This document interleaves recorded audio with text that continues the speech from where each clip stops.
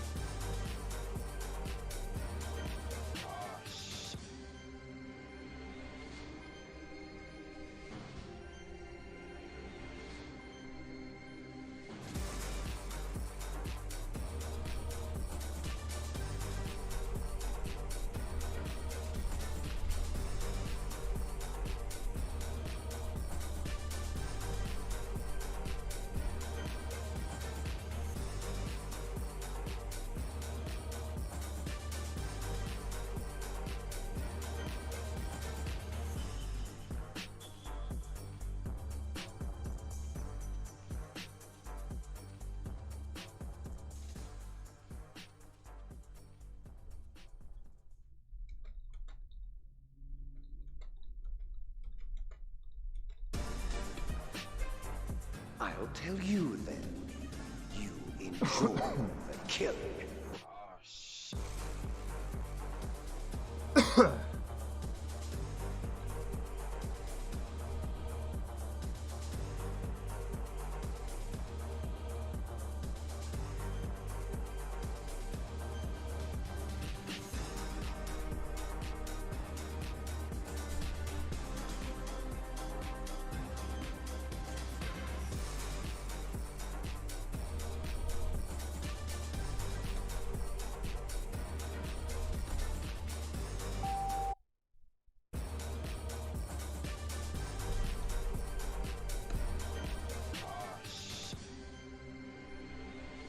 Are you familiar?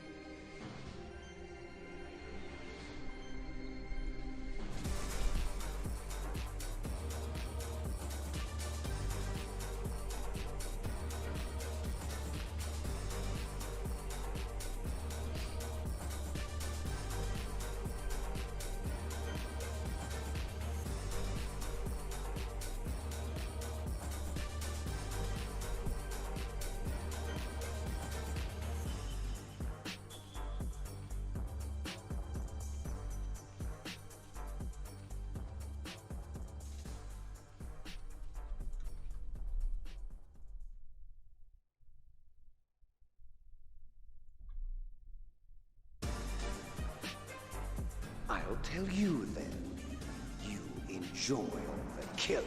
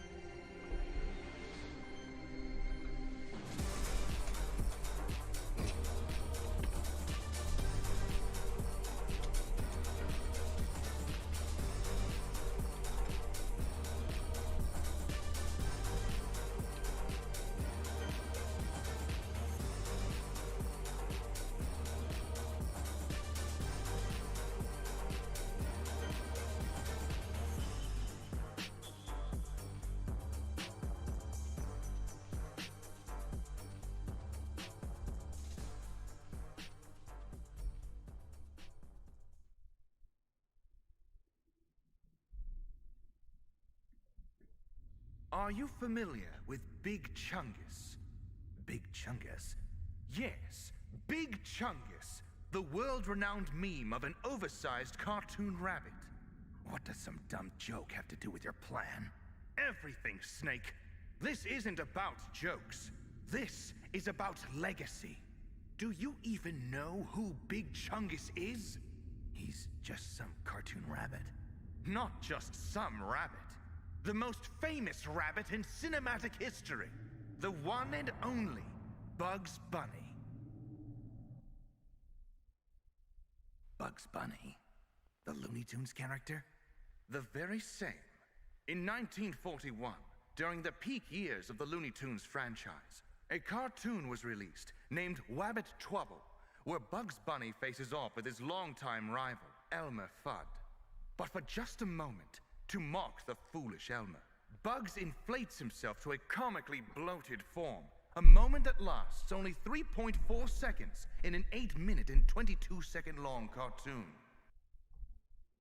3.4 seconds. That's all the time Big Chungus had ever existed.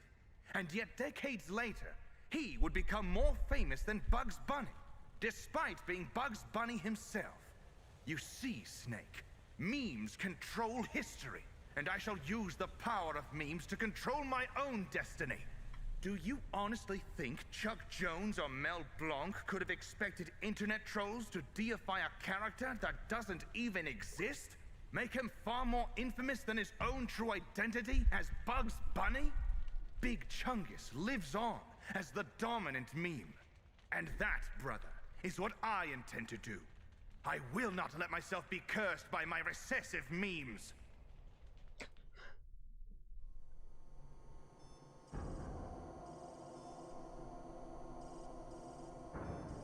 Do make sure my brother is comfortable, and don't let him out of your sight. Don't worry, boss. He may have escaped once, but no one can outrun my revolver forever. You know, Ocelot, I've been meaning to talk to you about that. About what? Well, the whole revolver thing, you know? It's just...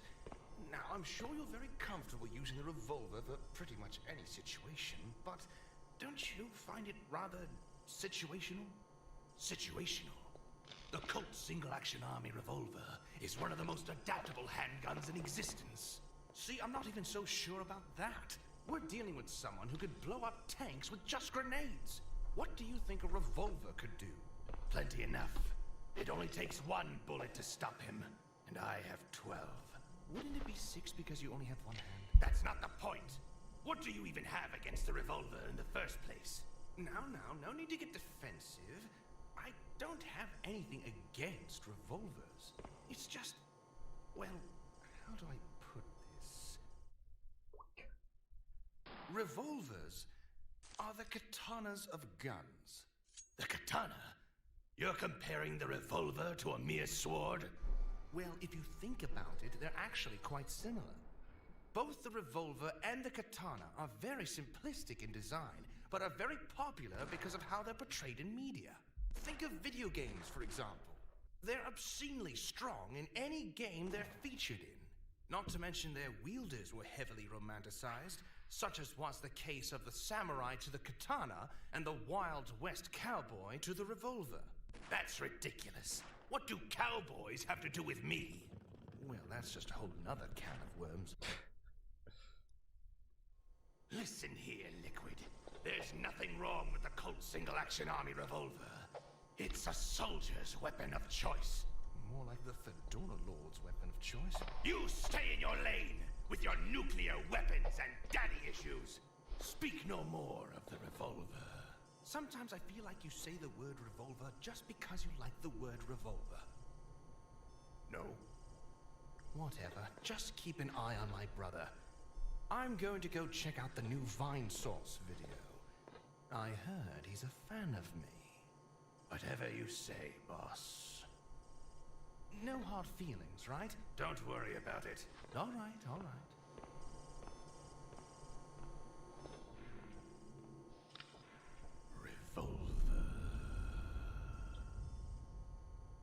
Wow. So sorry to spoil, you know, some of the the great moments that are about to come up later on in the video game of Metal Gear Solid 1 that I'm totally about to play for real, right? Yeah, I'm gonna be playing Metal Gear Solid 1 for real with an Xbox controller here in my lap that I hope works. Yeah, okay, cool. We're still going. The connection on this Xbox controller is frayed. Oh, there we go. Okay, music's on now. And I'm worried my controller might die soon any day now. Anyways, hello everyone! How do I sound? How do I look? Do I sound okay? Do I look beautiful? I just flipped open a Twitch chat and saw someone said no, but it was to something several minutes ago. I'm gonna be streaming what me and Token Flip Guy are gonna be calling Metal Gear Solitonless, where you bump the difficulty of this game up to some of the harder modes and it turns the radar off. Thankfully, we got the hardest mode in the game unlocked right off the gate. I don't have to unlock it this time like I would have had to with Metal Gear Solid 2, so there won't be any mistakes made about whether or not I actually am playing this game in the most masochistic way possible. Also, reminder regarding donations. I need money right now. I'm dealing with a bunch of bullshit. If any of you guys have parents who are unfortunate enough to live to a very, very old age, you might know what I'm kind of dealing with right now, where I suddenly am having to spend a shitload of money on resources, logistics regarding mom's elder care. There are other boomers in the family who are siblings who are not willing to help out, and it's kind of sort of an emergency situation. Some of these streams are me very much breaking the glass in case of emergency, so that I can raise this money in probably the most easy, elegant way possible, which is by engaging in this completely masochistic exercise that very cynically appeals to and panders to the fan base that I have built up over the years. Let me press the button and get this started. I also want to preface ahead of time that I'm not going to skip the cutscenes in this one, because, you know, Metal Gear Solid 2 cutscenes, I did skip around a bit, but I let it play on some of the really good ones. They get pretty redundant, they get pretty talkative, some of them aren't exactly interesting to watch over and over again for the 19th playthrough or whatever you're on. I don't think Metal Gear Solid 1 has that problem quite as bad. The cutscenes can be quite enjoyable to watch many, many times over and over again. I will be skipping some of the redundant, in this, I will be skipping some of the redundant codec conversations instead, but I think most of the time when we are watching a cut scene, a scene full of cuts, it's going to be fairly relevant story material that will be written and delivered with some fairly aware sense of brevity to the writing, in addition to what I think is actually better vocal direction and localization than a lot of the writing in the rest of the series. And that is largely thanks to Jeremy Blostein as well as David Hayter himself. I think one of the tricks that they got going on in here in this game that is always very useful for any kind of project where you can do this is getting all your voice actors in a room together to bounce off each other. I'm not quite 100% certain on whether or not that was the case with the sequels or not, but I do believe that David Hayter has gone on record and quote, specifically around the time he was promoting Twin Snakes on the GameCube, I do believe that David Hayter has confirmed that he, and it was him more so than anyone else on the Konami team, that he was able to rope the voice actors for Metal Gear Solid 1 all inside a shitty little Tokyo apartment where they had to apply very ample noise removal processing to the audio to get rid of traffic noises coming out of the window. But this allowed the actors to bounce off of each other, respond to each other's emotional intensity, respond to the utter minuscule minutiae of the timing and delivery of multiple characters' performances, so that all the characters are on the same page with each other about as well as the voice actors themselves are on the same page with each other. Anyways, let me get started here before I start going down more and more tangents of silly extra trivia. Oh god, what was that? $100 thanks to Red Davidson, paying back the years of enjoyment from your channel. Thank you. Thank you for that very much. I will be able to more comfortably buy groceries with that because that's how bad things are right now. I am literally making my own tortillas. I'm not even buying tortillas. I need to shut up because that was some really great music that only played for like 12 seconds. I also want to point out the camera direction. The stuff that the camera's doing right now is really interesting, years ahead of its time of other games.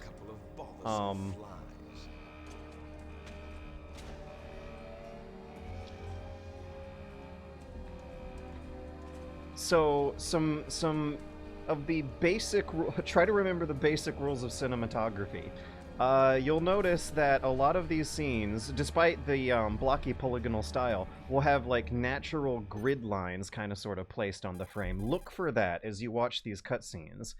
Hold on a minute, we got one non-redundant conversation. What's the situation, Snake? Looks like the elevator in the back is the only way up. Just as I expected. You'll have to take the elevator to the surface, but make sure nobody sees you. If you need to, contact me by codec. The frequency is 140.85. When you want to use the codec, push the select button. When we need to contact you, the codec will beep. When you hear that noise, press the select button. This one might be a little The more codec's redundant. receiver directly stimulates the small bones of your ear. No one but you will be able to hear it. Got it. Okay, I'm ready to go. So we got a fun fact from Mr. Master Greg. They had to create several different models for each character to be viewed at for different angles. The PlayStation 1's poly budget is extremely low, and when viewing it in a more high-resolution game on PC, which I'll be talking about in a minute or two later, it really becomes apparent how much they were able to stretch that polygon budget to the absolute limits for this game. So Extreme mode's going to turn off the radar here. I'm using the wall press to observe the movements of this guard ahead to know when it's safe to move ahead, because I'm not going to have great horizontal visibility throughout a lot of this run. Also, check out what I'm about to do. Bam. I am not committing to a, Ooh, there's a guy who might have spotted me getting that. I don't think his vision range would have been long enough to anyway, but it was a nice little spook. I'm not going to be committing to pacifism rules quite as much compared to the other games, because not only does Metal Gear 1 not even really have very strong tools, moves, gameplay options for a pacifistic, non-lethal playstyle, but you also can only heal, like, you can only keep one ration in your pocketbook in extreme mode. So I'm not going to be too strict about not killing the guards. I don't want to kill too many of them, just more out of sense of consciousness than actual gameplay tactics, which is always an interesting decision to be making in the Metal Gear Solid games. But Metal Gear Solid 1 specifically is a little weaker, I feel, in that regards to others. Other Metal Gear Solid games, hell, even other Metal Gear games, Metal Gear 2 even is beyond Metal Gear Solid in this respect. The other Metal Gear games will oftentimes give you a non-lethal knockout melee move, where you can walk up to a guard and press some fairly simple combination of buttons to render them unconscious rather than dead to keep them incapacitated for a few seconds. There are 3 guards in this opening area. I think I can sneak past 2 of them clean enough. On normal difficulties, you're a little tempted to hug the upper right corner of this area to get a ration. There's also a ration underwater down below, but those aren't here on extreme mode. Okay, we got 2 guards. Are they going down the center lane? They're both going down the center lane. This is awesome. I like this. Let me go a little slow over. Ah, shit. Okay, what direction is he going to be coming from? Shit. I already got spotted in this first area. But another weird thing going on in this difficulty mode is that it doesn't send all the guards in the area plus a replacement guard or 2 towards you once you get spotted. The guards are reacting only one at a time. I think later on when I go upstairs that won't be the case so much. So I was kind of waiting for an opportunity that didn't turn out.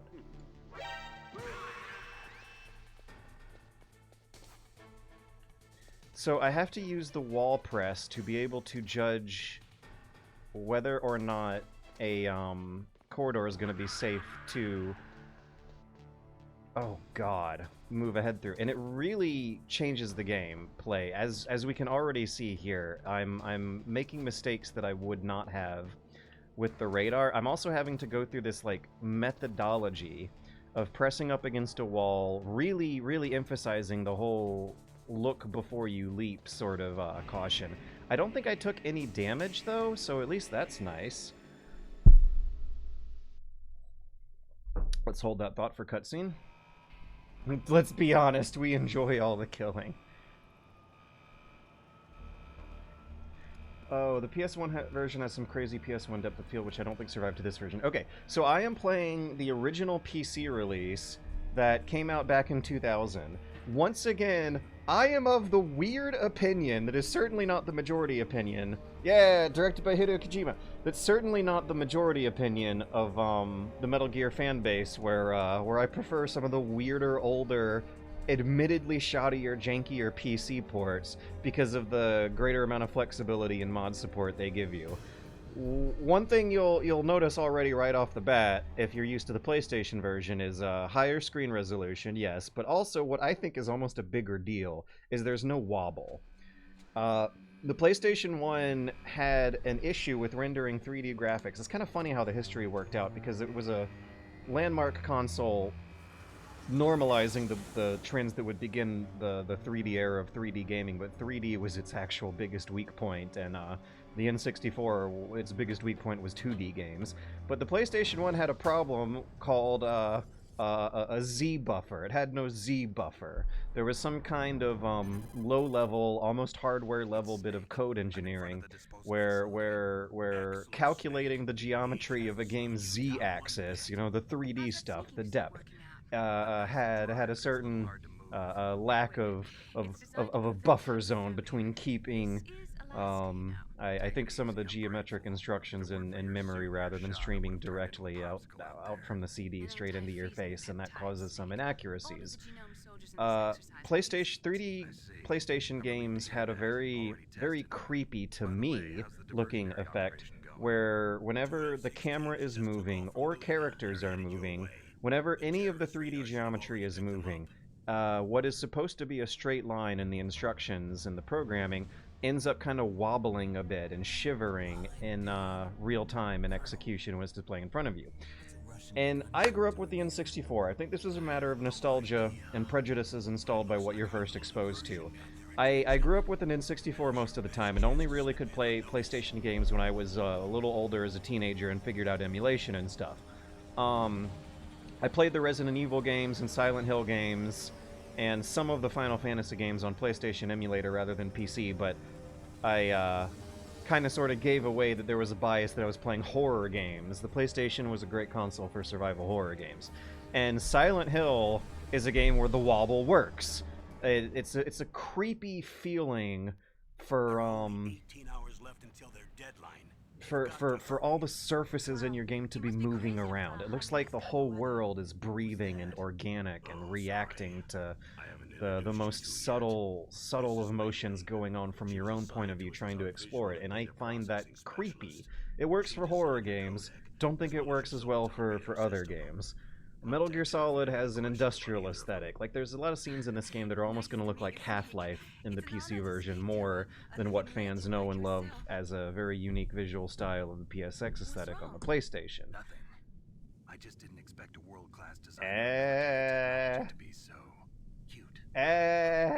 Just flattering me. So yeah, good thing Pangle61 just mentioned that there's a PGXP plugin for PS1 emulators that corrects the wobble. But a lot of fans would argue about it and say that the wobble never needs correcting, and that was the way it's meant to be played. I don't know if if they're either right or wrong, so much as it might be a matter of personal preference instilled by the prejudices of whatever you're exposed to first. I think I feel a little bit more strongly about old pixel art requiring a CRT display to be viewed correctly more than I do a PlayStation 1 game with wobbly polygons requiring a PG XP plugin or a PC port to be viewed correctly. For your binoculars, you're naked. You need to arm yourself with whatever weapons you can find. I remember. First, I'm strip searched by Dr. Naomi. And see, we're already having people arguing about it in the chat here. Trig the Discovery just says, I love the wobble, but I get why people don't. I don't think I like the wobble, but I'd rather have a playthrough of Silent Hill 1, for example, have the wobble. I think it works for some games. I played Final Fantasy IX through an emulator where there was some wobbling going on, and I don't think it really works quite as well as there. But any game that's like trying to evoke a scary or spooky horror atmosphere, I don't mind the wobble and think it adds something. Metal Gear Solid comes close. It comes really close to evoking a spooky, scary horror atmosphere. Also, there's a lot going on this frame in particular for the PS1 to be cranking it out at the resolution it was. So, you'll always see in any PlayStation 1 games that view distance is a problem. This is almost as far as you'll ever be able to see in any PlayStation 1 games, with as many polygons and characters on the screen as you'll ever be able to see in any one PlayStation 1 games. It's going to be looking less impressive on those regards on the PC, but I don't know, like, something about with the lack of wobble and the bilinear filtering that makes the textures look smoother and less pixelated as well. There's something about the aesthetics of this particular area, the intro of Shadow Moses, that I find really impressive, like, just aesthetically. I'll let you decide the best COA. Why? I'm counting on you. Is COA a real military acronym? Okay, am I back in control? Yeah. So let me stand on a little bit of a high perch and point the camera here. On the PlayStation 1, the frame rate would absolutely tank if you were looking at this stuff all on one screen. In the PC version, it doesn't. We got a 60 frames per second lock throughout the whole experience. That's another thing. Low frame rates in old PlayStation 1 games contribute to a creepy, uncanny feeling. But also, this whole scene is really complicated. There are more polygons getting pushed out just by this introductory helipad area to Shadow Moses than you will oftentimes see in most other screens of most other PlayStation games. And there's a, like, certain aesthetic elegance to it. I don't know. I kind of feel like I'm looking at the face of a giant robot. There's a kind of symmetry going on here. The two spotlights kind of look like two eyes. The door in the middle kind of looks like a mouth with a, I don't know, the truck might be a tongue sticking out. It's hard to describe. I don't know if I quite have the art school vocabulary needed. Oh, I might need to back snake up a bit so that this nearsighted guard doesn't run into me. Or is he gonna loop back around anyway? But, like, it is aesthetically oh yeah, let me back up a bit. It is aesthetically pleasing to look at in a way where there is a conscious sense of artistic direction that puts together this quite messy pile of low resolution, low polygon, technologically cumbersome assets piling up on top of each other into a whole that is greater than the sum of its parts.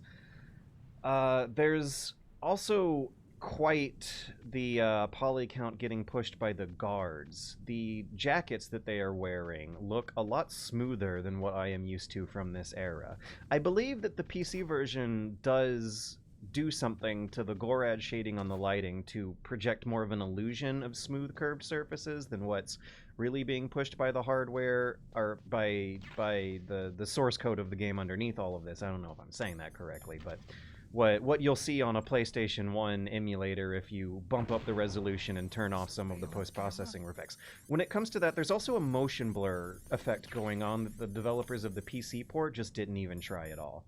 I'm going to make sure to get the chaff grenade here, this extra chaff grenade that's totally missable, because it's going to be borderline necessary for some future stealth I want to do. I also want to grab the SOCOM pistol in the truck, but I'm going to risk getting spotted by a guard and a camera to the left. We have one guard and one camera, and to the right of that truck is also going to be another guard. This is awesome! I don't even think about the games in these terms when the radar is on. I just react. No consciousness, only id. No dialogue, only reaction. So let me look at this guard's routine. Let me actually stay back and be patient and watch this guard go to sleep and wake up. I might actually have better visibility on him from a different wall than the ones I've chosen, but I'm going to be using the wall press as a means of camera control, which is a really weird, different, completely outdated way of thinking about how to control one.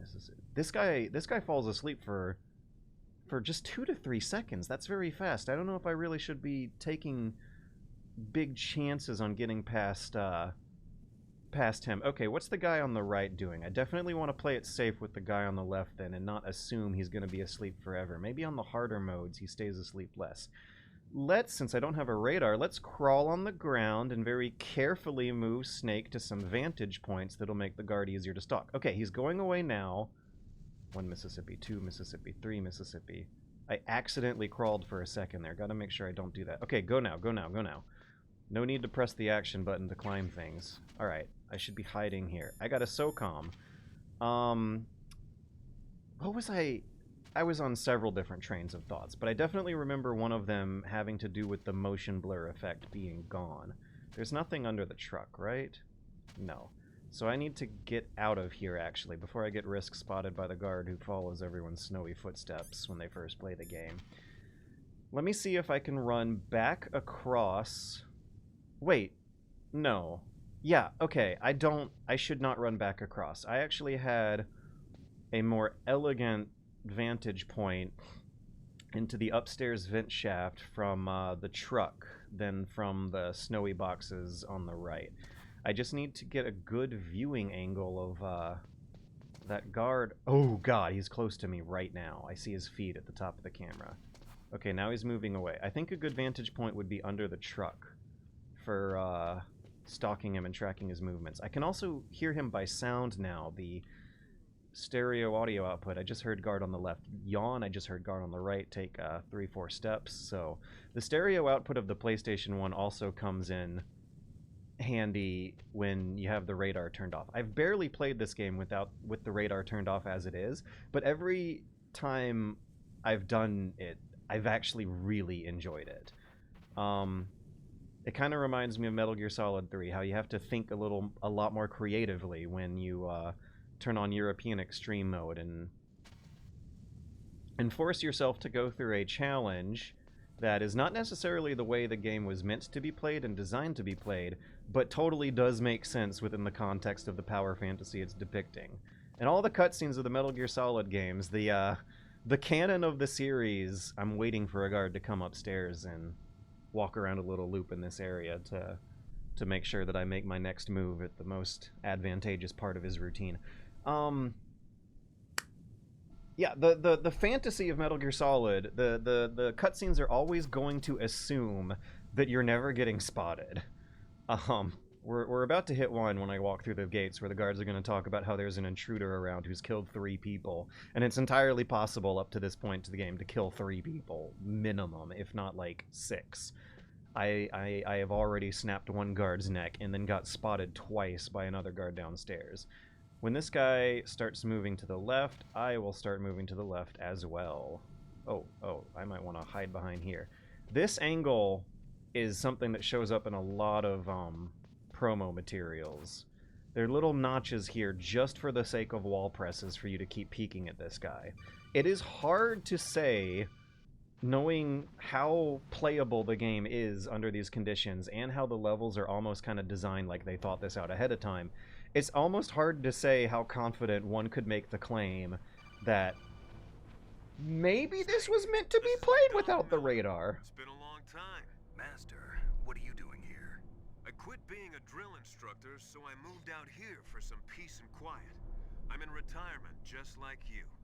Once in a while, I still help train the Alaskan Scouts. Passing on the skills to a new generation, huh? Campbell told me about the situation here. I think this PC version has an alternative mode for guard position, does it not? I don't know, Bold Sticks. Bolt 6. I'm not ringing any bells from that. It doesn't sound very familiar to me. Oh yeah, people are telling me to be sure to grab the SOCOM in the truck. Hungry for worms? No, we're hungry for words. There is an alternate way in here from underneath. I don't think a lot of players know that. You can sneak into the vent shafts on the ground level of the floor instead of having to go upstairs, but I find it a little less advantageous because of the greater amount of visibility you're going to get from going to top to bottom, taking the high ground ahead of time. But also there's some rooms with some items that you can grab a little faster by starting at the top rather than the bottom. Cell in the first floor basement. What about the vent shaft cleaning? They just opened the vent covers. They're about to start spraying for rats. What was that sound cue? They opened the vent covers. Shut those covers as soon as they're done spraying. Also, keep your eye on that woman in the cell. Don't get careless now. Woman in the cell. The base camera is essentially identical to the radar with lower field of view. Well, it's that field of view that'll really screw you up. The radar is there to help you see things that are off camera. Yeah. And what you do without the radar is rely on the wall press and the first-person cam instead. There's another thing going on with this PC version that I think is really cool, and that's like a slightly more developed first-person mode as well. So yeah, the PC port, though, no matter how many mods you throw on it, is never going to have that motion blur effect. I don't think there is a mod that adds the motion blur effect. We can get rid of the wobble. We can definitely blow the resolution way up. There's this bilinear filtering getting applied to the textures here, which you can turn off. If you really want the pixelated textures, you can turn that on. But the PC version was also extremely janky on launch. It did not emulate the analog stick movement of the PlayStation 1's control inputs properly. So when I first played this game as a kid on PC, whenever I held the first person button and started moving the stick, it would immediately snap into some extreme 90-degree angles. Little did I know, that's not the way the game's meant to be played. You do actually have some finer degrees of, some finer gradations of analog stick motion here that makes scanning some rooms ahead of time through the vents actually useful. It was not the case when I first played this on this incredibly janky PC port. Nowadays, the PC port is fine. I mean, even back in the day, if you opened up Notepad and tinkered around with it, you could make it quite fine quite easily. This surface I'm walking on is going to make noise. There's a camera right ahead of me. Let me get a good view of it and make my move when it's pointing to its left, my right. So I'm going to wall press underneath the blind spot and wait for it to fully point the other way before going ahead. We got a level 2 door that is locked, a level 1 door that is unlocked with another camera. How much chaff do I have? 3? I think it's worth it for this one. We got thermal goggles in here, which are going to be important for bypassing the lasers downstairs. Don't want to use the cigarettes on the harder difficulty modes because health is so much more precious of a resource here. Thankfully, the guards aren't reacting to my footsteps up here. So I mentioned earlier about how Metal Gear Solid doesn't have that much of a good option for a non-lethal knockout melee move, and Metal Gear 2, the 2D predecessor that came out before, does. That game is absolutely incredible. Everyone who's gotten into Metal Gear Solid does owe it to themselves, I think, to play Metal Gear 2, to see both where it came from and just how far ahead of its time, and even how far ahead of some of its own sequels that game was. You can play through Metal Gear 2 non-lethally. Oh god, this is tricky. I need to get low and get out of get some pie slice going on where the guards down here won't see me. Oh, and once again, like in Metal Gear Solid 2, you can back Snake's model into certain cramped corners of the environment that I don't think you can in first person, or in third person mode rather. Okay, let's see if I can knock out one of these guards, or no, I mean snap the neck of one of these guards and keep the other one alive and still be able to navigate my way out of here.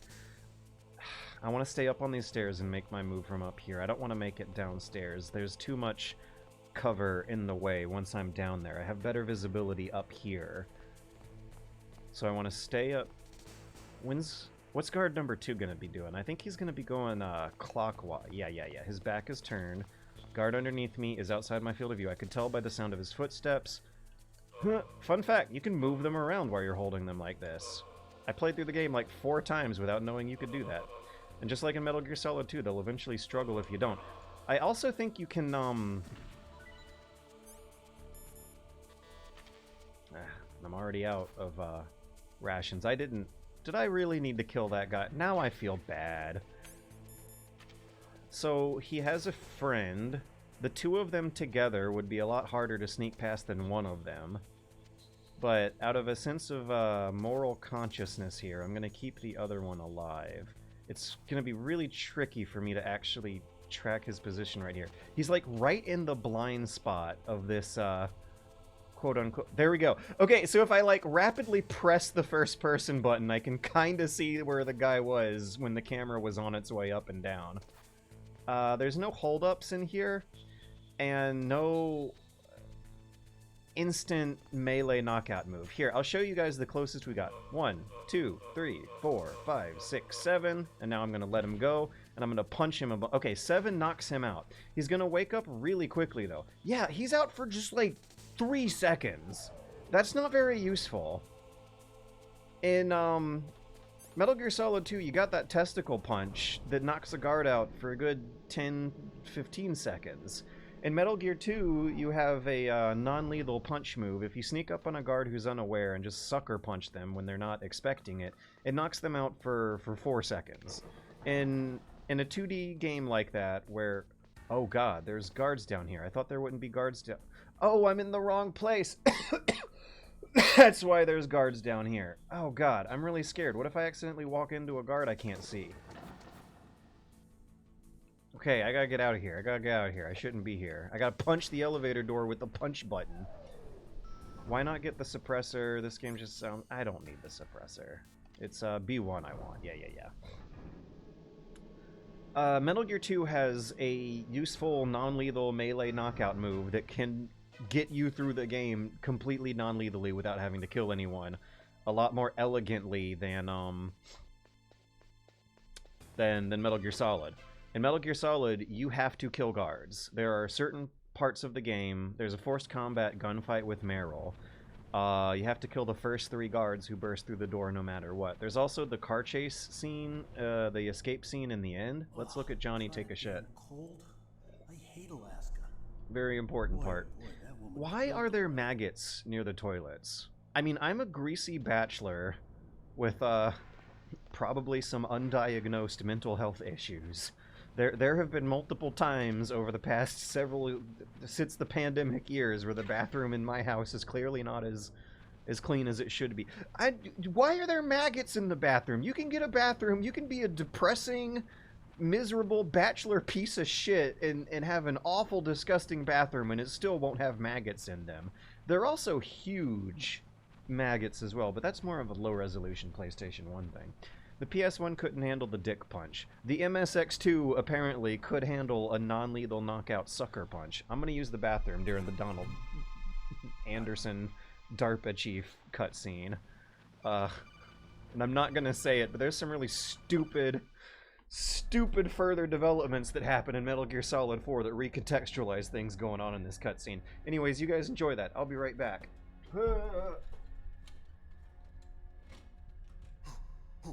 Who's that?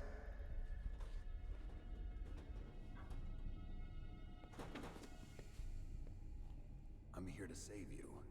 You're the DARPA chief, Donald Anderson, right? You here to save me, huh? What's your outfit? I'm the pawn they sent here to save your worthless butt. Really? It's true. You don't look like one of them. In that case, hurry up and get me out of Hey, here. Joe delivers. Yeah, we're totally doing no radar, and it's probably going to be a lot more playable than you think. This game is hell no radar element. So far, it's been fine. Okay, so Metal Gear Solid has a couple sections where you're forced to kill guards. I think it's kind of funny that both sections are while you're with Meryl. When the guards burst through the room and attack you and Meryl together, you're forced to kill at least 3. When you and Meryl are in a truck and driving your way out of the tunnels of the car chase at the end, I think you're forced to kill 8. So on top of not having a pretty elegant, useful, non-lethal knockout move, an equivalent to the Tranquilizer or the CQC in Metal Gear Solid 3, the game is also, I think it is impossible to beat non-lethally. No, Vertical 4 or 5 in the elevator twice. I forgot about those guys too. So I recently watched a friend play through these games. I watched him play through Metal Gear Solid and Metal Gear 2 on the MSX2. He played the 2D games as well. One thing that blew my mind is that I almost want to say, pretty confidently at that too, that the guard AI placement, their tactics and behavior, is actually more complicated and more difficult and more realistic in the 2D MSX2 game than the PlayStation game. When I was experimenting with some no radar plays earlier, and I was surprised that, like, in Metal Gear Solid 1, rooms will be patrolled by 2 or 3 guards. And then if you get spotted by one, those 2 guards plus 1 from off-screen will spawn in and chase after you. In Metal Gear 2, and they also forget about you really fast as soon as you break line of sight. In Metal Gear 2, you have to sneak, like a given area will be tracking a lot more guards across a lot more navigable space, and when you get spotted, they actually do a little bit more of a clearing out routine. They don't forget you as quickly.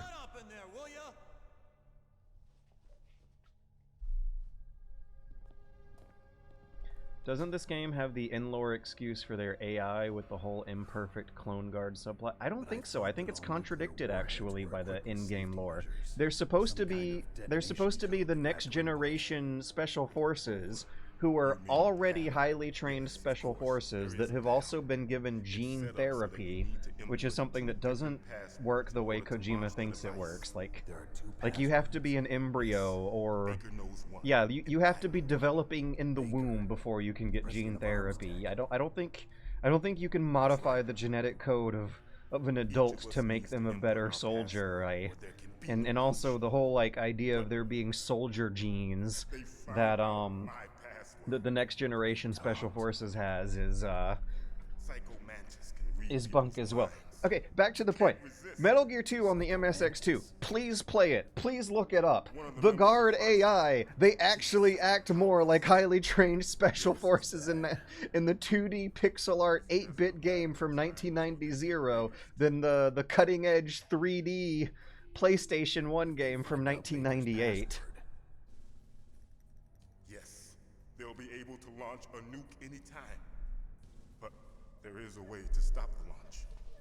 So maybe when you're not playing with the radar too, it'll also be a little nice to not know all the time how shitty the guard's view is. You remember when I accidentally noticed that I was in the sightline of a guard in the snowy heliport area, and I was surprised, and I was spooked, and I dashed behind cover. I mean, if I was playing it with the radar on, I wouldn't be surprised, I wouldn't be spooked. The guard probably couldn't see me anyway, because his view sight is so low. But there's certain mysteries going on in game design that you shouldn't spoil for the player, because the illusion is always going to be more interesting than the reality. Like, if you ever try to develop games, you immediately have so many illusions get crashed with regards to how the fantasy being depicted is absolutely not the math and geometry the game engine is crunching behind the scenes. And I am of the opinion that the Soliton radar shows you too much. In Metal Gear 2, you have a similar, I think they actually do call it a Soliton radar, but they don't show you the exact cone of vision that the guards are spotting you with. The guards actually can spot you over greater distances relative when you translate the 2D to 3D distance units over. In Metal Gear 2, the guards can spot you over greater distances. They remember your position longer. They're more diligent about searching the room for hiding spots. It's insane how... And you can non-lethal your way through that game. It is insane how there are things it does that are ahead of the time of its own sequel. So... in Metal Gear 2, you have a Soliton radar that tracks the guards as little white dots moving across a little blueprint area of the environment. I almost kind of wish that was the case here. White dots plus a vision cone? That's too much. I'd rather not know how nearsighted the guards are and how little peripheral vision they have. Token Flip Guy, welcome. Oh yeah, Super Bunny Hop. Mo Levi of that level was guest speaker at my school. He is about keeping the fantasy or emotion you're conveying and not break it. Yes. Yes. What is it? Yeah, the camo index in Metal Gear Solid 3, for example, is also a case where they're very clearly quantifying something that might be better kept a mystery. All gillied up from COD 4. Good scripting is invisible. Yeah. This is totally one of the more ambiguous, subjective, artistic, rather than technical aspects of game design, is making sure that players remain convinced of the illusions of the power fantasy being depicted. I remember a big thread on Twitter about little tricks that game designers were employing. One thing that I thought was interesting was that a lot of first-person shooter games, BioShock specifically, will have your HP drop down to 1 as like a mercy move. If you get hit by an enemy in a lot of games that will actually subtract more HP than your character has left, sometimes there'll be a little dice roll, a little RNG that'll give you a mercy hit instead, where you'll drop down to 1 HP. And you, as a player, in the panic of the moment, will probably never be crunching the numbers to know that you got cheated, or rather that the game developer was cheating the enemies, in fact, that the game developer showed you mercy and cheated the bad guys. You won't know that there's any cheating going on. You'll be really surprised and excited, and adrenaline will get all... I think there's a cool camera angle if I... Yeah, you can... So for some reason, what is this? If you press against the wall on the right side, the camera swoops completely outside of the room that you're in to just show you what... Oh, did things get paused down? To show you something completely... omnipresent compared to what Snake is supposed to be seeing inside there.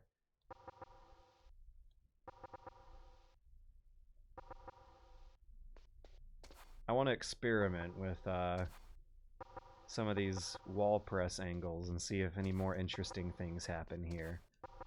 But yeah, for some reason, if you press on the right-hand wall, you can get a little view of Meryl opening the door there. Yeah, it's the Dungeon Master fudging the dice rolls behind the scene. Getting dropped down to 1 HP and suddenly having to scramble feels great as a player. Developers will break the rules they are implementing to make little moments like that feel great as a player. Liquid? No, you're not. Free Glass says, not even kidding, this is peak low poly. I don't know, Free Glass. I always thought it was kind of weird how Metal Gear Solid characters are very, very expressive, emotionally intense characters through writing and voice acting, but they look kind of potato-faced. If you want to see peak low poly, I would recommend checking out Mega Man Legends on the PSX. Has a horrible draw distance of like 8 feet in front of Mega Man. All the characters cannot push a lot of polygons. They are designed to look like blocky, low poly robots by concept art, not human beings. And they manage to do a lot with those limitations. Despite the fog and the kind of sort of ghastly... oh, I need to go to the top right. Use the gun for the first 3, and then stun grenades for the rest of the guys. Let's equip the rations as well. This is already not going as elegantly as it should. Oh, come on. There we go. No, I need to get back in my corner. So the most...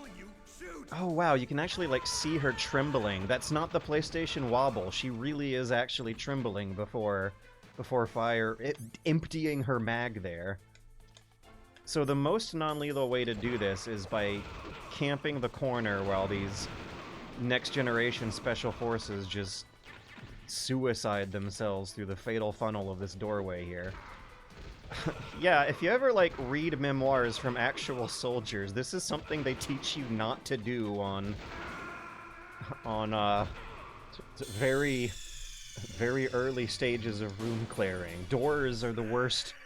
Doorways are most dangerous enemy. If you're a soldier and have to clear out a building, you're gonna be fearing the doorways more than the bad guys themselves. They come in here 3 at a time, all at once. They try a bit to throw grenades in first, but if you hide in the upper right corner of their positions, you can throw stun grenades and get some pretty good angles for some punches to do it as non-lethally as possible. I don't know how much I should care about that.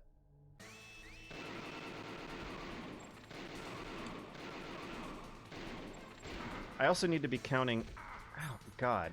How many bullets they can take. Ah!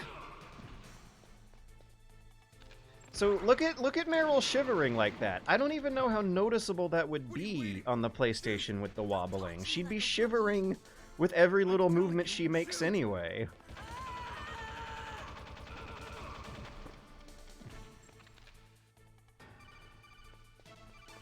Wait, there's a codec call here?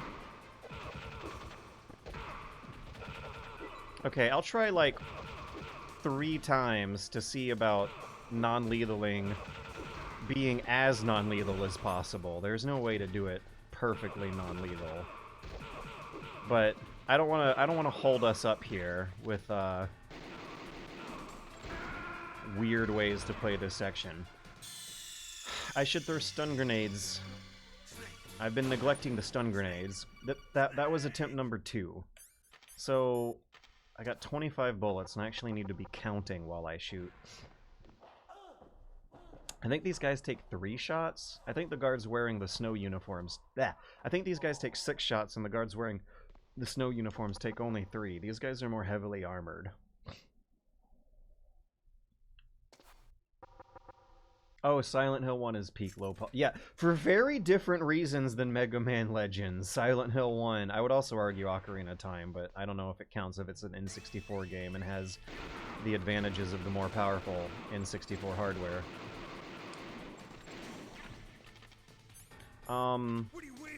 Yeah, Silent Hill 1 is peak low poly for quite different reasons than Mega Man Legends. Silent Hill 1 is what I associate PlayStation 1 games looking like most of the time. Kaboom! Yeah! Wait, did that even work?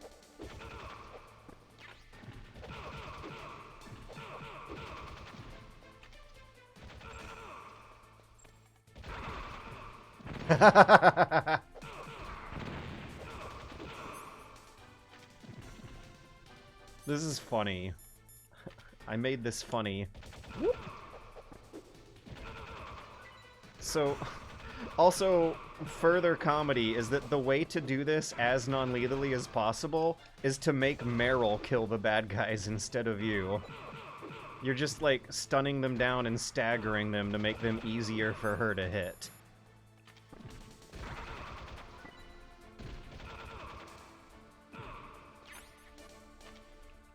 And thankfully, the amount of guards dying here is also replenishing my rations pretty nicely.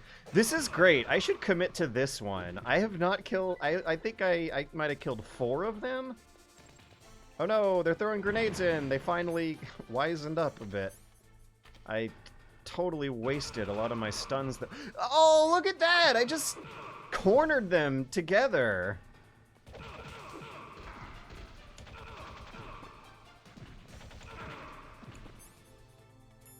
Yeah, I got a ration. I think this is gonna be the one. I think I got this here. Do these guys even get knocked out? Yeah, I don't think they have a non-lethal knockout state anyway. As soon as they get up, they either get killed by Meryl or me. Thanks for the help. Yeah, these guards just die. Okay, so what's peak 2D then? Metal Slug. That's not even a very difficult question to answer. Metal Slug and King of Fighters. Okay, people are saying Street Fighter, Third Strike, Symphony of the Night. Third Strike's definitely a contender. There is someone else. Okay, so Metal Slug is definitely on the responses, but like, not the immediate initial gut reaction like it is in my case. Okay, another thing I don't like about the wobble in the PlayStation game is that there should be motion blur here. There should be a lot of motion blur here. Wait, no, when Psycho Mantis shows up, there should be motion blur. That is, like, that is the artistry of the scene. It is intended to be weird and surreal. Snake would be seeing a blurry, weird version of the feedback from his eyeballs would be a little stressed for this stuff, right? But in the PC version, Psycho Mantis appears pretty clear as day. We definitely lose a sense of mood from the lack of motion blur. So far, until something worse comes up later, I want to say that's the biggest setback of the PC version, is no motion blur. There's some issues with the music. I think they're extremely subtle and tolerable. You can patch those too. There's issues of personal preference regarding the wobble and the bilinear filtering. I prefer it looking... I prefer the look of the game without the wobble and with the bilinear filtering. Also, I don't know what'll happen if I do it. Oh, wait, I have the key card. Never mind. I don't think anything too interesting will happen if I do it, but I'm a little curious to see what's left behind in here after you do the forced combat section with Meryl. Okay, the wobble.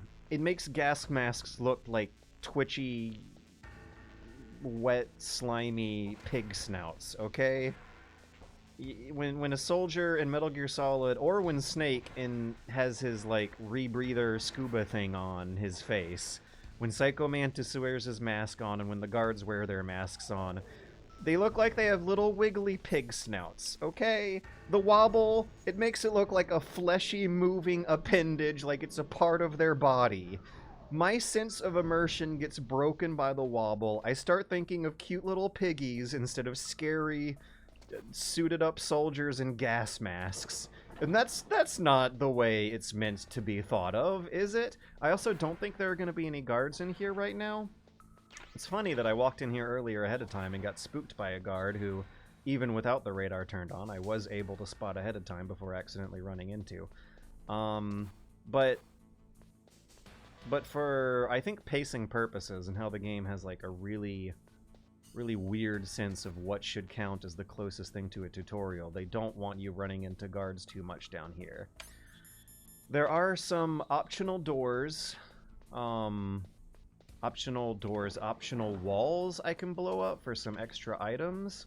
Not quite sure how useful they'll be on the higher difficulty mode, though. I recall some of these extra areas having rations or something down here. And I can only hold one ration on this difficulty level, so that won't be much of a factor. Yeah, there's nothing in here. Just, wait, was there something in the corner? No.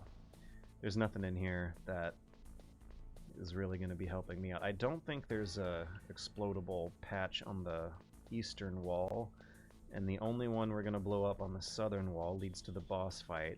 I want to explore an optional area before beginning the Ocelot boss fight. And when I do, I'm actually going to backtrack a little bit, go up and down the elevator to checkpoint that progress. Wait, no, I don't need to go up and down the elevator. This is a loading screen right here. Okay, I'm not going to head straight to Ocelot. I'm going to get some extra stuff in a room just to the east of him. And then I'm going to come back here to that loading screen gate and do the boss fight later. After... No! Ah! So, the C4 explosion blast radius is a one-hit kill, and it seems like it's a little bigger than I was predicting there.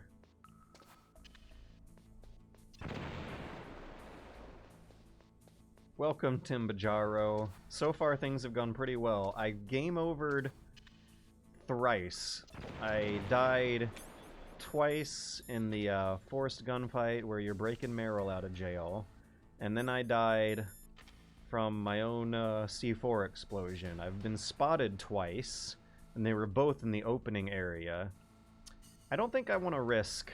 Oh, look at this. I can't really see what's yeah, without the radar, I cannot tell what's in this room without going in ahead of time. If you don't know this game inside and out, if you don't have a lot of the guard placements, and in this case camera placements, memorized, it would probably be really, really harder to play without a radar than what it's going to be for me here. But I've gone through this game so many times on the easier difficulties, but never on the harder difficulties. I've gone through it so many times on the easier difficulties that I don't really think I'm going to have that much of a problem here. What's the level here? 4. Okay, and the other door is a 6. I should come back here later. Should I eat that ration? No, I should save it. Oh, this is another issue. I'm about to come into the Ocelot boss battle with a unoptimal amount of health. Okay. Alright, I'll give it a couple of attempts. If the Ocelot fight turns out to be really hard, I might go back upstairs and start killing guards until one of them drops a ration for me. So that way I can have at least 2 full health bars. Isn't there a lean function on first person? Nope. Or is that function removed from the PC version? It's not in the PlayStation version. That's a Metal Gear Solid 2 thing. There is no leaning in first person in Metal Gear Solid 1. Wow, that camera can't see you? Nope, it sure can't. Everyone's extremely nearsighted in Metal Gear Solid 1, including the cameras. Don't worry, I'm here to save you. Hmm. So this guy looks like a Silent Hill monster. His design has always struck me as really, really weird and surreal by comparison to the rest of the characters. Like, he doesn't really look very, something about the silhouette he's casting and his anatomy and proportions and posing just seem a little too inhuman for a fully conscious, normal human character who's not a monster in a horror game. There is an alternative guard route mode. It unlocks after beating the game once. Oh, damn. Wait, can I actually cheat? I'm interested. You know what? No, whatever. I'm just going to play Metal Gear Solid on Twitch for the rest of the year. I unlocked European Extreme Mode on the PC version of MGS2 last week. When I finish this route, I'll do it again later in the year with alternate guard placements. That sounds great. That sounds fantastic. That sounds like something I've been wanting for years. I didn't even know that was a feature here. Thank you, Bolt Sticks. Farming guards for their sweet loot drops the Metal Gear way. Commitment to the rule of genre cinema that Van Leclerc improves everything. Okay, the stun grenades might come in useful. I shouldn't be using the C4, or wait, shouldn't I have grenades right now? Ow! I tried baiting a shot. Ow! I love to reload.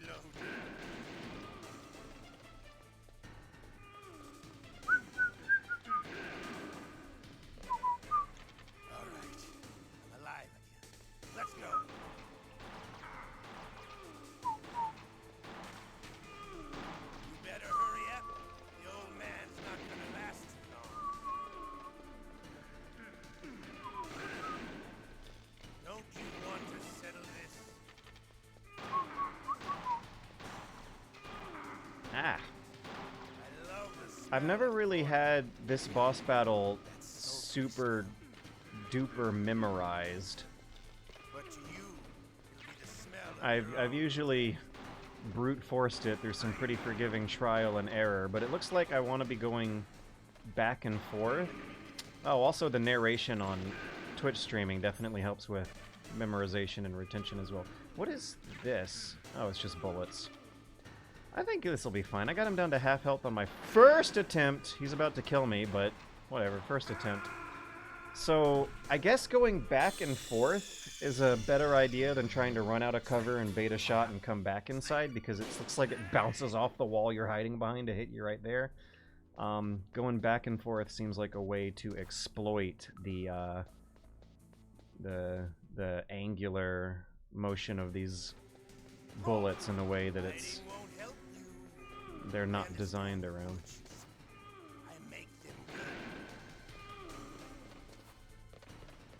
I like the visual elegance of that little taking a pot shot out of cover and then dashing behind. It requires a little bit more control finesse than an MGS2, but it's almost sort of the same exact gameplay functionality is available there. Let's go. Oh, no, I didn't have the rations equipped. Shooting off screen feels so weird, especially with the hostage and bombs rigged up everywhere. The wall lean actually feels really appropriate for this room. Okay, let me just double check this. What? What? Okay, so full disclaimer, I don't know Metal Gear Solid 1 as much as 3. I didn't even know Metal Gear Solid 2 as much as 3. This has been here the whole time! Ah! Okay, so hang on. Because in the PC version, you can double tap the first person button. Can you... No way! Okay, so you can't actually shoot and lean from first person. On PC version, you can shoot from first person, but not at the same time as leaning. What are you, crazy? That's gonna be really useful for this run. Is this a modified MGS1? Yes, I'm playing the PC version with some fan mods that try to bring the game's controls closer to parity with the PS1 version. I can't believe this has been here this whole time. This is...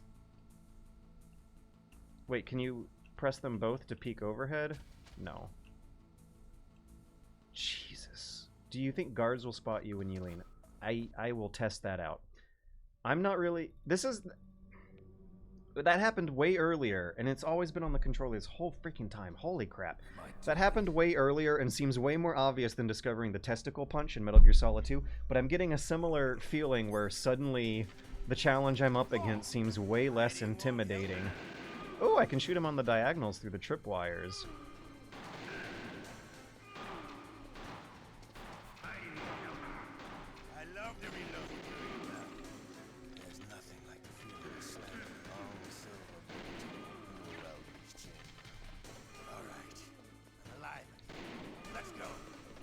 Oh, I gotta remember to equip the ration for sure. So, what's a good way to predict where his bullets are gonna bounce? It seems easy enough to know that if I walk into his line of sight, he'll take a shot at me. Doesn't seem quite as easy to predict where the bullets are gonna bounce after they hit a wall or two. I believe we're finding out new things in Metal Gear Solid games all the time. Shooting him through the diagonals is going to be really useful. I think I want to be relying on that. Oh, come on. I was hiding. Oh, come on. So I guess hiding won't help you. Yeah, he's right. He's trying to give me a hint there. I think I can take 2 more hits, and then we'll be moving on to the 3rd attempt. Ooh, I'm out. Zigzagging does seem to be reliably baiting missed shots from him. So when he's reloading, it's not exactly like you can safely approach. I can't even really see him clearly. Whenever he needs to reload, he's not as vulnerable as the script and the HUD up there would seem to have us believe. Because once you get close to him like that, he just kind of runs away.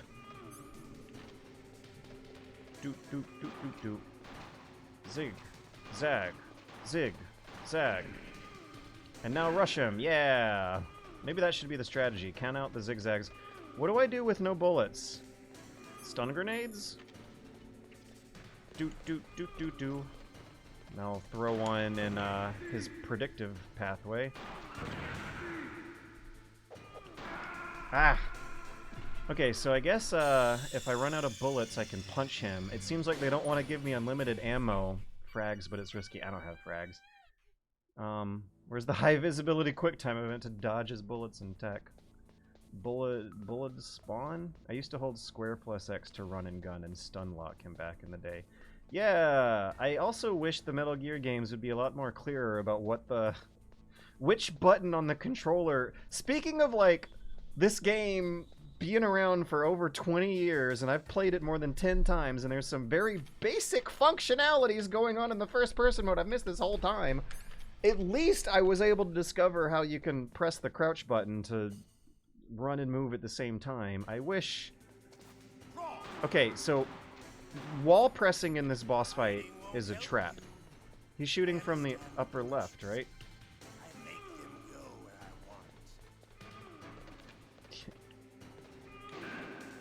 Yeah.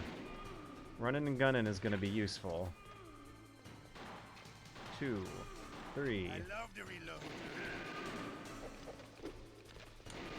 Okay, so running and gunning is actually looking like it's really going to be a good big help. Let's go. Come on, shoot me. I know how to dodge your shots now. I just zigzag. Dun dun dun dun. Look at the two cowboys shooting each other over the same rock. Alright. Boop, boop, boop, boop, boop. Boop, boop, boop, boop, boop.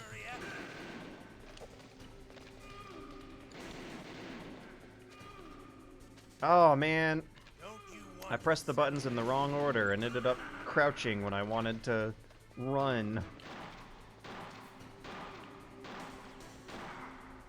Boop, boop, boop, boop, boop. Boop, boop, boop, boop, boop.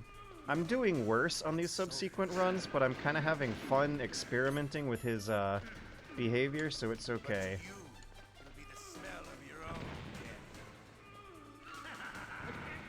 Yeah, he walked right into it. Are those punches actually doing... They're not damaging him. Okay, so apparently there's some respawning bullets that are spawning really close to the tripwires, and I guess you're supposed to just be a little more delicate about your movements when picking them up. Punching doesn't seem to... Oh, I should try the melee moves on him when you don't have your gun equipped. Yeah, new strategy I want to try out.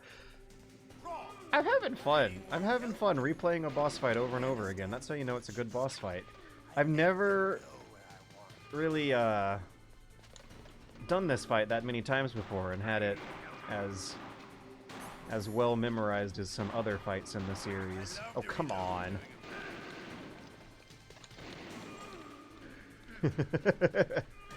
Da da da da da. Da da da da da. Ah, I accidentally wall pressed through sheer instinct and muscle memory, and I shouldn't. Oh no! I just shot the president! The president of the evil weapons company. Dun dun dun dun. Oh, and I'm out of rations already. Okay, so going back to farm guards for their rations might be the order of the day here. Let's see how delicate I need to be with these bullets. There we go. I didn't need to crawl that time, but I came awfully close. Doop doop doop doop doop. Also, it's tripping me up how when his captions appear on the screen, my weapons HUD goes away.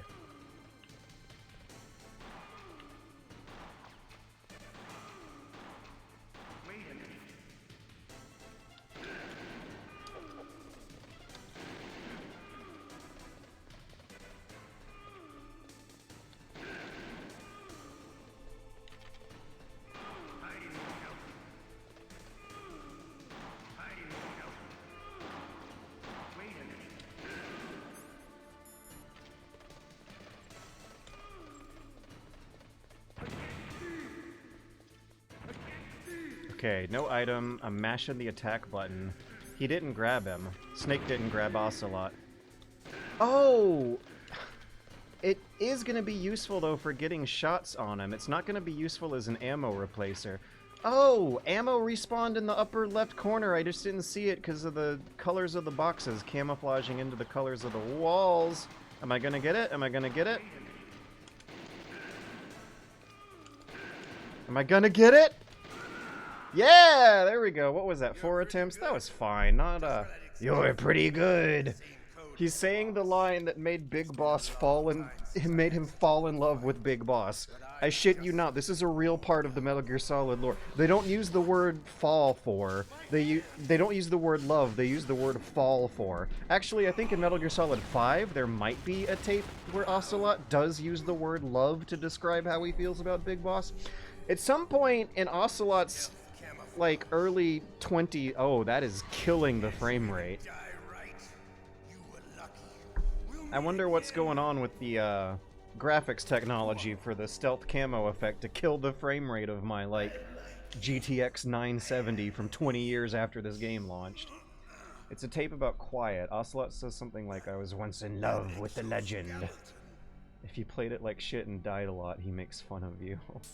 Yeah, okay, no, I shit you guys not. Ocelot falls in love with Big Boss and, starts quoting him, and they retroactively figured that out, and it gives that line in Metal Gear Solid 1 more context. I gotta go to the bathroom again. I've been drinking a lot of tea. I'll be right back. Look at how shitty the frame rate is! Why? Why is the frame rate all bad? Can you talk? Who are you? I'm not one of them. The DARPA chief told me he gave them his detonation code. What about yours? Oh, I get it. Jim sent you. You're from the Pentagon. Answer my question. What about your code? There's no time. I talked. What? Now the terrorists have both codes and can launch any time. It's not like I didn't fight. I managed to resist Psycho Mantis's mind probe. He couldn't read you? How'd you do it? Surgical implants in my brain. Surgical implants? Kind of like a psychic insulation. Everyone who knows these top secret codes So, has it. Even the DARPA chief? this PC version has also been modified to add proper widescreen support and anti-aliasing and anisotropic filtering. One big issue with the PC port is that on modern operating systems, something about the video decoder, the codec, yeah, the literal actual codec, the real-life codec, not the Metal Gear Solid codec. Something about the video codecs of modern operating systems makes the live-action FMVs not display properly. I think I have that fixed with some of the fan mods put on here, that I believe the official GOG version also throws in its release to fix that. We'll see in a hot minute. That's not what you promised, Jim. Now you want to shut me up. Calm down. What's wrong with you? I just told you I was here to save you. So Jim is the, like... I didn't kill the DARPA chief. He had a heart the Secretary of Defense, right? Oh, don't be a fool. Anyway, the terrorists have both codes now. But anyways, yeah, Ocelot fell in love with Big Boss and followed him around the world for like 20 years. And then starts following around his clones and also his burnt up crispy corpse. And so, for some reason, Hideo Kojima decided to focus on that one line in Metal Gear Solid 1 where Ocelot says, "You're pretty good," and decided that he said that as like a memorable repetition of the in memorandum of the moment when he falls in love with Big Boss, when Big Boss tells Ocelot, "You're pretty good." They threw her in prison because she refused to take part in the rebellion. Okay, George, since you're the well-connected game journalist pro, is the resurgence of MGS1 memes an ad campaign for MGS1 re-release or just random? Probably more a result of She's green, but as tough as Metal Gear Solid. Everyone's replaying Metal Gear Solid right now because of the Master Collection. It's not a conspiracy. The remake is coming out. Konami, the remake of Metal Gear Solid 3 is coming out. Konami's putting a lot of marketing dollars behind that. The Master Collection is also supposed to be drumming up money and public awareness of Metal Gear right now, optimizing the SEO results, if you will. Yeah, I don't think it has to be a secret ad campaign for a resurgence in MGS1 memes for it to seriously. Oh no! I gotta find the CD case. If this doesn't work, is there some other way to prevent the missile launch? No, it's not an elaborate conspiracy theory. They're making a remake of Metal Gear Solid Delta. They're also putting out re-releases, not remasters, they're just re-releases, of old Metal Gear Solid games, that's why you'd see MGSV memes. Not MGSV in particular, just Metal Gear Solid in general. I also think that you might be telling on your own social media algorithm, because I haven't seen those memes. I've seen a lot more people talk about Metal Gear lately this year because of the Master Collection, and then as the weeks went on, I ended up falling straight down that same hole again. A friend of mine was playing them for the first time because of the Master Collection, and then before you know it, I'm replaying these games all over again. I'm not playing... Yeah, we have actual FMVs! I'm not replaying it for the Master Collection, but the publicity over the Master Collection still roped me into the same zeitgeist anyway, so I'm indirectly playing because of the Master Collection. Metal Gear Ghost Babby remake, please. Yeah, I also played a bit of Metal Gear Ghost Babble. I never went all the way through that, and I really should someday. I should do that on Twitch this year. Timbo Jero, yes! Yes! In memory of the feeling of getting his butt whooped by Snake in MGS3's intro. It is... Unironically, I shit you not. It's even reinforced in the way that the script and... No captions here, though. That's interesting. Oh yeah, the Arms Tech president is telling Snake all about all the muff in the world, and Snake can't believe it. And yeah, there's an amazing line where he's like, "Some people say there's over 20,000 pounds of muff circulating throughout the world now," and then Snake says, "That's ridiculous." I think there's an interview where David Hayter says that this particular speech about the muff is what got him to take the vocal direction of his Metal Gear Solid voice acting job a lot more seriously. This cutscene convinced David Hayter that Metal Gear Solid was going to be a very big deal. I remember hearing a lot of mergers and takeovers. Yeah, okay, so Timbo Jaro. In Metal Gear Solid 3, Ocelot's getting his butt whooped by Big Boss, and at some point, Big Boss says, "But I gotta hand it to you, kid. You're pretty good."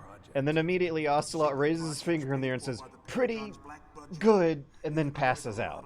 And so for the next, like, 3 days, Ocelot holds on to that memory of Snake telling him he's pretty good, and he falls in love with it.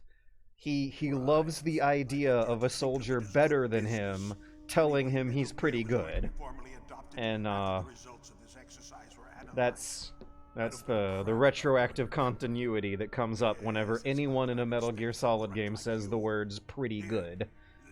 Ocelot was passing a meme. Bum ba! Someone just donated me $20, but they didn't leave a message here. It was just an anonymous tip. All they said was that they were one of my biggest fans. Well, I guess that's all we have to go off for now.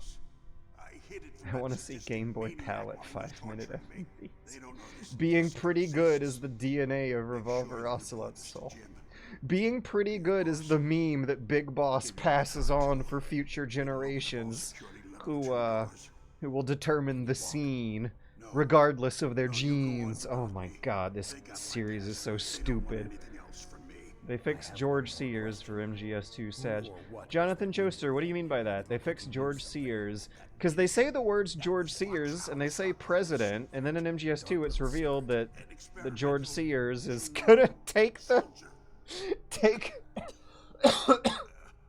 that George Sears is gonna take a bunch of hostages and seize an environmental cleanup facility that's actually secretly a Solid Snake obstacle course that's actually secretly an internet censorship server farm. Oh my god. Yeah, okay, what do you mean they fixed George Sears for MGS2? What's broken about George Sears? I didn't think George Sears is broken. There is some broken continuity, though, with Big Boss being Snake's father. In Metal Gear Solid, it is written as if it's assumed that at the end of Metal Gear 2, Big Boss, when you kill Big Boss, he says something like, "Snake, did Obi-Wan ever tell you about your father? I'm your father." And Snake is supposed to be like, "No, this is blowing my mind." But that doesn't happen. In Metal Gear 2, Big Boss's special clone father relationship with Solid Snake is not written in as all. It was written as Gorge in a profile image for the HD collection 2000.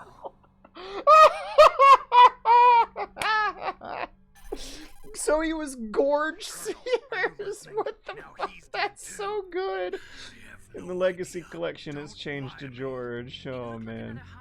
I'm at the environmental cleanup rig. I'm at the internet censorship server farm. I'm at the combination environmental cleanup censorship server.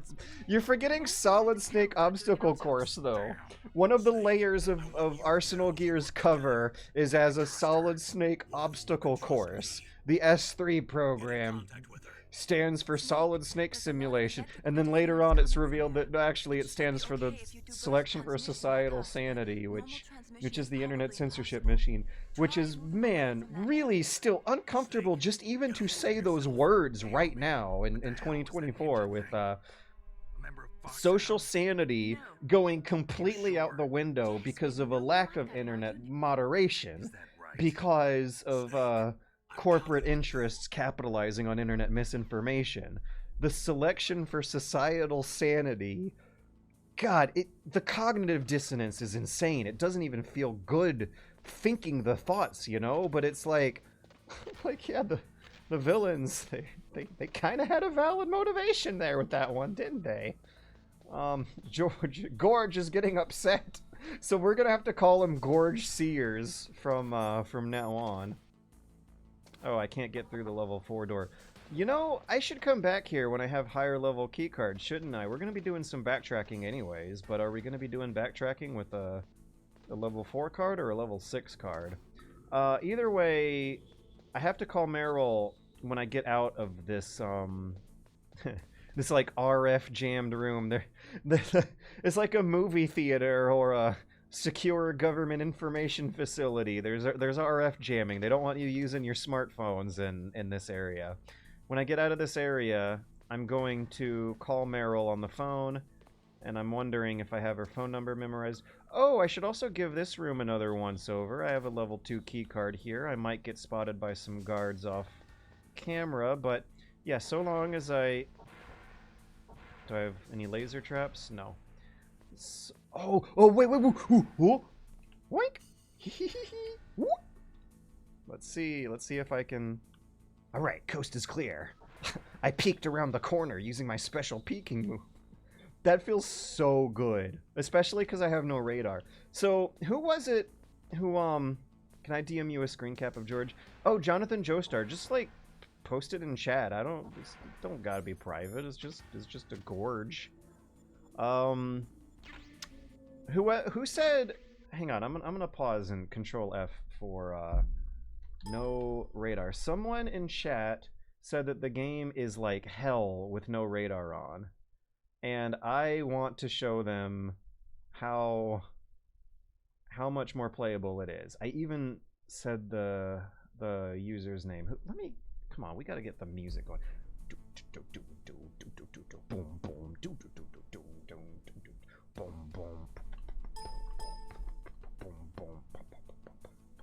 Oh man, Twitch hasn't even preserved the chat history.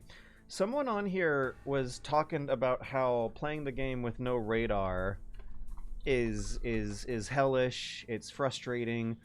So far, it's been a blast. The peeking move is really going to challenge a lot of those assumptions about how difficult this might be with no radar. However, very, very quickly, I want to load up some other music for our ambiance here. We're gonna have a slightly different flavor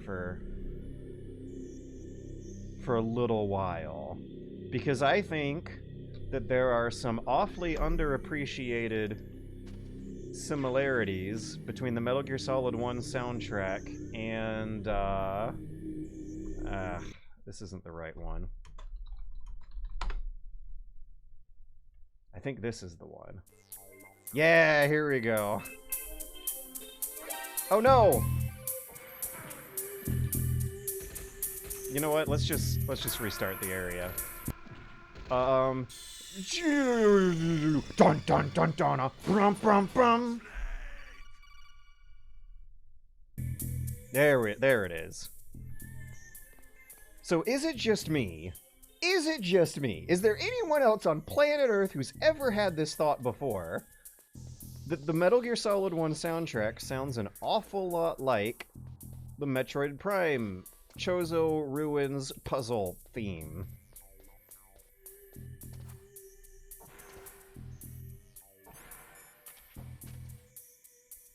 Dum dum. Is it just because they both go dum dum? Boom boom. Boom boom.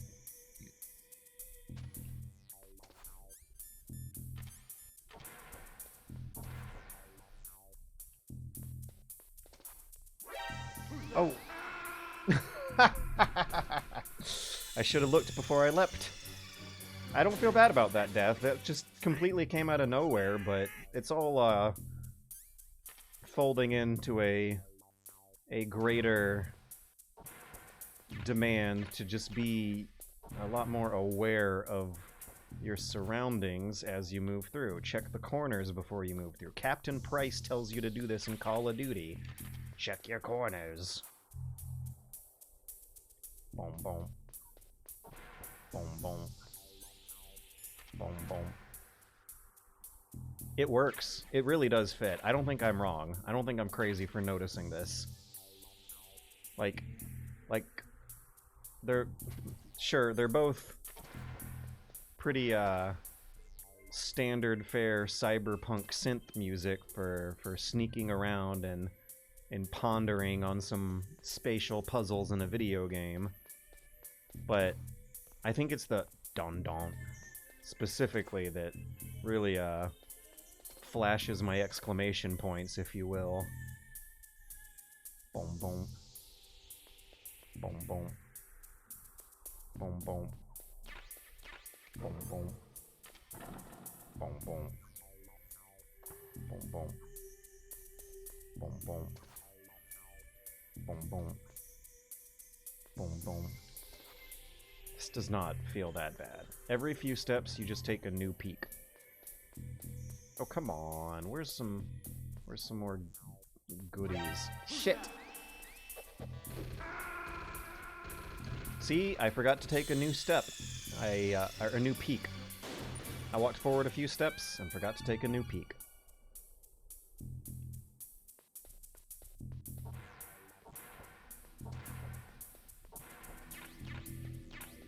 Also, the frags are important. Can't forget the frags. That's going to be necessary for an upcoming boss battle. And you can take those peaks fast, you just tap the button. Boom, boom. Boom, boom. It's a heartbeat. It's a heartbeat motif. The Metal Gear Solid 1 soundtrack, I actually think is pretty unique in terms of the instrumentation it uses. It does a lot of, like, simulated cello. String instruments with deep, bassy tones. Bassy. I've always said bass, like it's spelled the same as the fish, and that's one of those words I read a lot more as a kid before I read silently in my head before hearing it spoken out loud, so it comes out as bass sometimes more often than it does bass when I am talking off the cuff.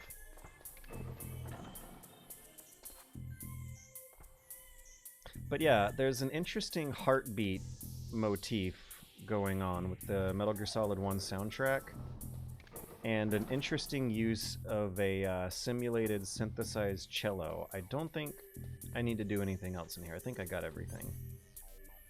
Boom boom. Boom boom. Boom boom. It also fits with the tank hanger real well, I think. Okay, now that I'm out of there, I should call Meryl, and I think if I have it memorized, I don't know if I have it memorized, I think she's .15. She might be 140.15 or 141. There we go. I was really impressed with the way you busted yourself out of there. The one from the prison?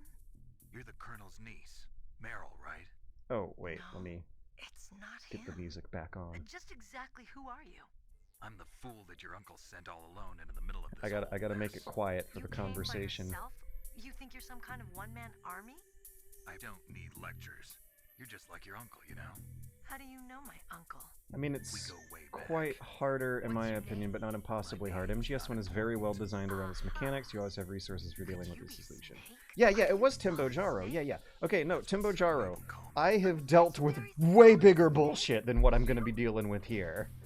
Oh, also, look at this. Like, why... Apparently, like, celebrities, mercenary celebrities are a thing that exist in the Metal Gear Solid universe. No, they're beautiful, compassionate eyes. Celebrity mercenaries who are like, hunky heartthrobs is apparently a thing in the Metal Gear Solid universe. It's quite harder, IMO. Yeah, it's gonna be harder, but it's gonna feel fair. Metal Gear Solid 2 on European Extreme mode is fucking nuts. There's bullshit going on in the boss fights especially. Metal Gear Solid 3 on European Extreme, not quite as much bullshit going on, but it's still gonna be pretty darn hard to get used to. I think I'm having an easier time getting used to the challenges of playing the game differently because of this no radar thing than I am with, or originally had with, not getting spotted at all. Not getting spotted by guards at all seems like a bigger thing to ask of a player than turning the radar off. In Metal Gear Solid 2, you have boss fights in European Extreme mode where you die in one hit, and avoiding every single hit that a boss can throw at you on a harder difficulty mode where they're even going to be throwing more hits at you faster sounds like a more unreasonable ask than turning the radar off.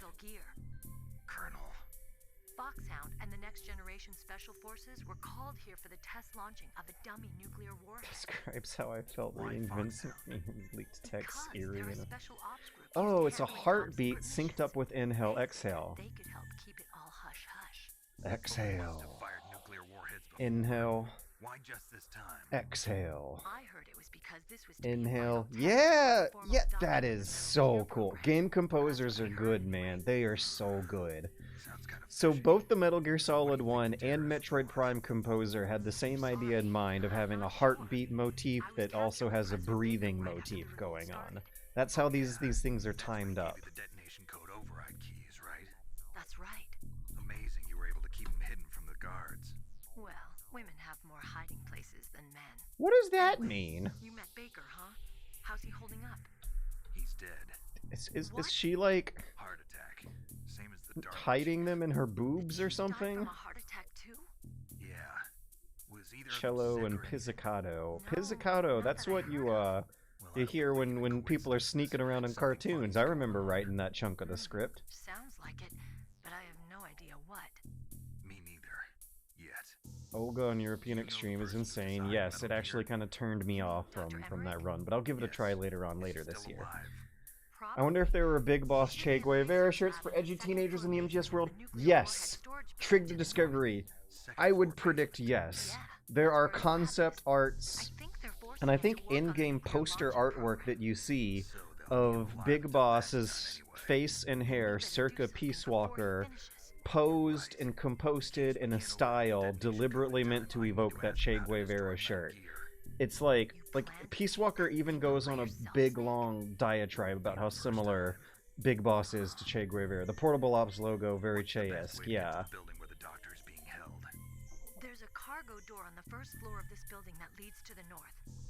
What's the security level of the door there? World War I ace pilots were famous during the war, right? Not just after. Red Baron, etc. Sounds like a Metal Gear shit. Yeah, okay. Thanks, Jamie Hopper. That's one of the exceptions. Like, there are exceptions to the rule, right? Like, okay, the guy who shot Osama bin Laden apparently is also really public about it and does not fear Al-Qaeda getting a plane. Oh, wait, I need to... We have a more dramatic moment. The tank hangar music needs to come off. Shooting at targets and shooting at living, breathing people are different.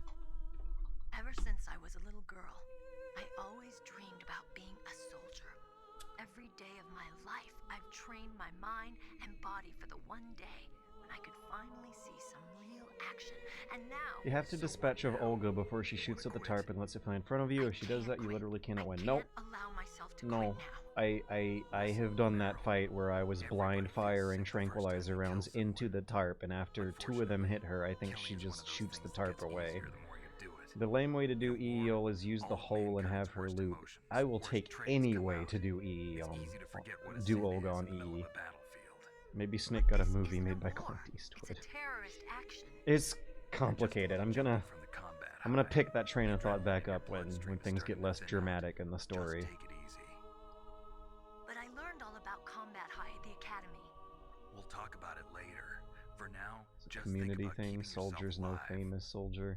No, free glass. The thing is, in real life, like, soldiers, there are exceptions, but most of the time soldiers will want to stay fairly anonymous, especially in the age of social media where the bad guys can just look them up on Facebook and get a plane ticket and fly over if the sense of reprisal or revenge is personal. Like, the ace pilots in World War I are an exception. The closest thing I could think of, and this sucks as an example, but like, the SEAL team that stormed Osama bin Laden's compound and shot him in the face, the actual guy who claims to shot him in the face is almost trying to do this sort of Solid Snake famous soldier persona. The other thing that's different is that the way the Metal Gear Solid universe handles mercenaries is super different than real life too. But anyways, let's go back to the game. Oh, what's this background music we're listening to now? There's a level 2 door upstairs I want to check out.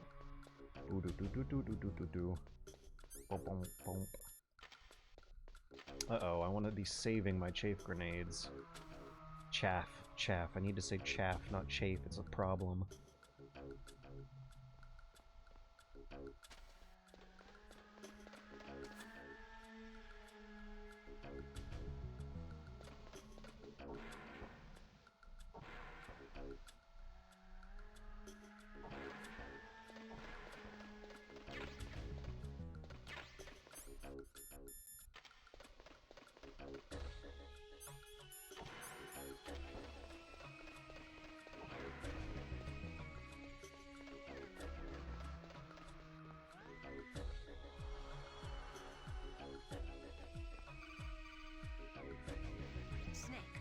Unlock the cargo door for you. Thanks. Where are you? Where I can see ya. Don't move around too much. Don't worry, I'm disguised in this enemy uniform. You won't be for long with the way you walk. How are they seeing each other?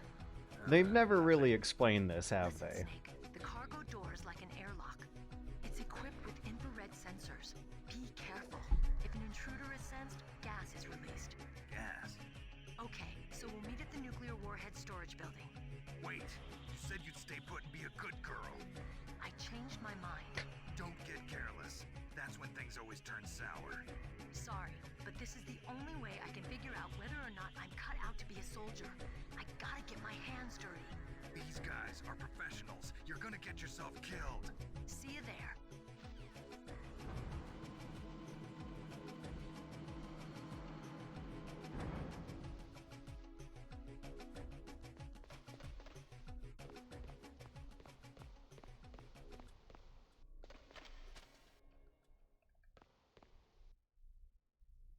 It fits!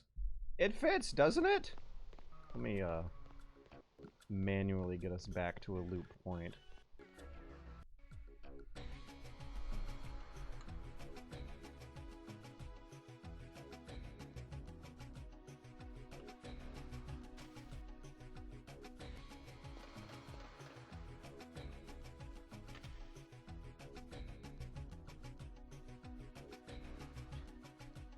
I wonder if the guards can see me spinning in the box.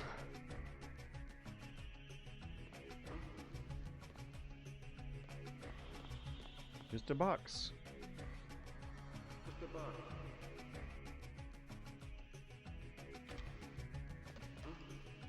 Just a box! I'm just a box. Ooh! What? Is he... Did that kill him? Well, I didn't know that would happen. I didn't know you could do that.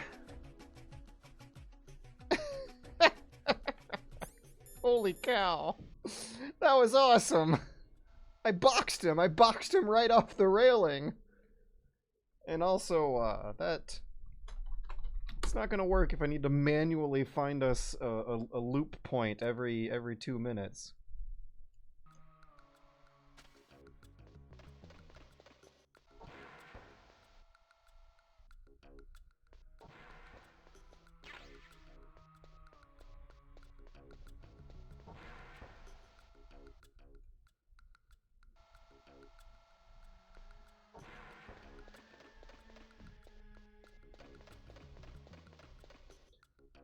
He's dead. He's not coming back. That killed him. Does it count against me? Did I kill him or did gravity kill him? Oh, the tank is gone. The other tank is gone. There used to be a tank there, but now Vulcan Raven. What a stupid... Vulcan Raven is driving the tank out the tank hangar door that just opened. I never... It's been right in front of my brain this whole time, and it's been right in front of my eyes this whole time, but my brain never noticed that. So there's less cover to sneak around down there. There were 2 guards as usual, but one of them moved upstairs, the other one stayed downstairs.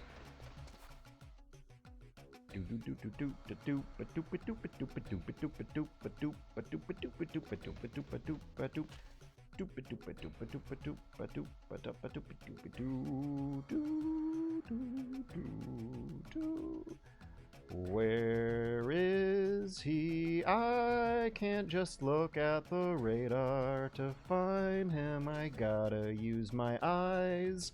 I like that it feels a lot more organic and natural and demanding. Oh, I could have let this guy live.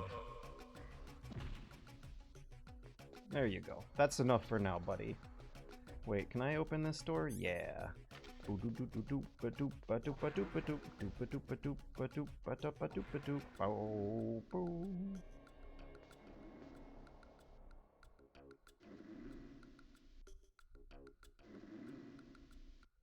Wait, I know a quiet way to get this thing.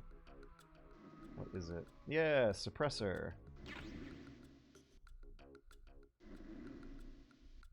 No, let me do a 3-point turn like a car so I can reverse directions out of here. Alright, now let's try not to walk into the next guard's sightline right away. What's his routine? What's his looping routine gonna look like? Oh, he's super far away.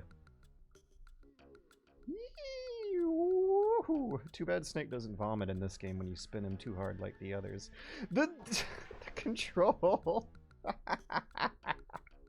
I'm sorry, the way the camera was changing angles was making him get all spinny. Oh no. Oh, I have a boss fight coming up and I have no rations. And there are 2 living guards in this area.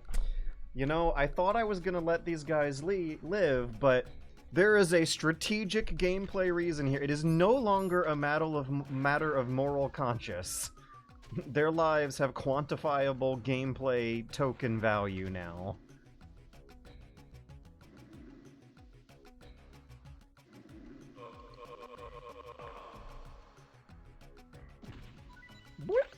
Thank you.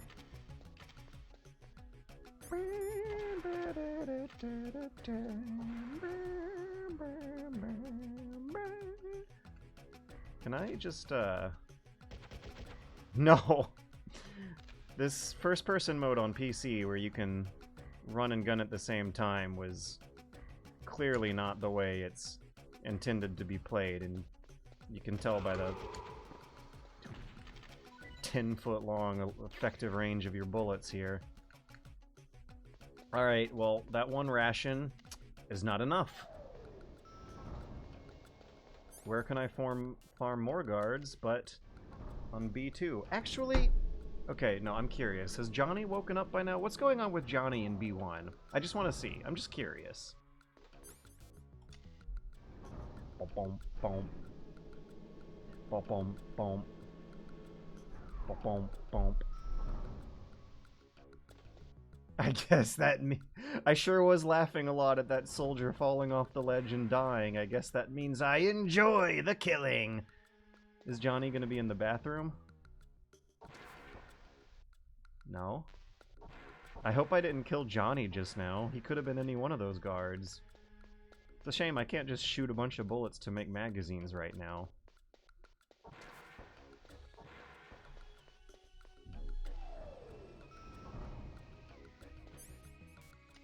If soldiers are like celebrities in the Metal Gear Solid universe, or Beauty and the Beast unit like a soldier idol group? Kind of, yes. Soldiers are like celebrities. It's not just it's like mercenaries specifically. Like, they can't be a standing army paid for by taxes of a nation. It's got to be, they've got to be evil warmongering mercenaries whose services are frequently utilized and tolerated, and I don't know if they're like officially legalized, but they're not exactly kept secret by the government and the press. In real life, it is technically illegal for most countries to be hiring mercenaries, but it happens anyway, so long as they jump through a bunch of hoops. And I don't exactly know the loopholes that allow companies like Blackwater and Wagner to exist in their respective countries where there are otherwise anti-mercenary outlawing laws in place. But in the Metal Gear Solid universe, I think we can safely assume that those laws are a lot looser. Also, there are sovereign mercenary states on the planet in little places in the Metal Gear Solid universe.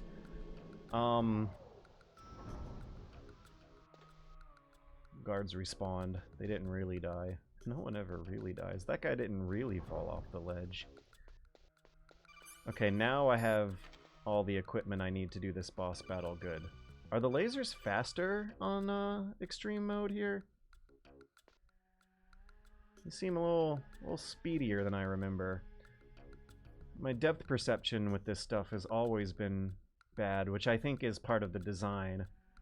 You kind of got to go into first-person mode and make sure you're looking at the right line.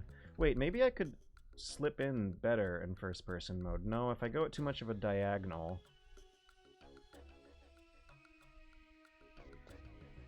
I'll be going slower than I wanted to. I really wish there was analog stick walking in this game. The closest you got is this little nudge here. It's too slow, it's janky, it's weird.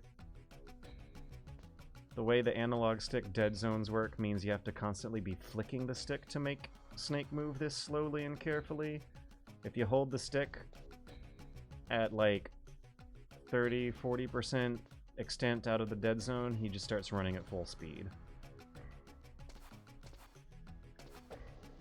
Oh yeah, card, that's right.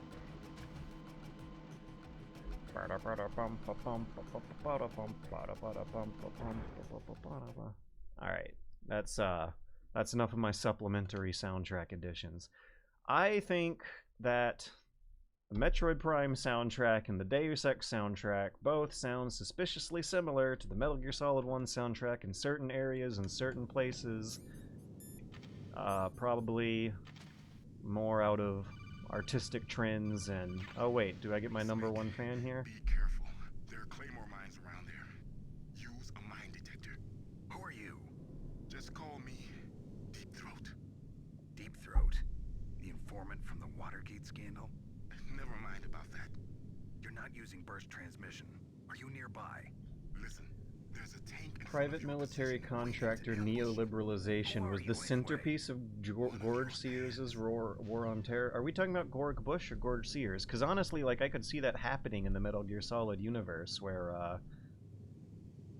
Big Boss is founding mercenary companies and then mercenary state entities, and the rest of the world just kind of seems to be chugging along as usual.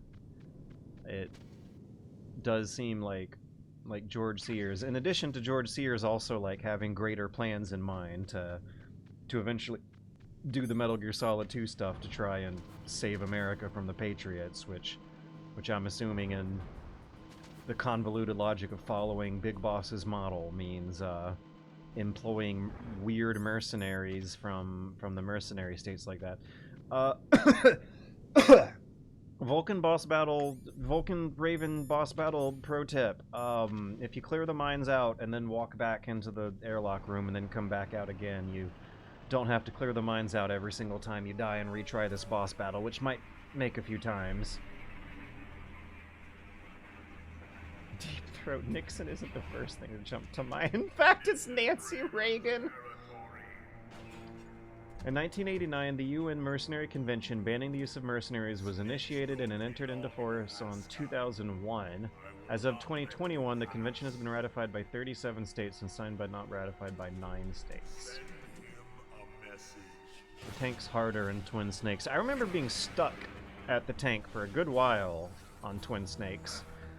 I wonder how different it's going to play on extreme difficulty mode. The usual method is you throw chafe grenades first, and then throw regular grenades into the hatch, and you get super duper damage if you manage to land right on the hatch.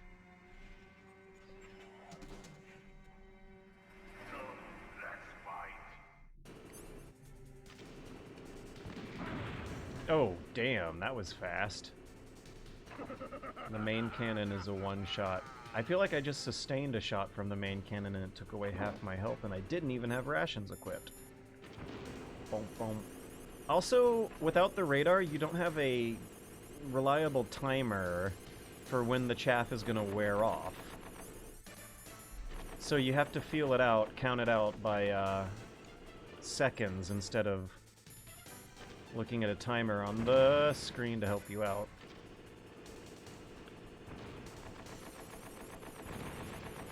Ah! I was holding on to a lit fuse for definitely more than 3 seconds there. Give me a break. I'm also going to run out of chaff grenades. I wonder if the C4 does anything to him. But it doesn't look like this is going to be that bad of a boss fight. I just took away 1/4 of his health. This isn't going to be that bad. I don't think I'll be stuck here for too long. Might take a few tries. Doop, doop, doop, doop, doop. Doop, doop, doop. Also, why do they require some kind of sensitive electronic system to aim the gun of a tank? I would imagine that this is a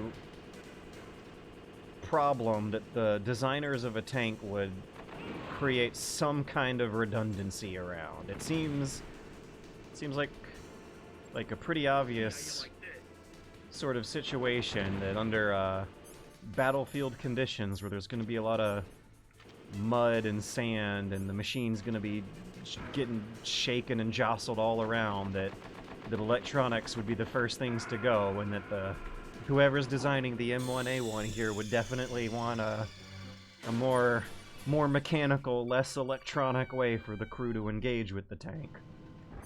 It's in the future, lol. Also, gameplay consideration is the cop-out argument, though.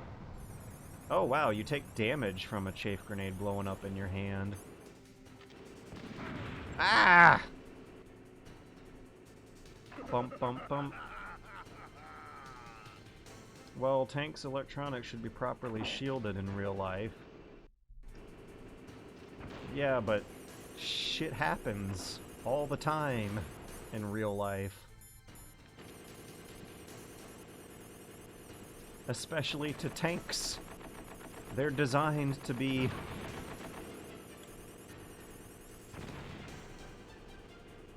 handling the shit that happens. They are designed for shit happening, right? I just got ran over. And Snake's fine.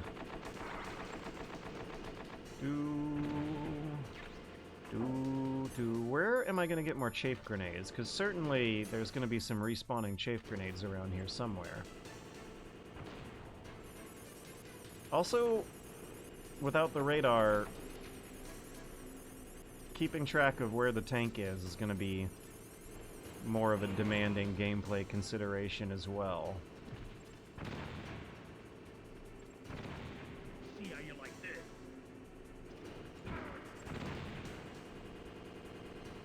Oh no, grenade!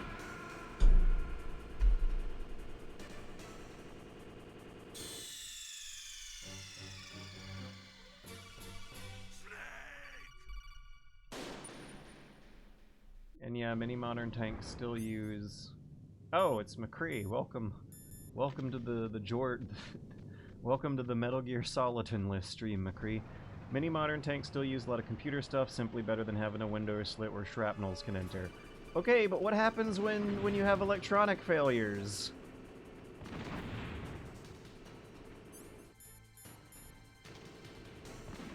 What is the plan B in that situation?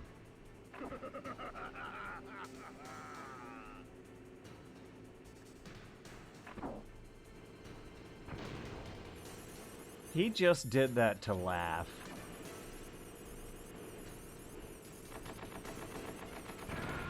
I can't hold on to those grenades for as long as I'm used to.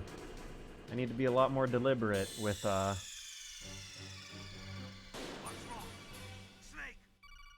pulling the pin and holding down the weapon button on those things. Okay, before I begin, let me equip rations and chaff grenades and go inside and outside really quickly.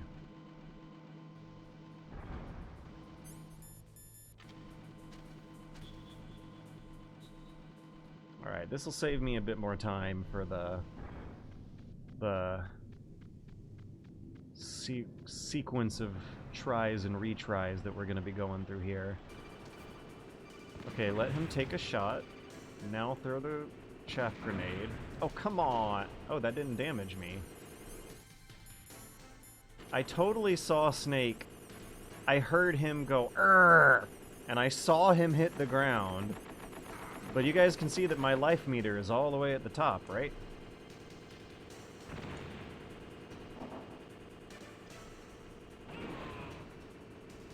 Bum bum bum bum bum. Ba-dum bum bum bum bum. Yeah, you like this. Oh, I had a grenade held during that. Also, I don't need to be quite as trigger happy with keeping the chaff activated all the time. Da-da. Da-da-dun-da. Ooh. Da-da-dun-da. Brum-bum-bum-bum-bum.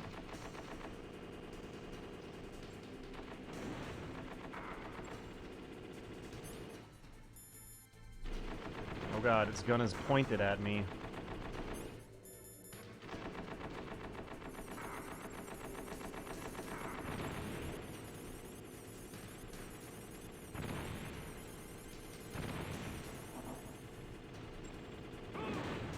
There we go, easy peasy. Easy peasy lemon squeezy. Oh yeah, Alice's Nito is talking about, I think, what we're all learning from the Ukraine war as of a couple years ago, and seeing so many Russian tanks just get bushwhacked by the hundreds. Tanks being big, expensive bricks that can be disabled by relatively cheap weapons like explosive drones is a big part of what ended the tank era of war that was famous in World War II and Cold War. Whatever officer Otacon talked to in 4 that said one man could never disable a tank on his own was full of shit. I feel like I've watched several videos in the past year of individual men disabling tanks all on their own. A weapon that links infantry and artillery. Right, yeah, Granin is really, really excited about the missing link between infantry and artillery, as if it's a chain. When, yeah, it seems like tanks would already fit that bill pretty well. I mean, isn't it like quite possible on many tanks to just point the gun a little higher than usual and just straight up use it like artillery? Air superiority and AI Boston Dynamic dogs with guns scotch taped on. Molotov cocktails were the original one-man versus tank weapon, I believe. I don't know, is that like a World War I sort of thing? I feel like Molotov cocktails would be the very first thing ever that tanks would be designed to resist. Because the whole point was breaking through the trenches in World War I. Oh, there's no ration here, of course. Oh, they're about to turn on my nanomachine so I can't shoot guns in the next room. Ugh! Must be a real tight fit for a big boy like you. Okay, what are we talking about right now? We're talking about a lot of things. We're talking about tanks, right? We're talking about tanks becoming obsolete. So in World War I don't think... In World War II... Well, in World War II they had the bazookas, right? Could one guy disable a tank with one bazooka? I don't think one guy had any sort of viable option for an anti-tank weapon they could carry all by themselves. I remember the World War I anti-tank weapons were just like a bunch of grenades taped together, right? I remember that as in Battlefield 1. There was a stick, and on top of the stick were like 4 grenades all duct taped together, and you were supposed to throw this at the treads or the backside of a tank or something. And even then, it took a shitload of those to disable the tank.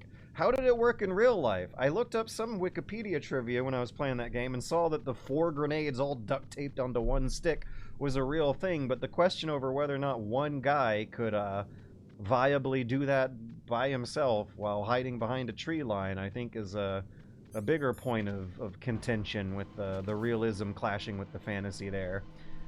Taking out tanks was definitely something individual commandos could do in movies before they could do it in real life. I could picture it with World War II bazookas. I'm not quite as easily picturing it with stuff before then. The World War I anti-tank weapons, just to the naked eye to a civilian here, look so much more jury-rigged and unreliable than the classic image of the World War II bazooka and anti-tank weapons further, where you have a big tube on your shoulder. Oh, I could go to the Tank Museum in Bournemouth to learn these facts. They just leave them here?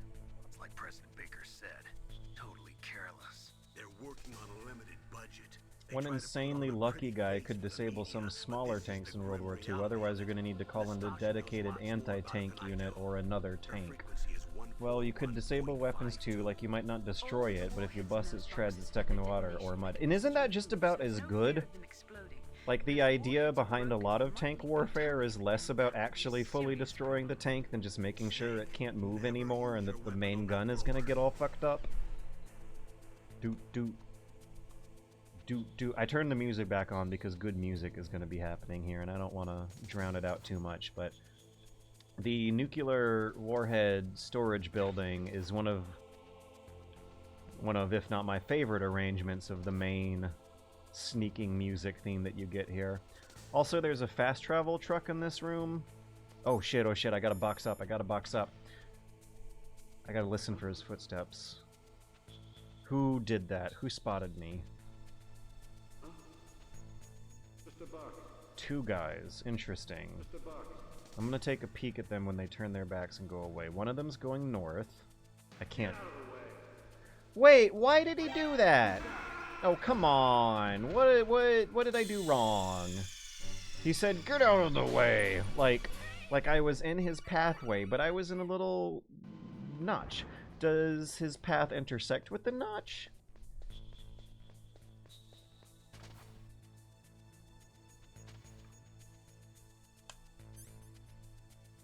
Oh, my nanomachines are too strong in this room. My inventory is unusable. Boom, boom. Boom, boom. Ba-doom, boom. Boom, boom. God, I'm instinctively utilizing the MGS2 controls at sometimes here. Okay, the PTRS-41 was a big fuck-off rifle the Soviets used. It was carried by infantry and could knock out German tanks at a distance of 500 meters. Oh, yeah, that's another thing. There's the recoilless rifle. So when you say big fuck-off rifle, you could very well be talking about something civilians are gonna call a bazooka or rocket launcher.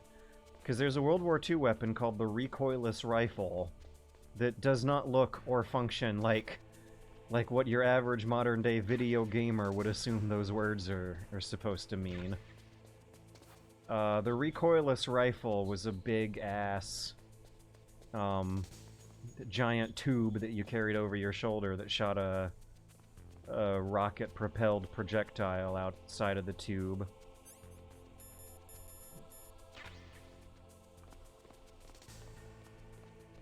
You know, this would be a nice place to test whether or not guards can see the box spinning around in first-person view. We talking Soviets here, like the Carl Gustav. No, I think the Carl Gustav is a Swedish thing. That's the modern, like, iteration of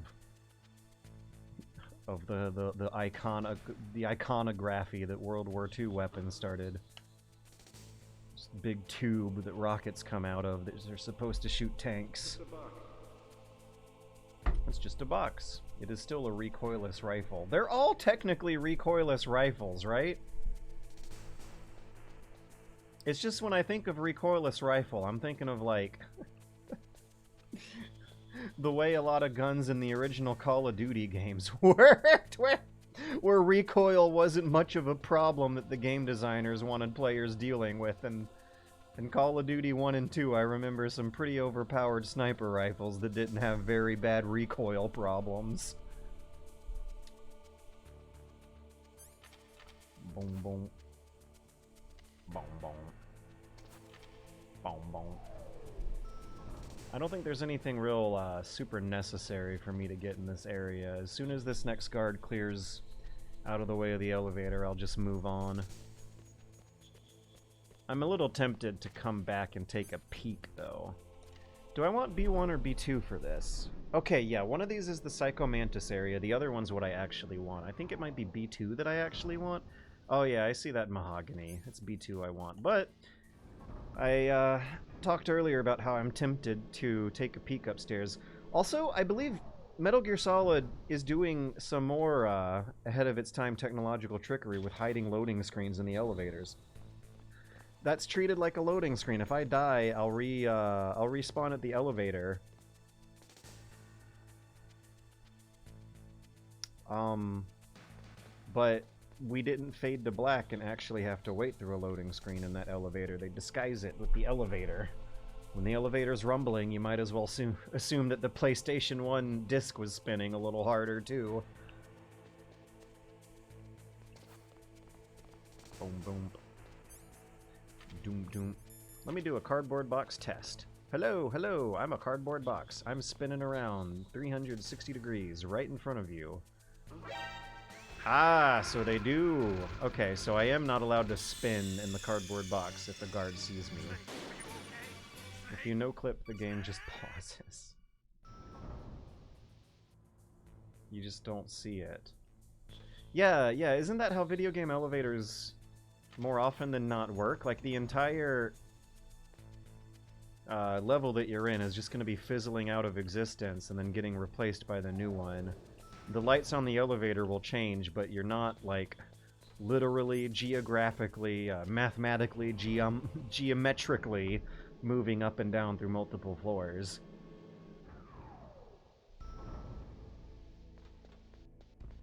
And yes, real elevators are very hard. Real ladders are very hard.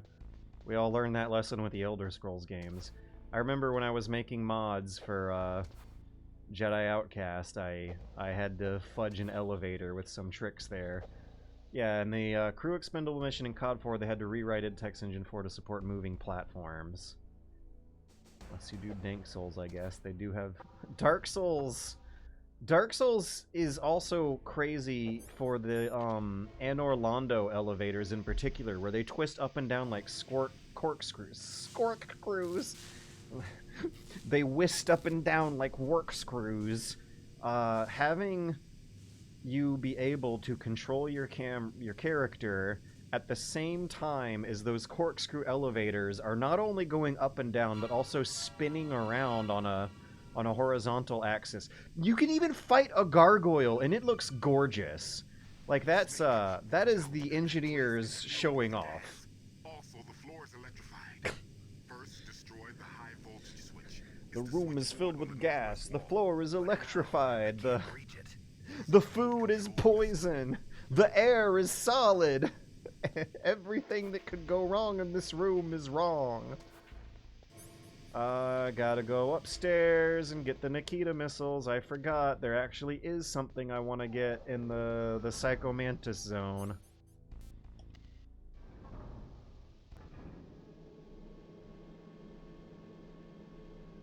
I have a bad tendency to kill the player or boot them out of the universe. Yes. The problem, it's like sometimes the moving geometry will get treated as like a crushing hazard. The game engines have a hard time understanding whether or not I'm gonna try out some codec calls here. Colonel, I got a codec call from someone outside this operation. What is that man doing to that urinal? For the time being, let's trust what Deep Throat told us. Use a remote control. Are they gonna say anything about the bathroom? Ugh. Master, does the name Deep Throat mean anything to you? Deep Throat? What? You mean the guy from Watergate? Maybe it's a translation thing. Whoever he is, he's not part Maybe to the Japanese developers writing the game, the English word for Deep Throat is more recognizable from the scandal than the clever maneuver, the physical maneuver, the athletic feat. People who have been through war and survived develop. No, they don't. In war. I don't think we got any. Voice that warns you when danger is nearby. I don't think we got any lines about the bathroom here. Deep Throat? No, I don't know anyone who calls himself that. I see. I wonder why he's trying to help you. I have no idea. A trap? Could be, but for the time being, I'll have to trust him. Where are the remote-controlled missiles? I think the remote-controlled missiles are on the first floor basement of the Warhead storage building.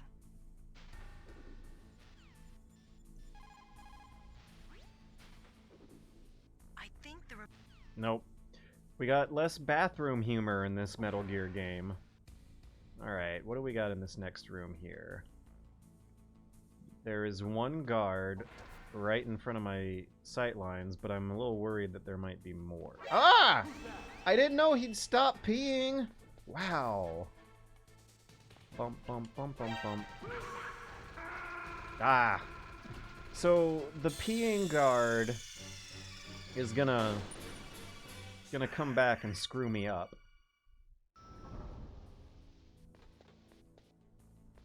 Interesting. I did have a suspicion that there would be more than one guard to deal with in this room. I was wondering where the other one was, and right around the time... Ah!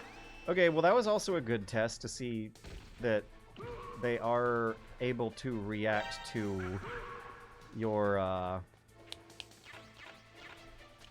peeking, your first-person view peeking. Where could he be?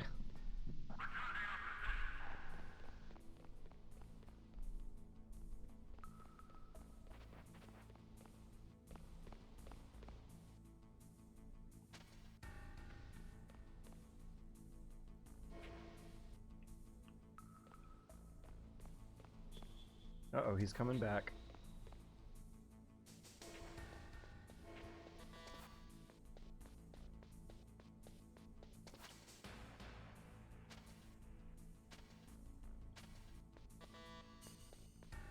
Level 5, 6, 4, 3. I once again gotta pay attention to the wall press camera to be able to keep track of where'd he go? There he is. It's almost like the guards in this area are using stealth against me. I had a dream last night that the hamburger was eating me. Is urinal guard coming to mess up my day? Master Special Forces. Master stealth special force technique. Hide under a desk.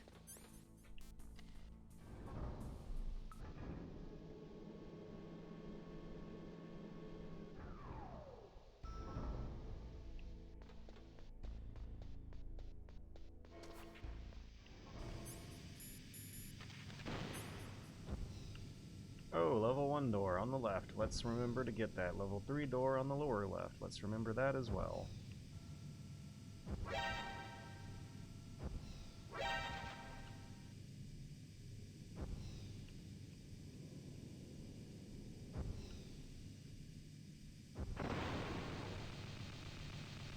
I think one of those doors has a gas mask behind it.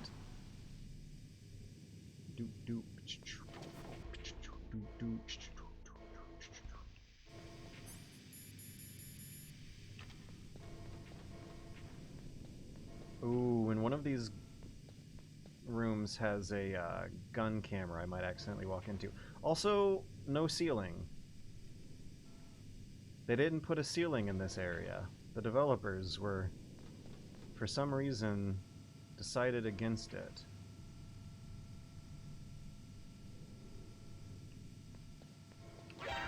Oh, come on.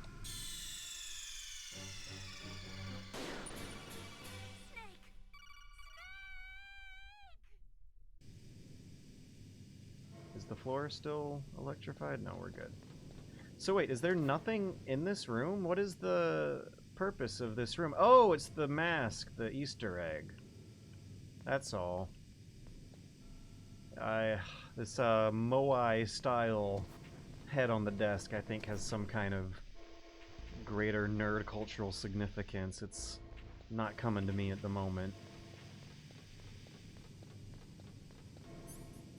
Okay, let me put on the rations this time and actually pop a chaff grenade. I don't think these work on Gray Fox, do they?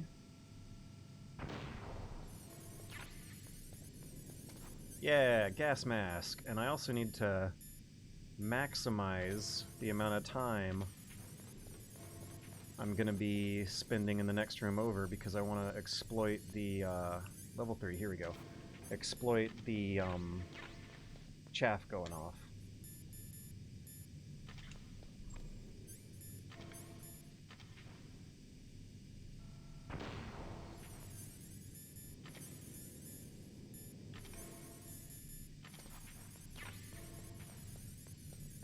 Is there anything truly useful that I'm getting back here? I'm not going to be using those Nikita missiles for most of the rest of the game.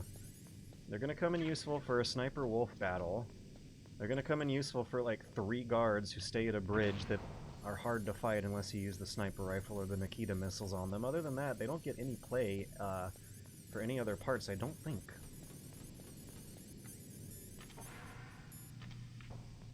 Wait, were there words on that door? Hang on a tick. Oh my god! Keep out. Help. Lock.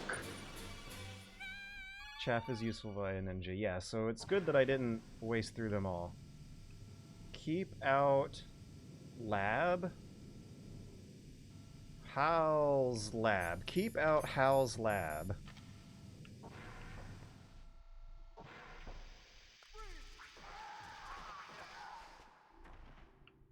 Oh god, I'm going into this boss fight with unoptimized health. No girls allowed. During the next long cutscene, I'm gonna run to the bathroom again. The Easter Island head is a reference to Gradius. Okay. Yeah, no wonder I wasn't putting that together. Oh my god, I have to pee so bad. Okay, never mind. I'm gonna pee right now. Ah! Ah!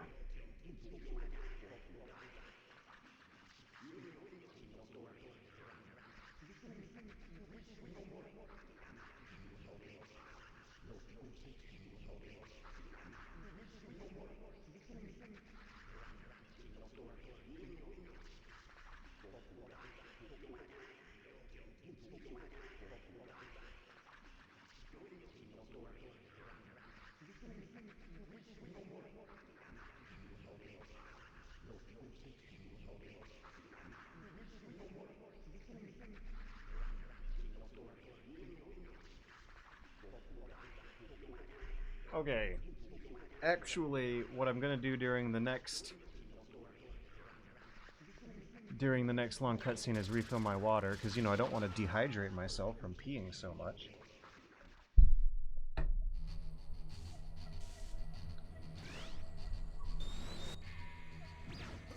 Whoever did this must enjoy the panic, the killing. I'm gonna assume all major MGS characters are bi for now. Yes, that is a reasonable assumption.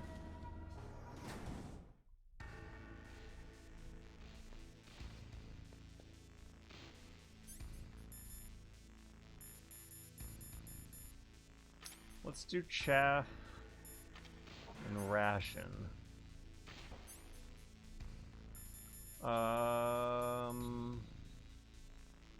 Remind me where the body armor is? I'm gonna want body armor. I'm definitely gonna want body armor for this run.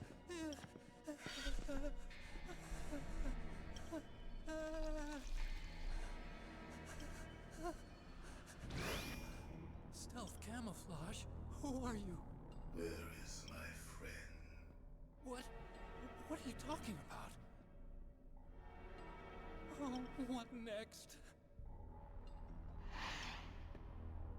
Snake. You're that ninja. I've been waiting for you, Snake. Who are you? So did he say it? Did he say the line while I was out? Where such words are meaningless. I've removed all obstacles. Now you and I will battle to the death. What do you want? I've waited a long time for this day. Now I want to enjoy the moment.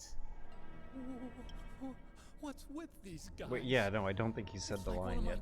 Japanese animes! There we go. Okay, look at how good that shot looks too. This is another case where I've like, I remember using this cutscene in particular as to make some kind of point about cinematic direction in games being all over the place, but most coherent in Metal Gear Solid 1. So, yeah, there's a very good eye in a lot of these cutscenes, way ahead of its time, for elegant, clean cinematic composition. When Otacon was talking, he was in the center of the frame. There was the blade dividing the frame almost in half. It was... They do a good job of making sure that the shots look aesthetically pleasing without a whole lot going on screen. Let me see what the chaff does to him.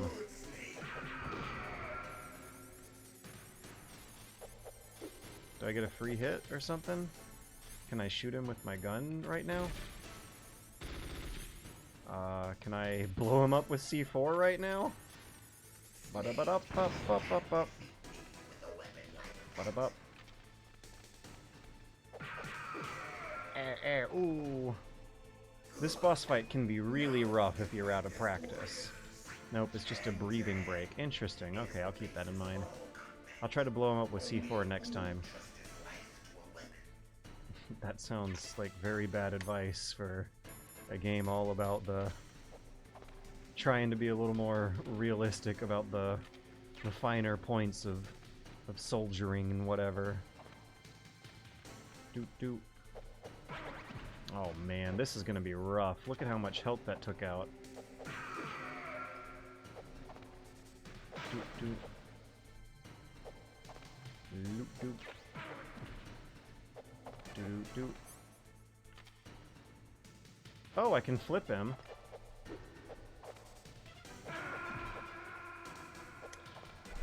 Oh boy.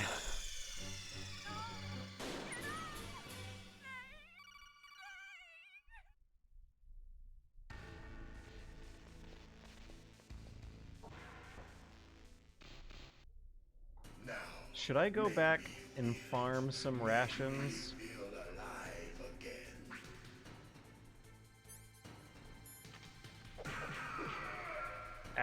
Ooh. That's good, Snake.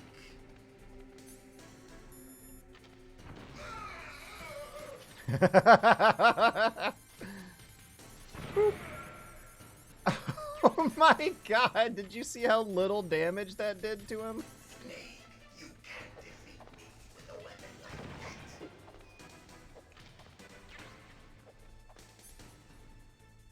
that. Doot, doot, doot, doot, doot.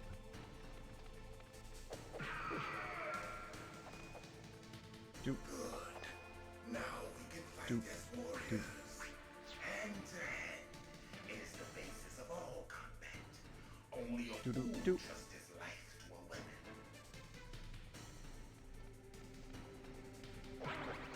Oof.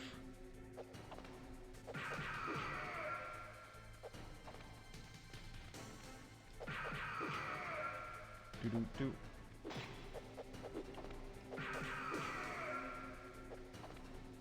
Doot, doot, doot. I think I need to hide around corners. Ooh, ooh, ooh, ooh, ooh.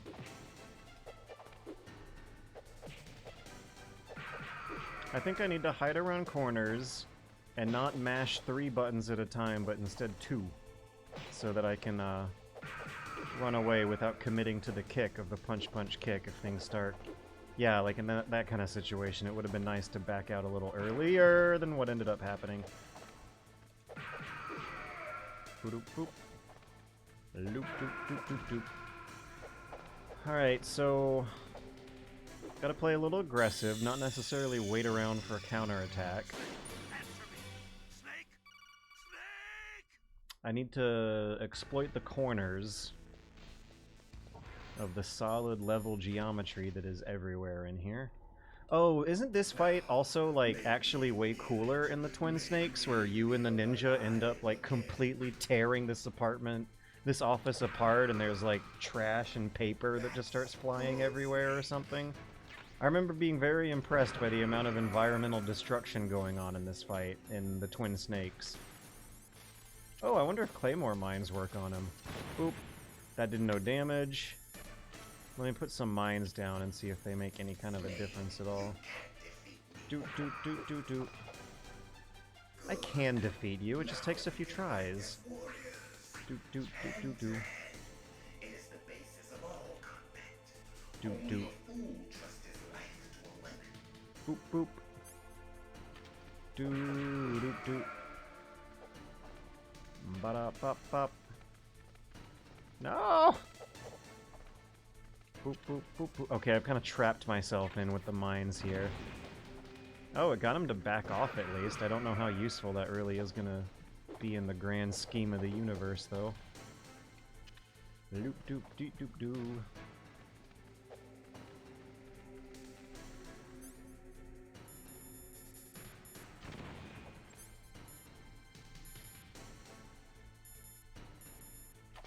Doop, doop, doop, doop, doo. Come back! Quit running away! I think the chaff grenade just gave me a free hit. I'm gonna try even harder to C4 him. I feel like it did do damage last run. Nope. C4 does no damage to him. I don't know what I was seeing last run. Doop, doop, doop, doop, doop. Doop, doop, doop, doop, doop. Boop. Boop, boop, boop. Man, once he starts kicking, like, how do you either get out of the way and or reliably cancel that with your own melee? What up, bump? What up, bump, bump?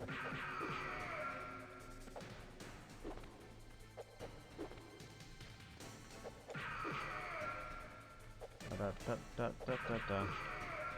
Maybe in that case, where I'm getting chased after with this, like, dive kick sort of thing he does, maybe that's the kind of case where I want to be pressing the square button and flip him over my shoulder. The chaff grenades are actually coming in a little bit useful, though. It's funny he's adamant about no traps when you fight him in a room full of mines in Metal Gear 2. Now, make me feel it. Clearly he learned the lesson. Feel alive again.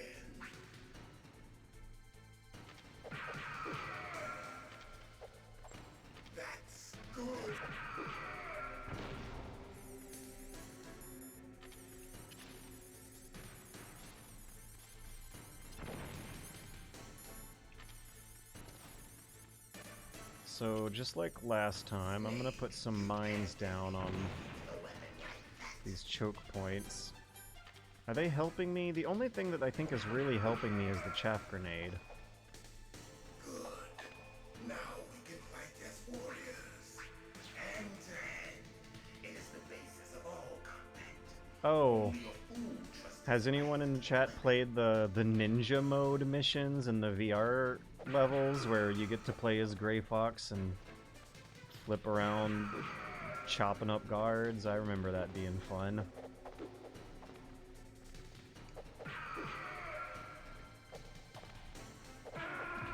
Oh my god, I forgot the rations.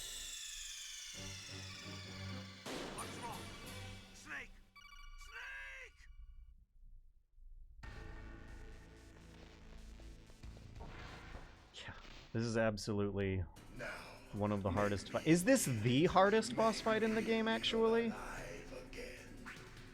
Solid Snake loves a highly situational gimmick. Like making an owl hoot to fool a guard into thinking it's nighttime. Let's say Raven. I don't know. I remember Raven being pretty, strategically cheesable with claymores and C4s, whereas this just seems like a pure reflex check, like the kind of boss fight you're gonna get worse at the older you age. Oh, what I don't know if he's been doing that attack this whole time or not. That looked a little new. I had trouble with Sniper Wolf, but that's my more modern. Oh, I learned some tips for Sniper Wolf recently that'll make that more doable. Make me feel alive again.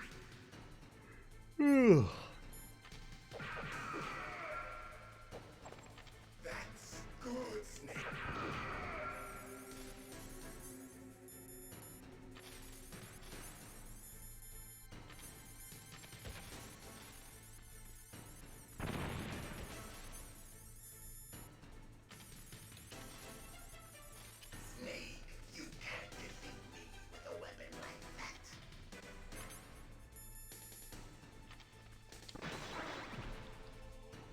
Oh, it's because I had the gun equipped. That's why he did the sword thing. Good. Now we can fight as warriors. Hand to hand. It is the basis of all combat. Only a fool trusts his life to a weapon.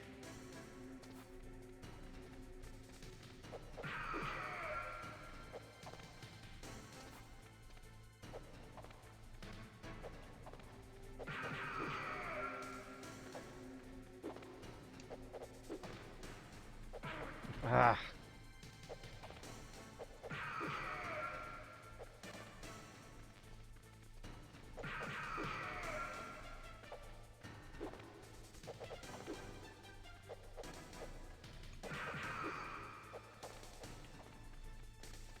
I don't want to run into my own mines back there.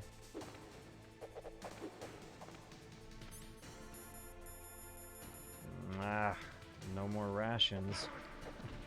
Okay, so maybe the most reliable way to avoid that swinging dive kick he does is by keeping close to corners.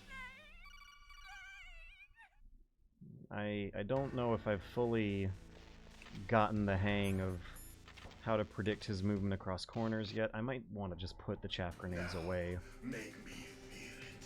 Make me feel alive again. I don't think I really gained anything from the breathing break they give you. That's good, Snake. Good.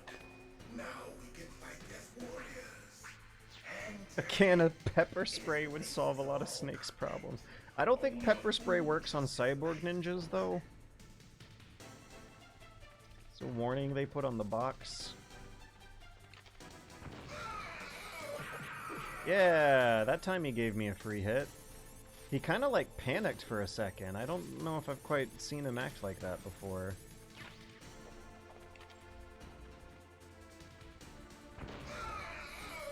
Where is he? There he is. Okay, let me try the C4 here. That did like 2 punches worth of damage.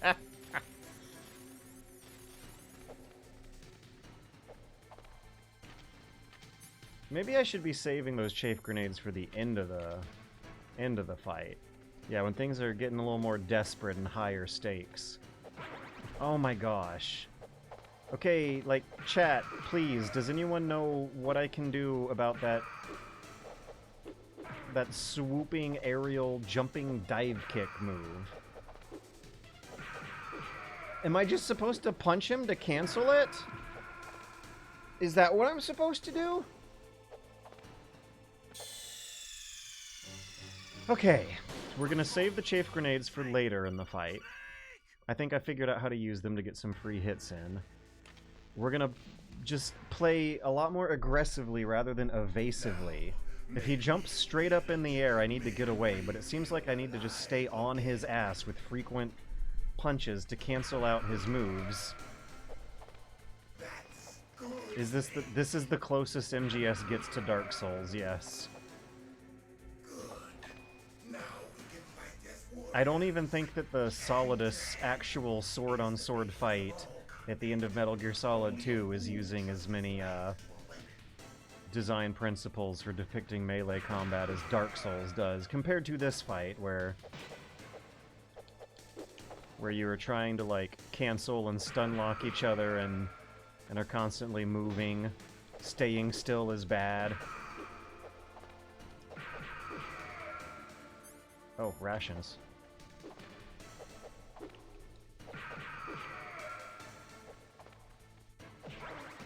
Ugh. Staying still is bad, but also moving in a straight line straight away from the enemy is bad too. The aggression at least seems to be working. I'm already out of rations. It's insane how much damage that spinning kick does too, for how hard it is to avoid.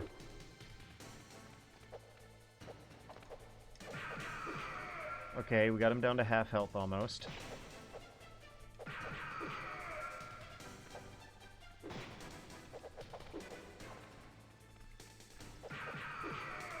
Also, like, juking him, pretending like I'm running away, and then just slapping him in the face as soon as he chases after is, another similarity with Dark Souls bosses. Yeah, I'm pretty sure this boss is the reason I never replay MGS1. It's not gonna be that bad. Who does he think he's fooling? Look at how obvious he is on the PC version where it's not displaying the effect quite right. Okay, where is the frame rate worse? Ah. I'm trying to take my chaff grenades out.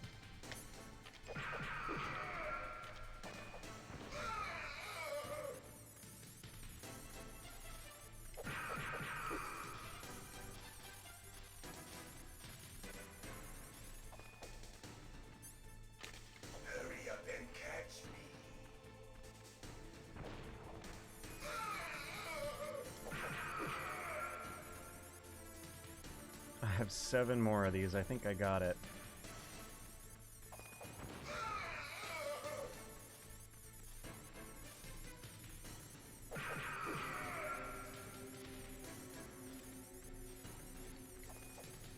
Seems like that's about 8 seconds, 9 seconds. Oh, he's actually well hidden this time. Oh man, I can't hit him because he's kneeling down. It would be dishonorable. 1,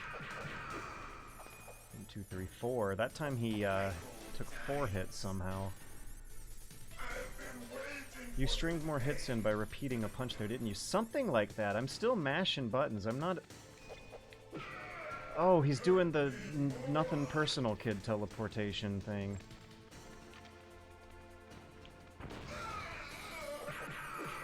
Yeah, I need to also experiment with sneaking 1 extra punch in there, too. That seems good.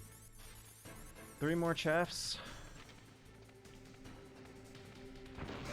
1, 2, 3. No, he,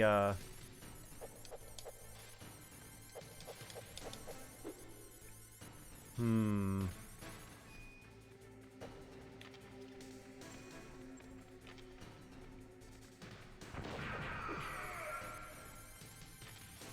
it safe or experiment. Play it safe or experiment.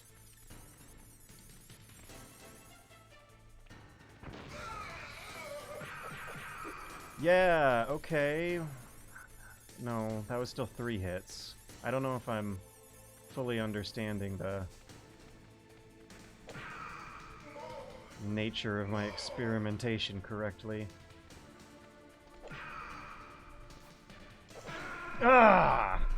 Yeah, there's a move that he starts doing at the end of the fight that took me off guard. Haven't fully figured out the timing behind it for this run, but I was chafe grenading all throughout the portion of the fight where he starts doing that nothing personal, kid, and then teleports behind you and hits you with an extra strong punch. Holy, that frame rate. Is that Cycle Mantis? It's Bicycle Mantis. That's good. Good. Now we can fight as warriors. Hand to hand. It is the basis of all combat. Only a fool trusts his life to a weapon.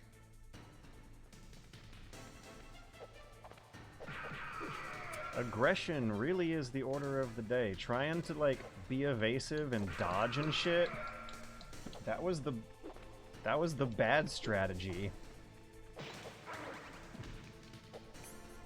I might have just been too evasive.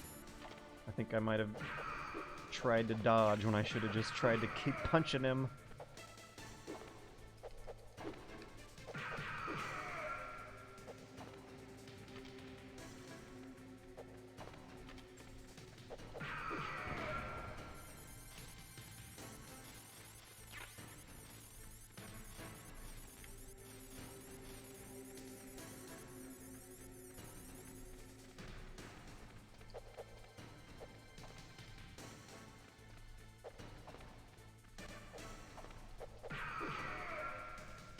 Bump, bump, bump, bump, bump.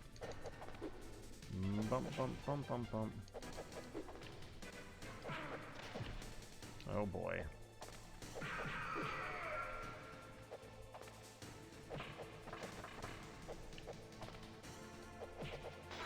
Oh, come on.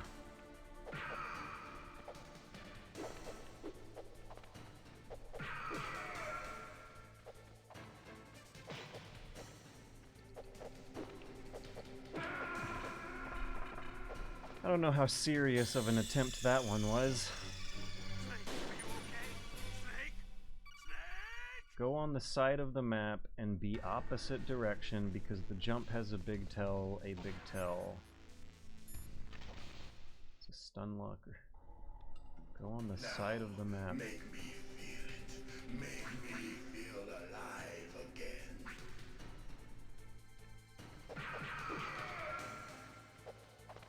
That's good. Now we can fight as warriors. Hand to hand. It is the basis of all combat. Only a fool trusts his life to a weapon.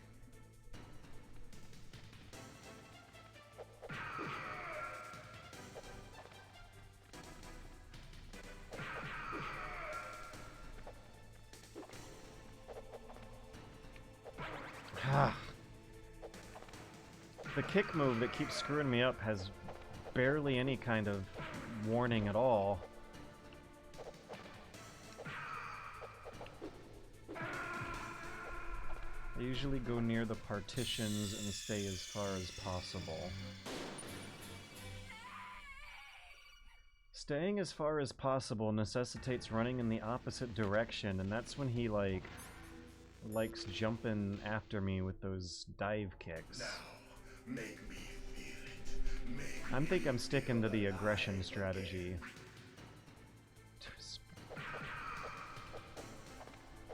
How did I sneak a 4th punch in there? I'm not crazy. Someone in chat mentioned it. You can use thermals when he goes invisible to save on chaffs. Yeah, but the chaff gives you a free hit. And also, like, on the PC version, his camouflage isn't really going to be fooling anyone anyway.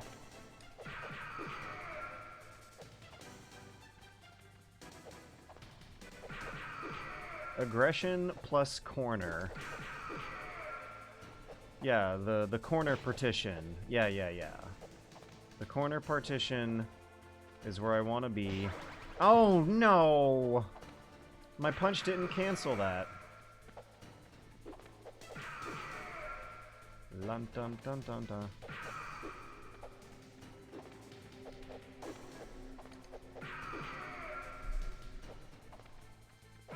Ugh.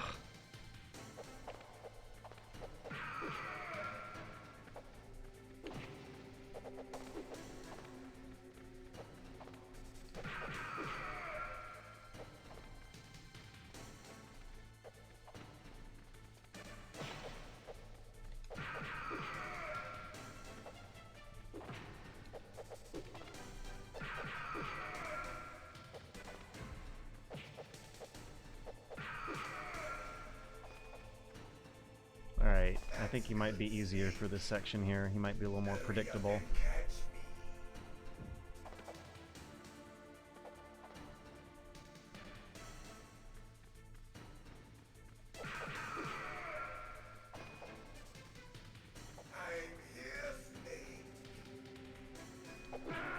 Ugh. He baited me, it feels like.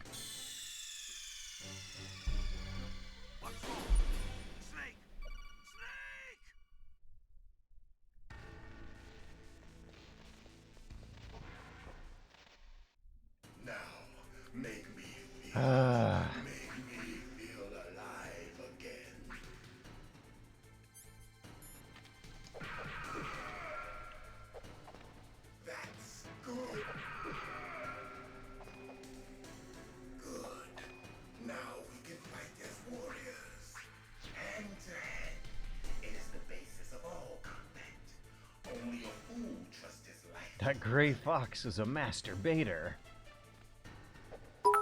He baits so good. He seems to love baiting. It's his preferred method.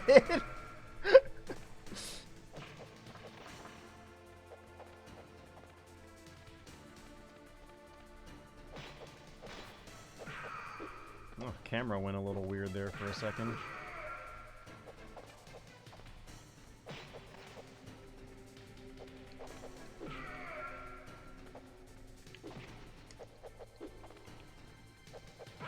Ah.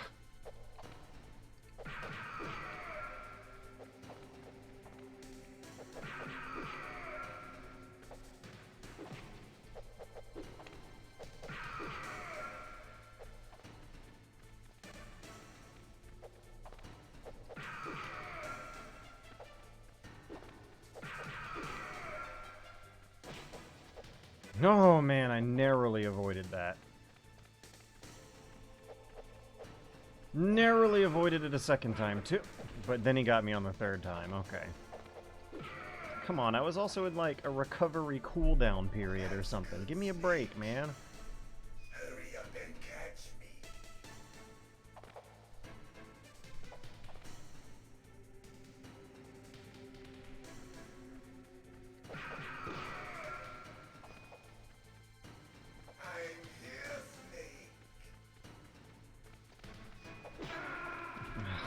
God. I should have been punching him. I shouldn't have been running.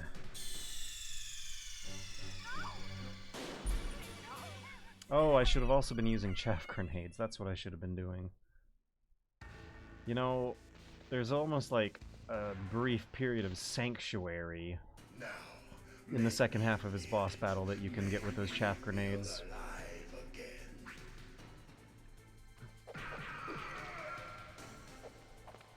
Dun, dun, dun, dun, dun. That was not good. That was a super not good run. God.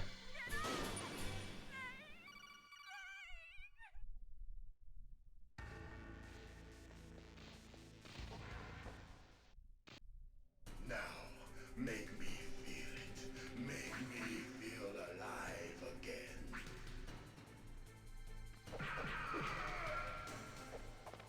That's good, Snake. Good. Now we can fight as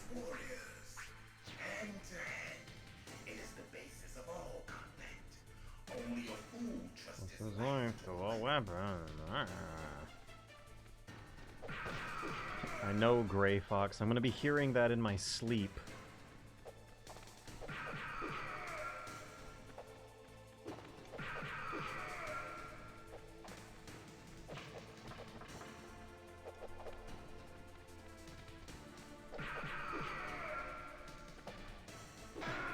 No! Oh boy.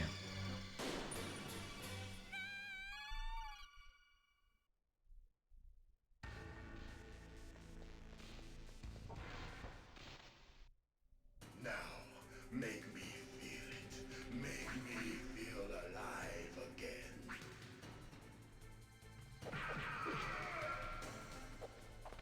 That's good, Snake. Good. Now we can fight as warriors. Hand to hand. It is the basis. The game over animation is so satisfying. Yeah! It's really well made. Fun fact, it's also made with, like, vector-based graphics instead of bitmap-based graphics, like Wind Waker. It still looks sharp and clean. The game over screen is going to look sharp and clean and clear no matter how high you blow up the resolution. See, like, clear as day example with the continue and exit text looking way more pixelated than the game over text. I'm playing in a 1600 by 900 and the diagonals on those games and those overs is as sharp as can be. We ain't got no staircase effect here. Nuh-uh. We're sheared smooth. Now, make me feel it. The god jumps out of the locker and smashes a monitor over his head. It is making me wonder why they decided not to have some sort of crutch for this boss battle, because it's easily... I do think this is the hardest in the game. I think this is harder than Vulcan Raven. Now we can fight as warriors.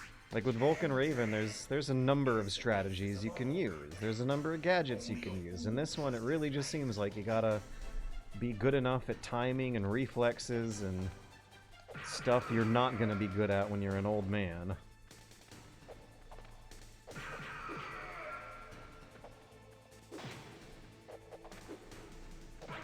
Oh.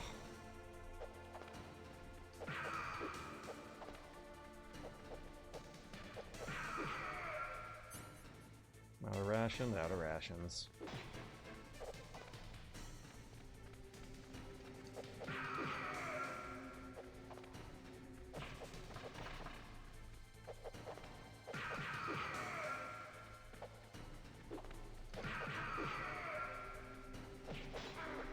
Oh my gosh, I was even running around the corner and he still, like, homed in on me from around the corner! Is he gonna hide now? Oh, not yet, but he's gonna hide soon.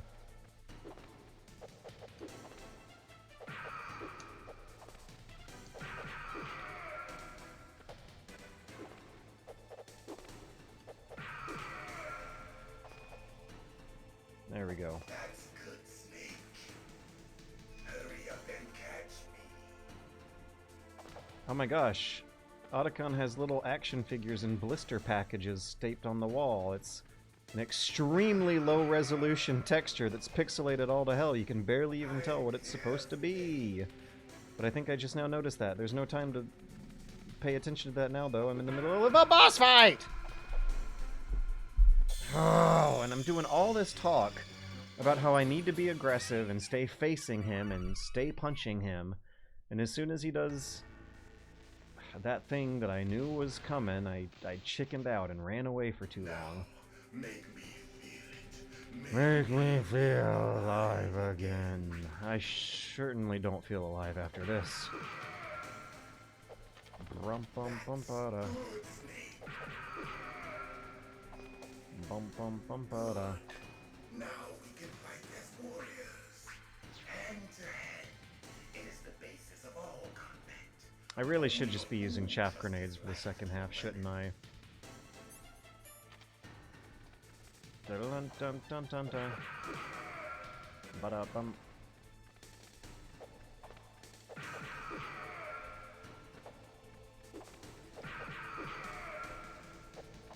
Dun dun dun dun dun.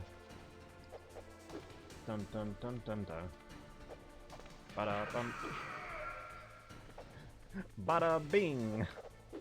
Bada bum boom boom.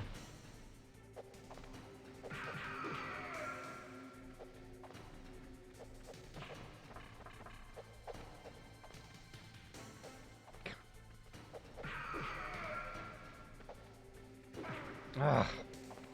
Misjudge the distance here. Let's just end. I can't take another hit. Let's go. Yeah.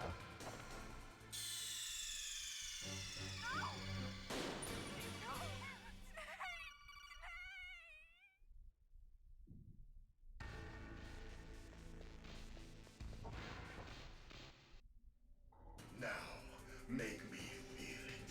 Make me feel alive again.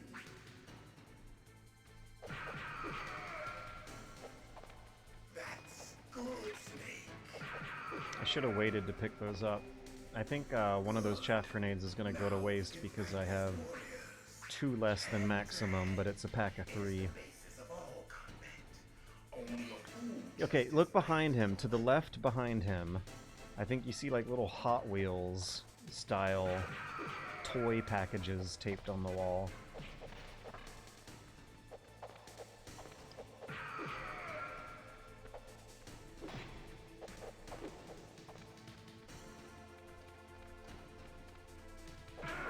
Oh, God.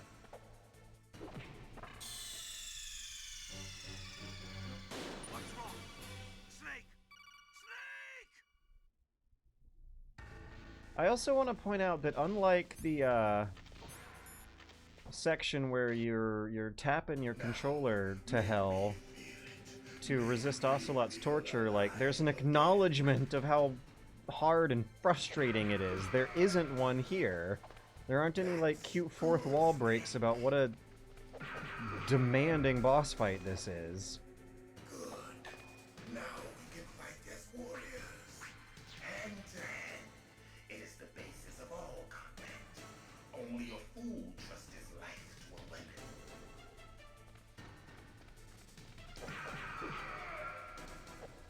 Ba-da-bum.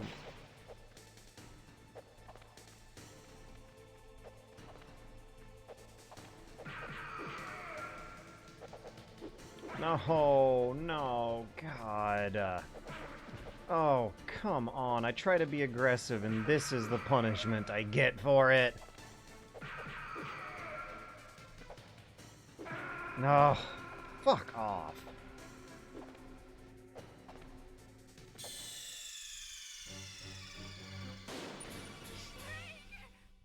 Whew. Oh, boy.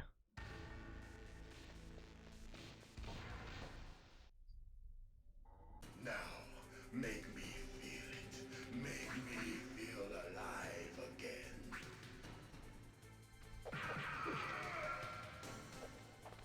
That's good, Snake. Oh.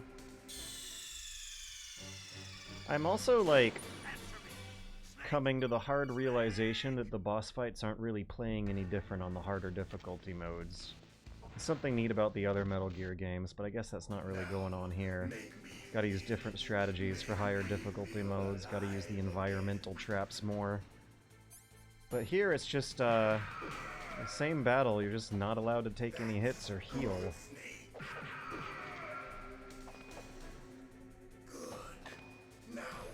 Use your codec to ask your support team for advice.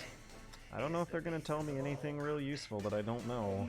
I feel like if I was missing something obvious so far, there would be an emotional support chat underneath, in the Twitch feed. There would be some emotional support chat telling me what I'm doing wrong.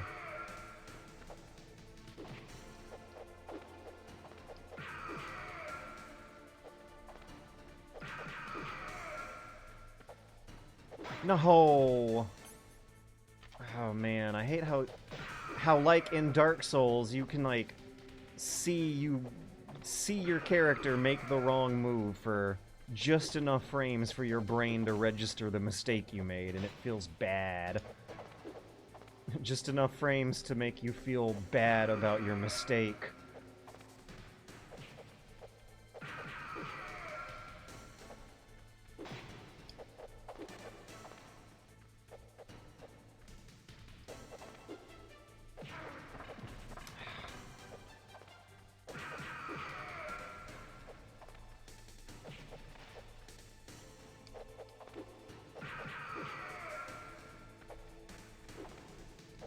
Alright, it's almost time to cheese him with chaff grenades!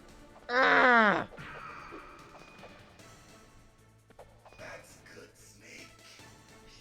Hurry up and catch me.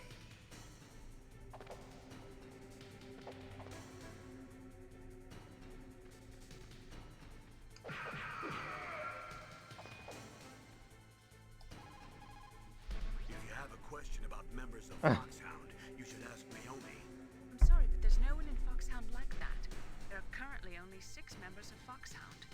Psycho Mantis, Sniper Wolf, Vulcan Raven, Decoy Octopus, Revolver Ocelot, and finally Liquid Snake.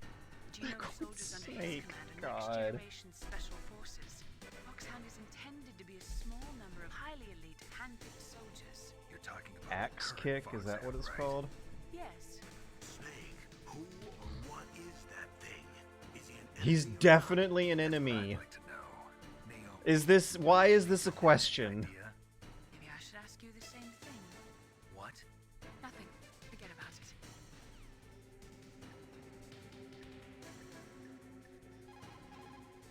Snake, he's obviously trying to provoke you. Snake, he's obviously trying to provoke you. He's just playing with you. Why don't you try throwing away your weapons?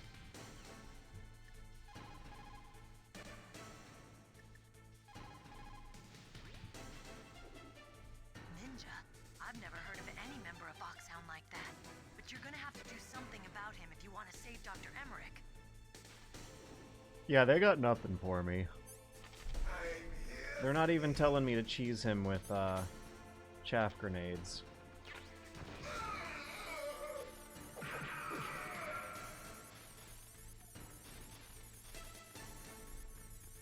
Bum bum bum bum bum.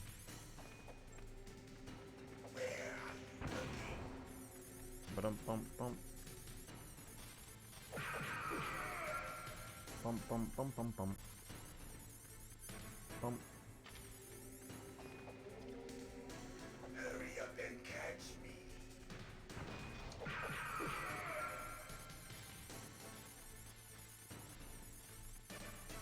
Ba-dum bum. Ba-bum bum.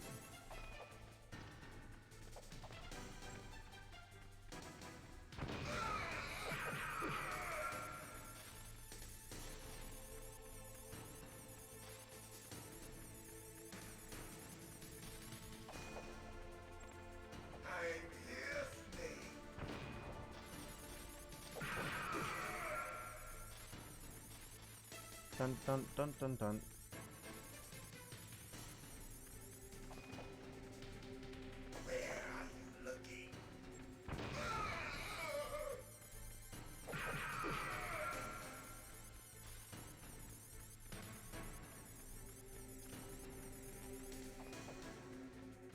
Hurry up and catch me.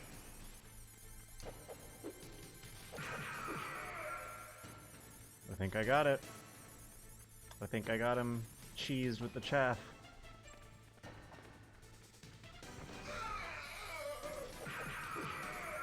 Yes! I think I got him. I can't celebrate too early though.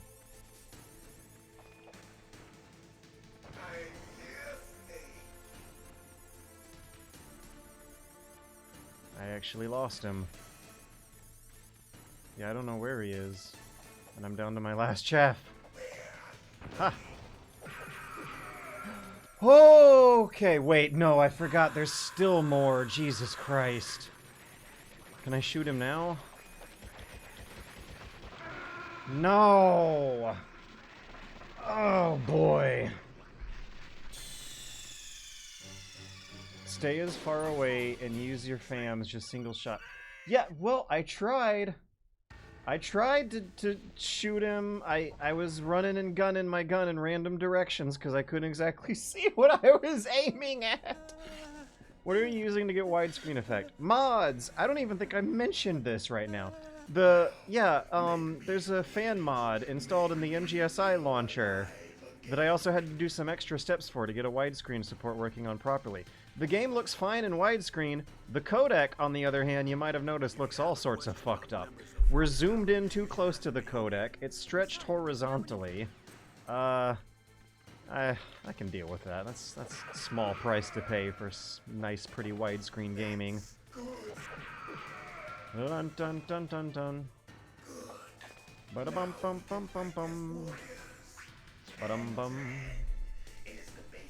Oh man.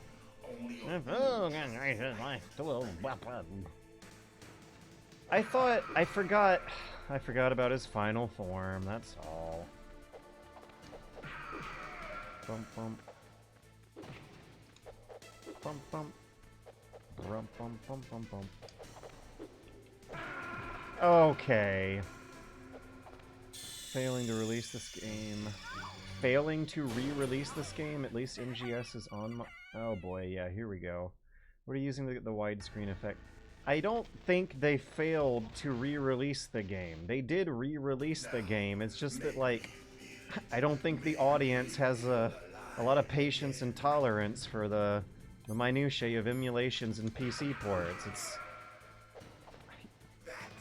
I've read the complaints about the Master Collection, and I'm not particularly as alarmed by them as a lot of fans seem to be. They sound like pretty minor issues. This PC port probably actually has more issues going on than... Like, the camo effect on Gray Fox here, killing the frame rate and looking bad at the same time, both, is probably still a bigger issue. Like, there's no motion blur effect in this version. Sure, I got widescreen. Sure, I can turn the wobble off. Sure, I can turn on bilinear filtering. But, like, the hardcore Metal Gear fans, for some reason, like the wobble and the bilinear filtering, and I'm not getting that here. Motion blur, on the other hand, I do wish that motion blur was there. Someone should totally mod the motion blur back in. Oh, Superstar, you're fine. I've just... have very little patience in my current age for the usual gamer complaints over frame rate and resolution and whatnot. The older you get, the more subtle and less consequential all that the technical minutiae really seems to matter.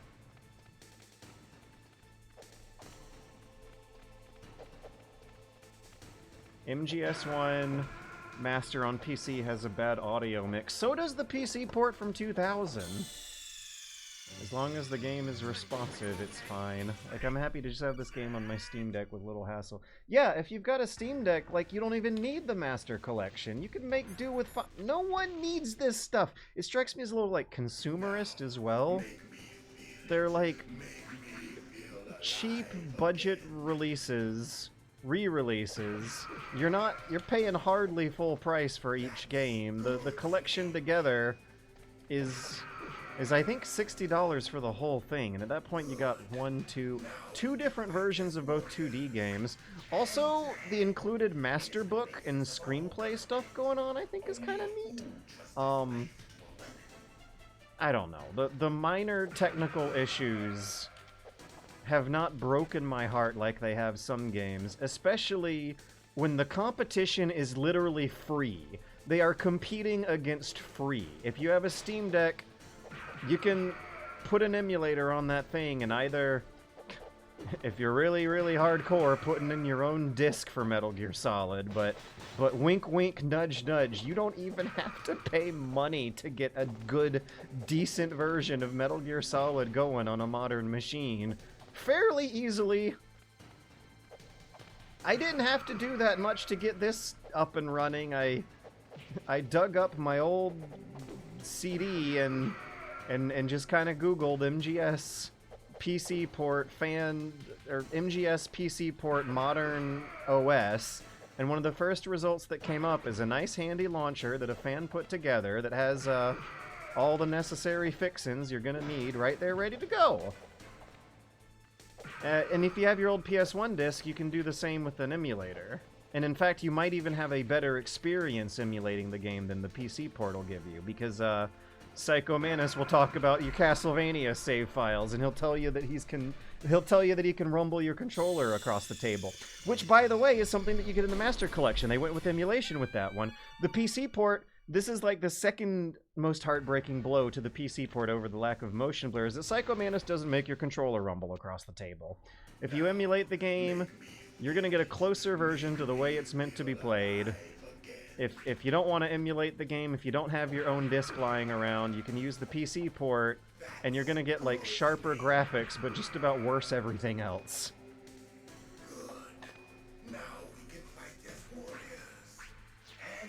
The PC port also has worse audio, missing music tracks, and lots of missing post-processing effects. Is it just the motion blur? What other post-processing effects are we missing? Oh, didn't someone say there was fake PS1 depth of field, which really confuses me. I want to know what in the world they mean by that. Do do do do do. Do do do do do. Like, I almost want to...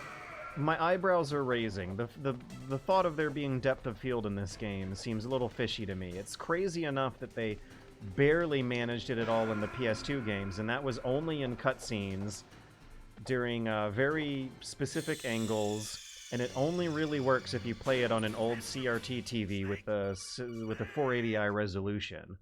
If you can, if you emulate Metal Gear Solid 2 or blow it up into high resolution, you'll see that the depth of field effect doesn't really work on higher resolutions. In the shot where Meryl talks to Snake after the Mantis fight, there's depth of field. I want to see that. I'd be really interested in looking at what that depth of field effect looks like on an emulator in high resolution, because I almost, like, my skepticism is triggering. I don't want to immediately believe that.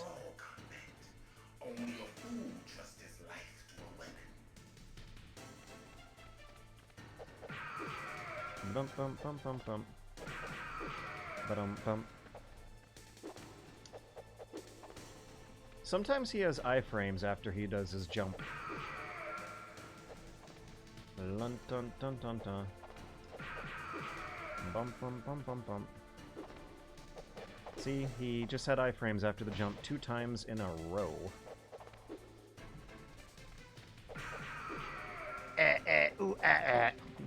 That's what it sounds like to me right now. That's what it sounds like to me. I need rations equipped. Jesus Christ. I'm slowly becoming desensitized to the routine I'm trying to memorize. Bum bum. Bum bum bum bum bum. I can't hit him after the jump like usual. Dun dun dun dun dun. Oh boy. What a cheap hit. Come on. There we go. That's the one time I was able to counterattack after his jump attack this whole run. I'll hit him twice, and then I'll start cheesing him with chaff. Don't want to take any chances again now that I got him down this far.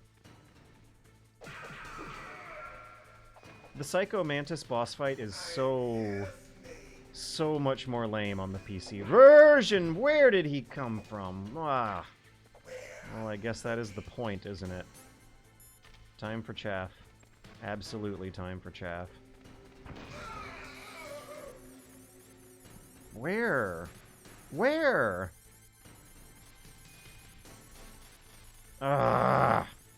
He didn't give me a free hit that time either.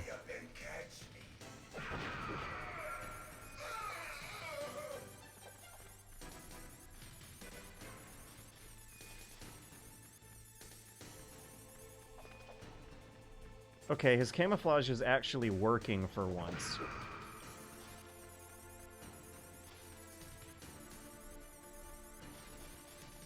For some reason, the camouflage is actually fooling me like it's supposed to.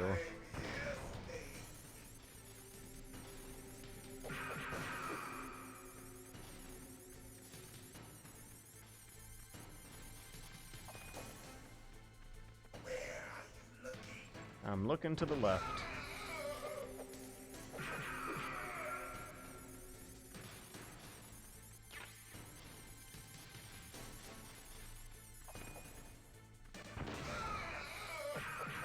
That was quick. But yeah, if you emulate Metal Gear Solid, You're gonna have a better time than PC gamers.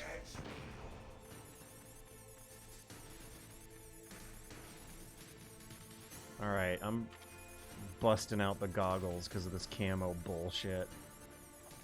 I have no idea where he was. There.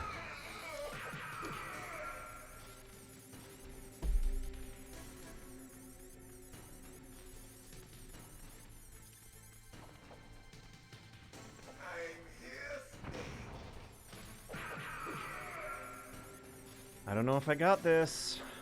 Don't know. Made a few too many mistakes this time.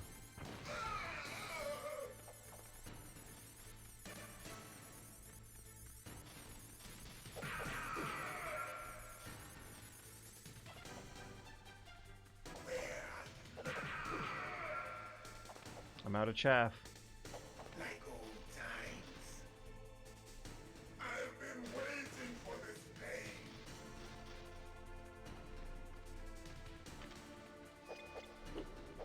That was not the run. I just don't think it's because I didn't have the confidence, you know?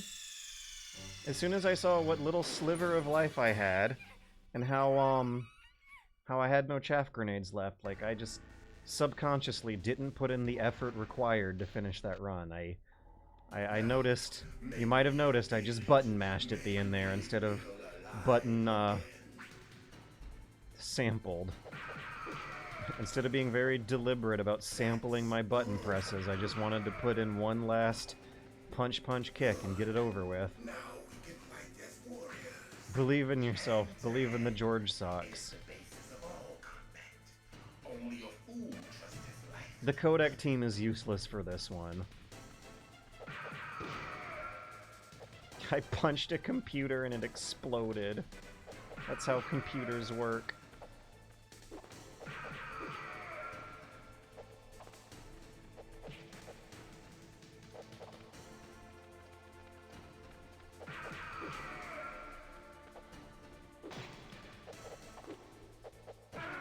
Ah! I tried to change directions, and Snake didn't change directions and started punching him the wrong way.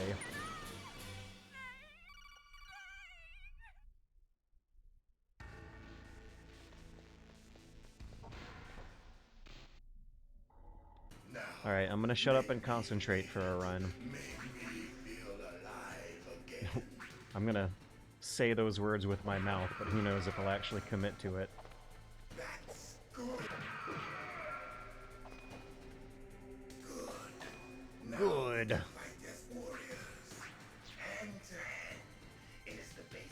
All combat. Oh, thrusters like to weapon. Bump. Never mind! Never fucking mind! Oh.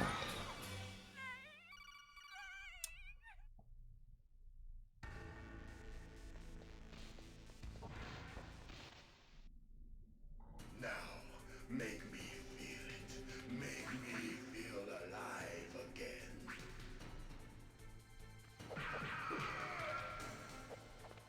That's good, Snake. Good. Now we can fight as warriors. Hand to hand. It is the basis. If this goes on long enough, he's gonna grow a bandana out of his forehead. Yes. I'm just gonna, like, clench some facial muscles and a bandana will slowly sprout its way out.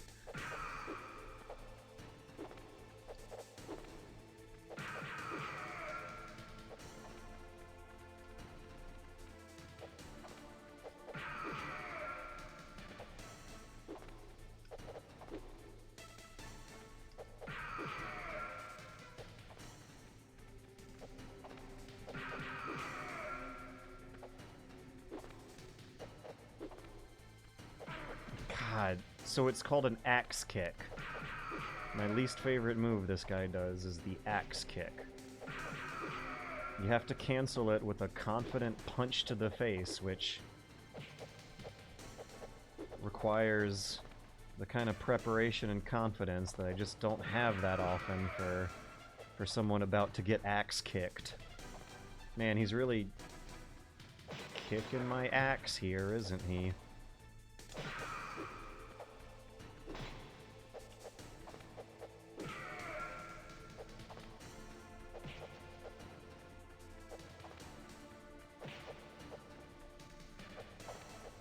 Come on.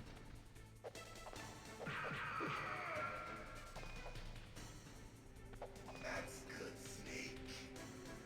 Hurry up and catch me.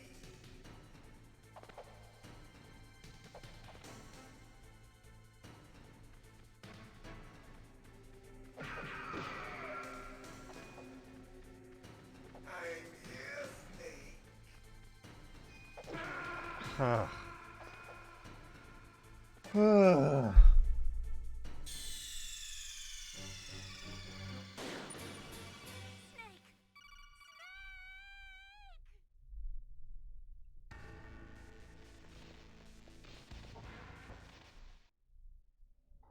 Now, make me feel it. Make me feel alive again.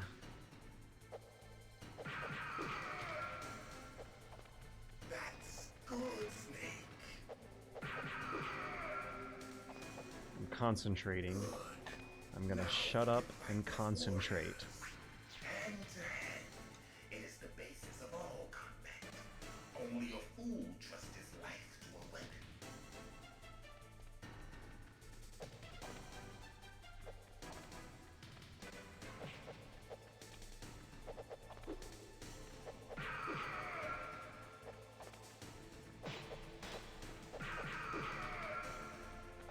He is like a Dark Souls boss. Like, aggression really pays off, but it's really scary to be aggressive against someone who can kill you in a couple hits.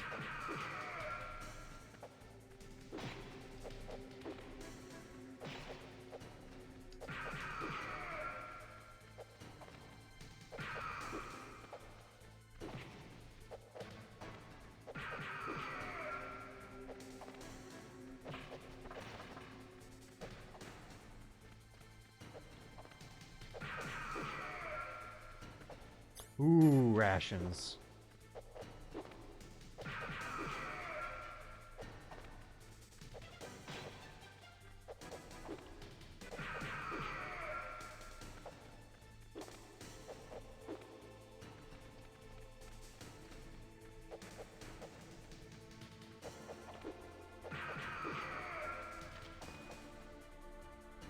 That's good, Snake. Hurry up and catch me. Oh. You know, I need to shut up and concentrate, but Trig the Discovery is really, scratching one of my itches here regarding this depth of field effect I'm hearing about.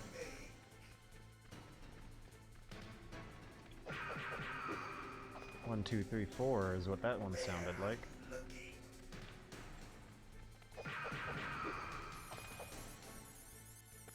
Like old times. I hope the chaff is gonna fuck him up after the cutscene.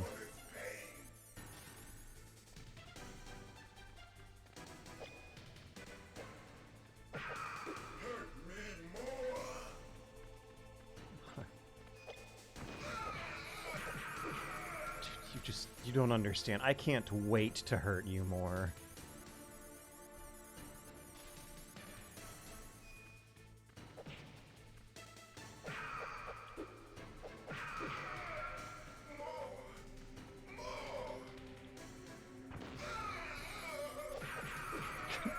I'm so crazy! I'm so fucking crazy! That's what he says in the Ego Raptor cartoon, right? And it tracks, it fits the character.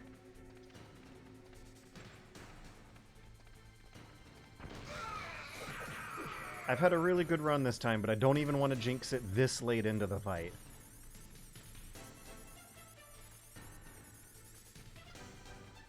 Oh, I'm so scared, I'm pissing myself. Yeah, he teleported behind me and then just started glitching out. I'm not looping him with the hiding routine like he normally does. Right now he's doing the nothing personnel kids step. I liked it better when I could just run up to him and punch him in his hiding spots. I don't like it with him slowly walking towards me menacingly. Okay, there's one last step. I, like, actually have to shoot him from a safe distance now, don't I?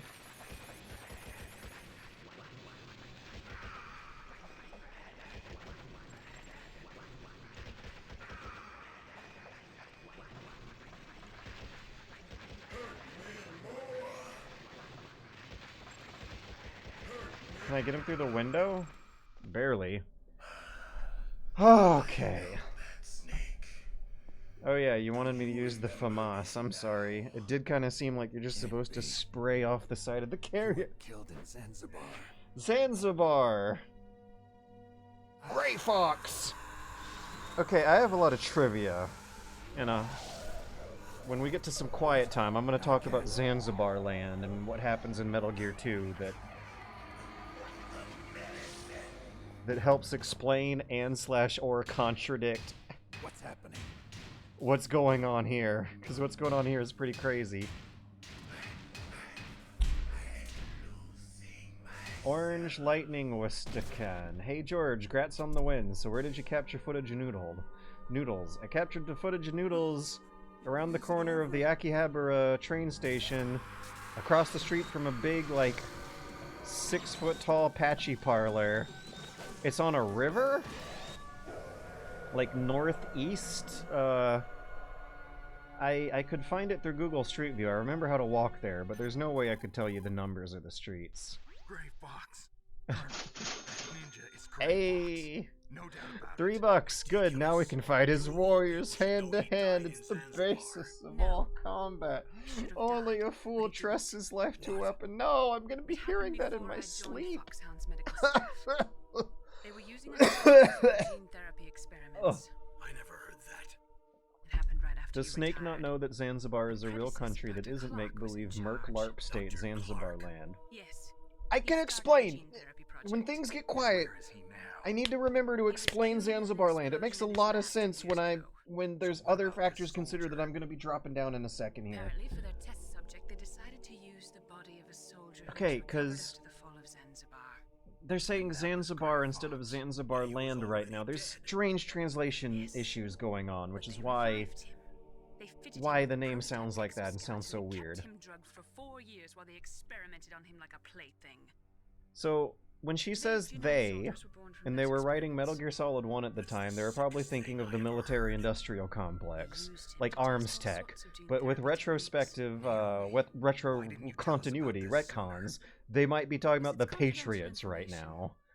Like, who is it? Because recovering someone's blown-up body and then doing weird science experiments to it, like a plaything, you know, just for fun rather than a immediate practical purpose, fits the MMO of the Patriots for the rest of the series pretty well. The Patriots kind of stand in more for the intelligence community than I think the military-industrial complex as far as real-life analogs go. I'm not sure, but he seems intent on fighting me to the death. We'll meet again. I know it. So you'll fight again? This is Kojima dumbing the Metal Gear and Metal Gear 2 wikis onto Snake. Yeah. Maybe that's what he wants. Are we, no, we still gotta hear about Japanese animes from Otacon. But yeah, at some point in that conversation, Snake says that Gray Fox showed me the ropes when I was a rookie. He was so cool and precise.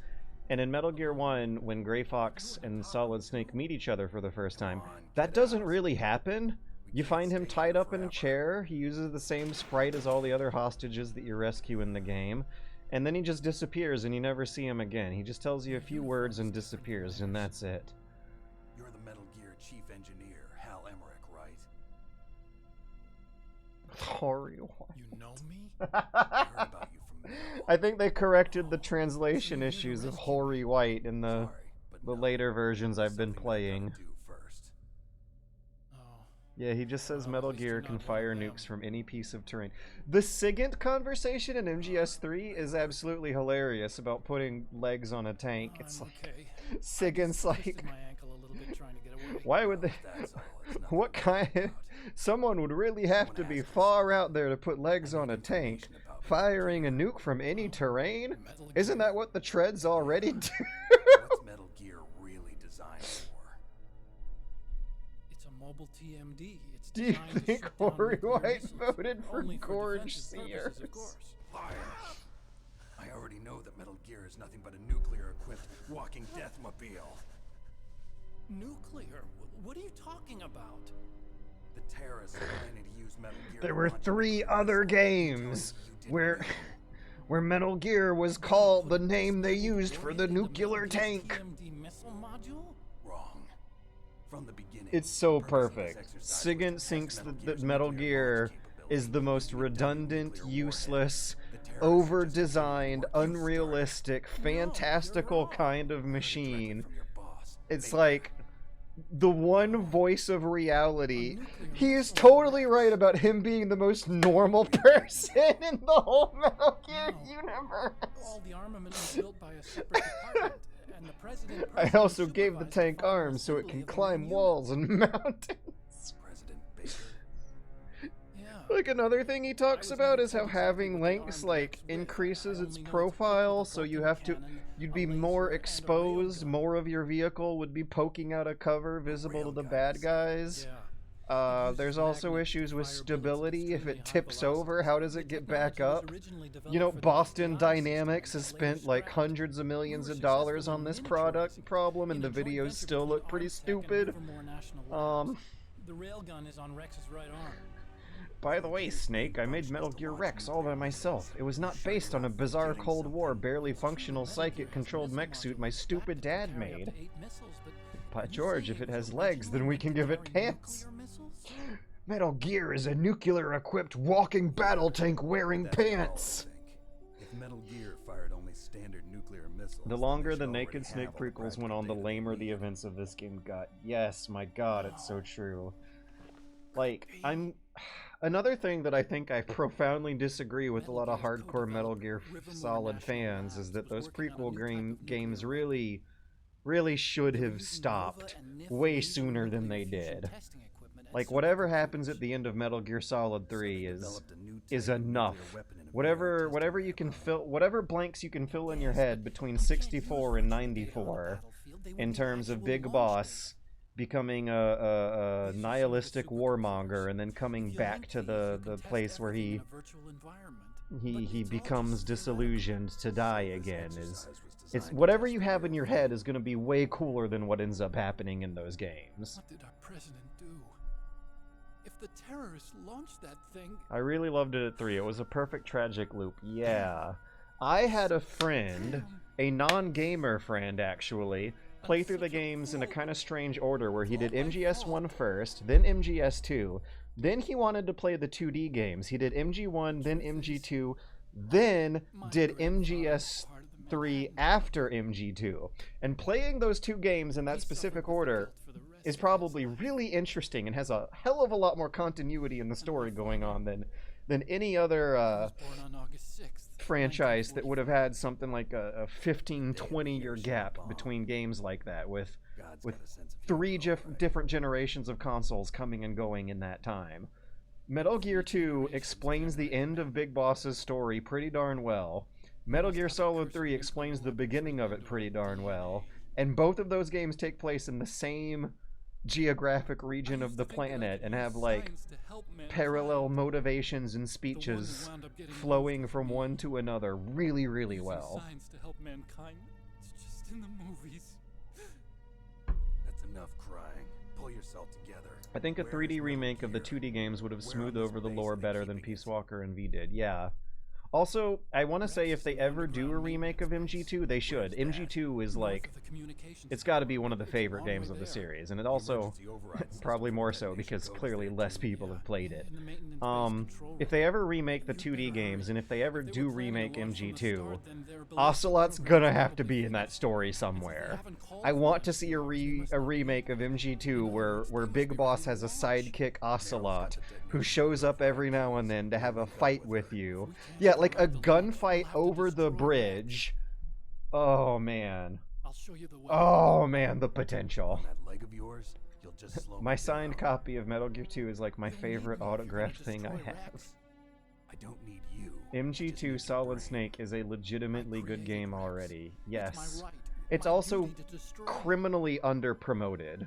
They could have done a stand-alone re-release of Metal Gear 2 on Steam, and with a decent enough ad campaign, it would feel like a new Metal Gear game getting played by millions of people for the first time. But it keeps getting buried into the bottom of the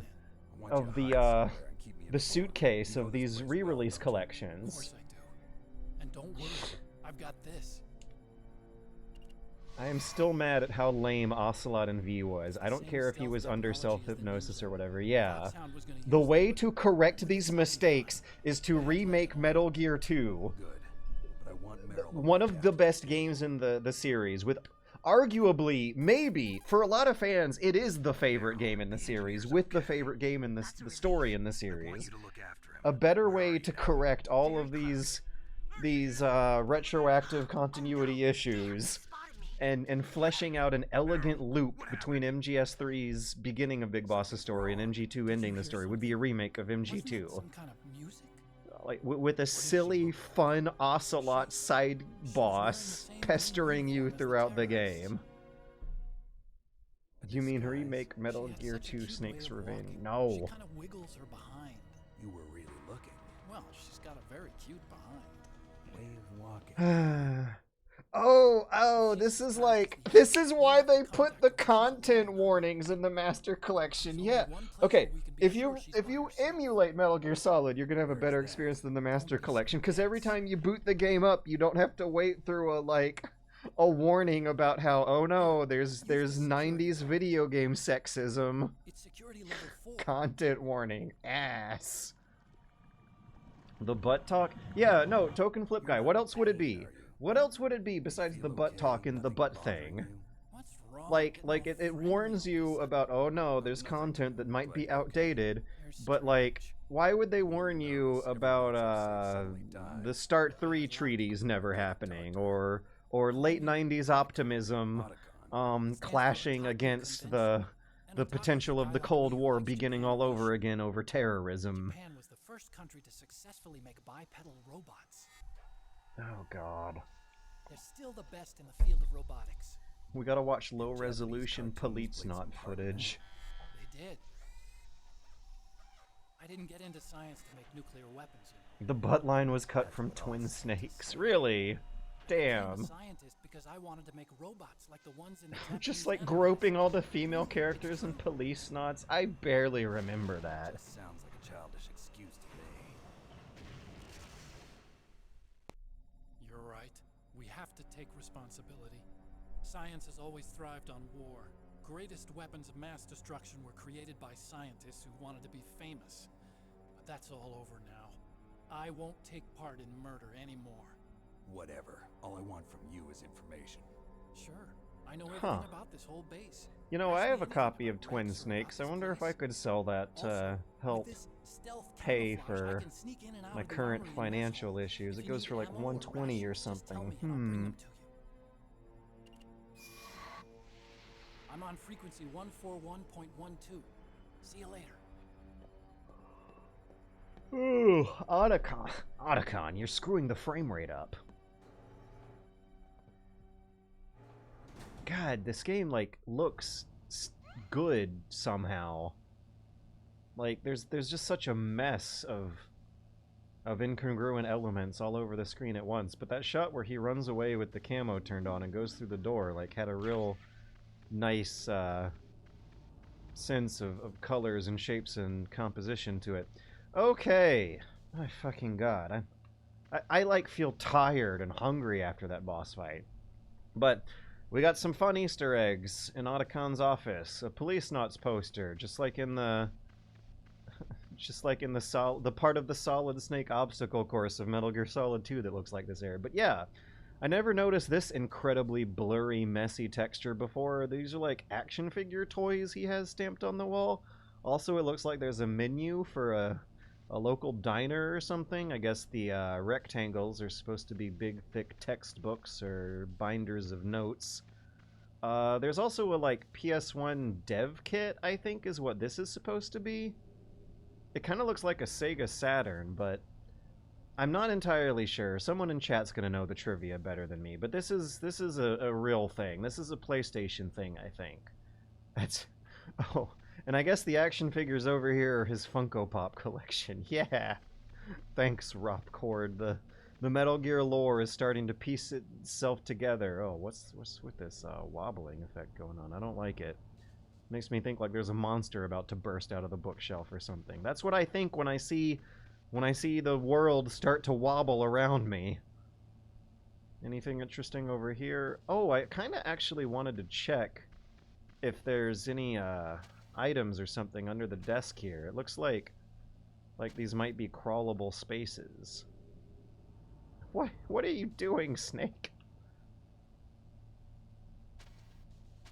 Otacon would never stoop to Funko. The game was originally being developed by 3DO. Really? Is that what that is? Is it a 3DO? I did not know the game was originally being developed for the 3DO. Huh. So that means that also, yeah, that like Metal Gear Solid for the PlayStation was also the first Kojima game that was made for an actually popular video game console that normal people had. He wasn't making like MSX or Saturn games or PC-98 games. It's always a weird thing, and really the tragedy behind Metal Gear 2. The only reason more people don't know about Metal Gear 2 is because it was on a weird system that no one... The relatively few people in the West were playing and aware of. I know, I'm a fake fan for not knowing what that weird video game console thing on Otacon's desk is supposed to be. So I got a level 4 card now. I'm wondering if the level 4 doors in here are gonna be worth searching. Let's see what's in here. Are there any gun cams? Nope. Stun grenade, nothing particularly exciting. What's the strange device on the side of his desk here? Also, is that breathing I heard? Yeah, that's cool! In first-person mode with the gas mask on, you can hear Snake doing some Darth Vader breaths. Why is it okay to fall asleep during the old, boring bits of old film, but it's not okay to fast-forward through them? What are we talking about now? Microscope? That's a very, extremely low-poly microscope. It, does seem gratifying, though, that they would want to fudge the details. Yeah, night vision goggles. Those actually will come in. Those will come in handy later on. Well, I know where I'm going first next time. I wouldn't fast forward through the slow-paced bits of the good, the bad, and the ugly, but I might fall asleep during it. Why are we talking about fast-forwarding through old, boring movies right now? I don't know, but I know where I'm going to get my next goodie item. Wanted to say thanks for the laughs and introspection over the year. Thanks for the kind words, Giant Impact. If you've never played original MGS, I still recommend it, even if you finished 20. Jammy Hopper and Lethal Placebo are having a fight right now in chat. I want in on this. What's going on? I gotta pick a side here. Hang on. Is there some like good music I can put on in the background before I scroll through the chat history and see who, which faction I want to join on the war between those two right now?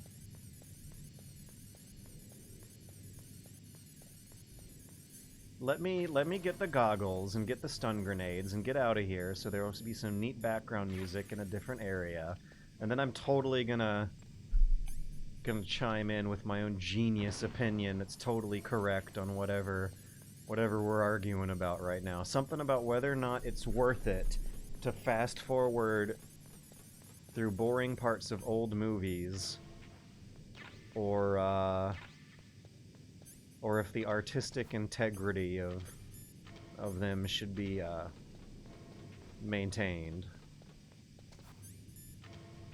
I don't know. Okay, here we go. Good music. Doom doom. Doom doom. Doom doom. Doom doom. Doom doom. Lethal, Placebo, and Jammy. God, these guys have a history. Alright, here we go. I think this is the beginning of it. Lethal Placebo says, I think I've finished Twin Snakes on my GameCube like 10 times or so. Really liked it for what it was. And then Jammy Hopper says, there's a shortcut for heating and cooling a key in Twin Snakes. Does that ruin the game to use it? I don't know if the backtracking is meant to be part of the old school appeal, or whether it's okay to cheat yourself to avoid the tedium. I think it's supposed to be a regular PS1. You're meant to backtrack in the original, but if you're playing Twin Snakes, just play Twin Snakes. When you want to play the original, play the original. Don't feel bad for experiencing stuff like that in these games. MGS1 was originally going to have pre-rendered backgrounds with 3D characters like classic Resident Evil. Good point. You can kind of tell. You can actually kind of tell, especially with Metal Gear Solid 3. The way the game's camera system works, it kind of sort of looks like they almost were about to make a Resident Evil game for the whole trilogy. And with Metal Gear Solid 3 in particular, you can actually play the game from those awful original camera angles, and it's not so bad if you play it like a Resident Evil game where you're walking and only sprinting at full speed in a freaking emergency. But most players are going to be trying to go, are going to be moving at full speed, pushing the analog stick all the way to the edge like a normal person would. In Resident Evil games, there's a run button on the controller. It's kind of treated as an emergency function. You're supposed to go slow and soak up the environment and be a little worried about what the camera's hiding on the other side. If you play that in Metal Gear Solid 3 from the original camera angles, it's gorgeous and plays completely. It plays pretty different. Anyways, I wouldn't fast forward through the slow-paced bits of the good, the bad, and the ugly, but I might fall asleep during it. Why is it okay to fall asleep during the boring bits of old films, but not okay to fast forward through them? That sounds like a personal hang-up you have, lol. If you've never played the original MGS1, I'd still recommend it, even if you finish Twin Snakes first. We're not fighting, just talking, lol! You cheated not only the game, but yourself. The vibe and level design are superior in MGS1 to me. Also, I think the addition of the first-person aiming is a big deal. The biggest criticism that Twin Snakes faces is that you can first-person shoot your way through a lot of much more deliberately designed fights that are more fun if you can't first-person it up. Soak it up. Go slow. I'll play it like a Resident Evil game next time. Got it. Right. Yeah. Alright, which one of you guys has the better butt? I gotta find out which one of these two guards has the butt I want to be looking at. Oh no, Psycho Mantis is playing his mind control music. Oh, there she is. Okay, so I have to reveal myself to Meryl, but I need rations, and we're about to do a boss fight. Oh, it's gonna be so lame. You guys are gonna hate it. The Psycho Mantis boss fight on PC is fucking nothing. It's basically point and click on bad guy. Yeah. Also, I can't lean out from the desks. I'm afraid to leave this desk. Is that Meryl, like, right on top of me right now? Yes. Okay, so Meryl's on my left. A normal, ordinary... God. Gah! There were 3 guards in there. Ba-dum-bum-bum. Metal Gear... I can't tell if my memory of Mei Ling's original voice is from Metal Gear Solid or Metal Gear Awesome. Mei Ling's voice in Metal Gear Awesome is just a hilariously exaggerated version of the Asian lady stereotype voice. Also, I believe, like, this is another big criticism with Metal Gear Solid Twin Snake, is that Mei Ling sounds less Asian and Naomi sounds less British. Okay, Meryl's the closer one, normal guard's the farther one. Oh, look at this. Look at this beautiful gameplay. Dun dun dun dun dun. Hello, Meryl. Goodbye. Oh no.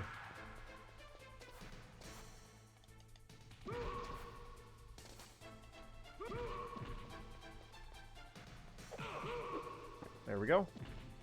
Easy peasy. Oh, I couldn't get their rations, though. They're too alive. Ooh, and I need even more rations, so that means more guards have gotta die.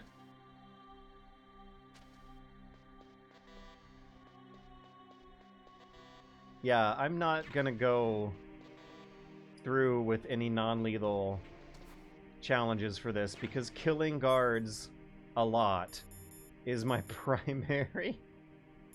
like that's how I'm gonna have to heal. I have to farm rations from guards. There is no other way. You can't. In Metal Gear Solid 3, you don't got to deal with that problem. You can heal slowly and naturally over time.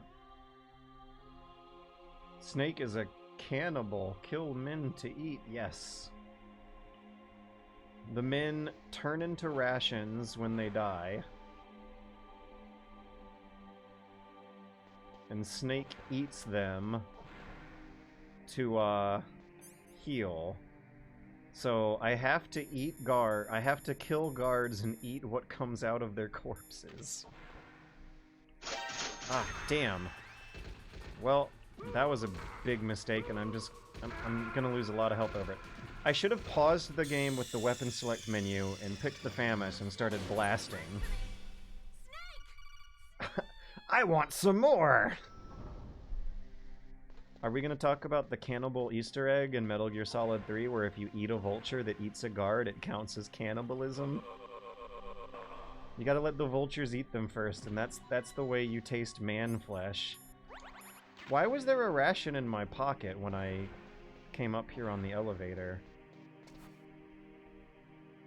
I'm scared to go through the door.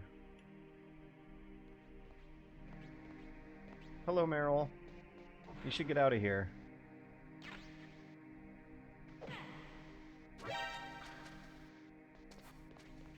Now where's her friend? There he is. Where does the third guy come into play? Was that just an alert phase thing? Uh-oh. I hear him, but I can't see him. It's like a good sense of tension, I think, is being able to, like, hear the guards, you know they're there. You played the game 12 times, you know the guards are there, but you can't see them. Meryl, she comes back here fast. Hello. Bye. Oh yeah, that's right, I gotta get my items too. But it looks like I'm gonna have to take the elevator to respawn the guards. Yes, I am going to farm these guards for rations. I'm gonna take the elevator, go downstairs, come right back upstairs, and farm rations out of their body again.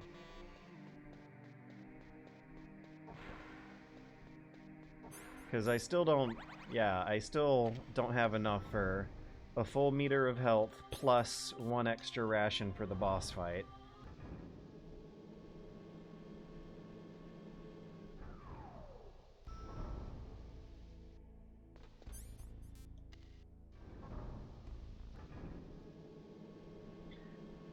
Superstarm is so scared of the MGS3 remake. I want it to have the detail and love of the OG, but I fear Konami will cut a lot of the little things out for time and budget reasons. So far, I don't think we've seen anything too very offensive, but I hold off on having any opinions on anything, really, until review scores start coming in. I don't know, like, at this age, getting mad about upcoming video games that aren't out yet seems like the absolute hyper-consumerist waste of time that I'm pretty sure I have outgrown by now. And if I end up doing it again, it will surely be by accident, more from my id than my consciousness.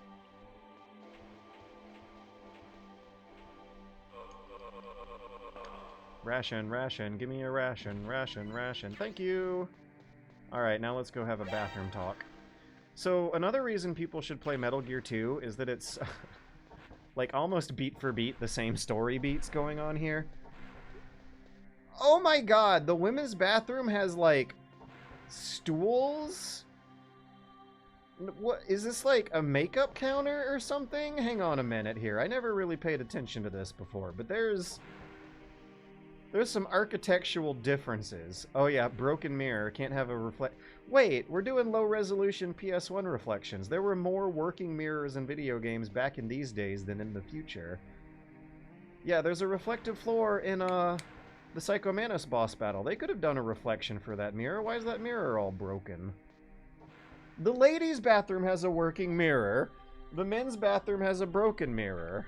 Also, I gotta do the traditional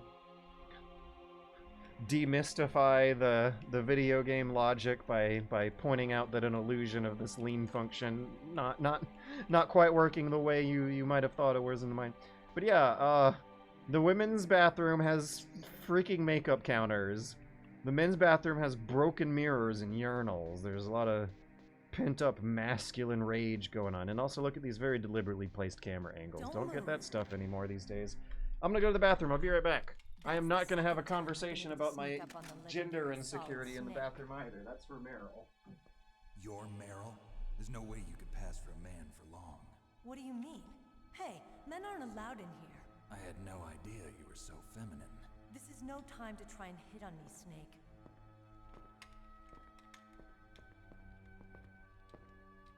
Besides, it's a waste of time. When I joined up, they gave me psychotherapy to destroy my interest in men. Same smart mouth. You're Meryl, all right. Are you hurt? Not yet. After all, I was disguised as a genome soldier. So why'd you change? You'd be a lot better off dressed like one of them. I got tired of disguising myself. Okay, yeah, I'm back. The truth is, the uniform smelled like blood. What's that mark? Huh? Oh, what's that mark? It's a paint tattoo. Do people not go to the bathroom to have conversations about their gender insecurities? In Metal Gear 2, you have to find a female sidekick soldier in disguise patrolling an area that has bathrooms nearby. You have to figure out which one is the guard who you want to follow to the bathroom, and then you have a somewhat intimate conversation about their personal life and history in the bathroom. But yeah, I'd imagine that if anything in Metal Gear Solid 1 is outdated enough to sound callous and aggressive and rude and with modern standards, it's probably more the butt stuff than this stuff. Like, I don't know. I had an argument with Jacob Geller on a podcast about it, right? Like, the stuff going on with the female characters in Metal Gear Solid 1 is like... It's weird. It is weird, but it is significantly more quaint than what happens with the female characters in the sequels. Like it almost, it's like aged a little well, actually, I think, Meryl's character. She's like...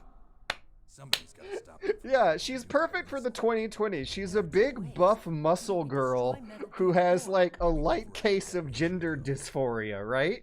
Isn't that what we want into the 2020s, gamers? You mean this? Where are the others?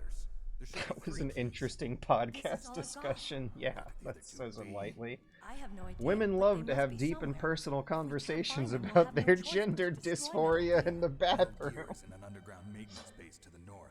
Take me too. I know this place better than you do. You'll just slow me down.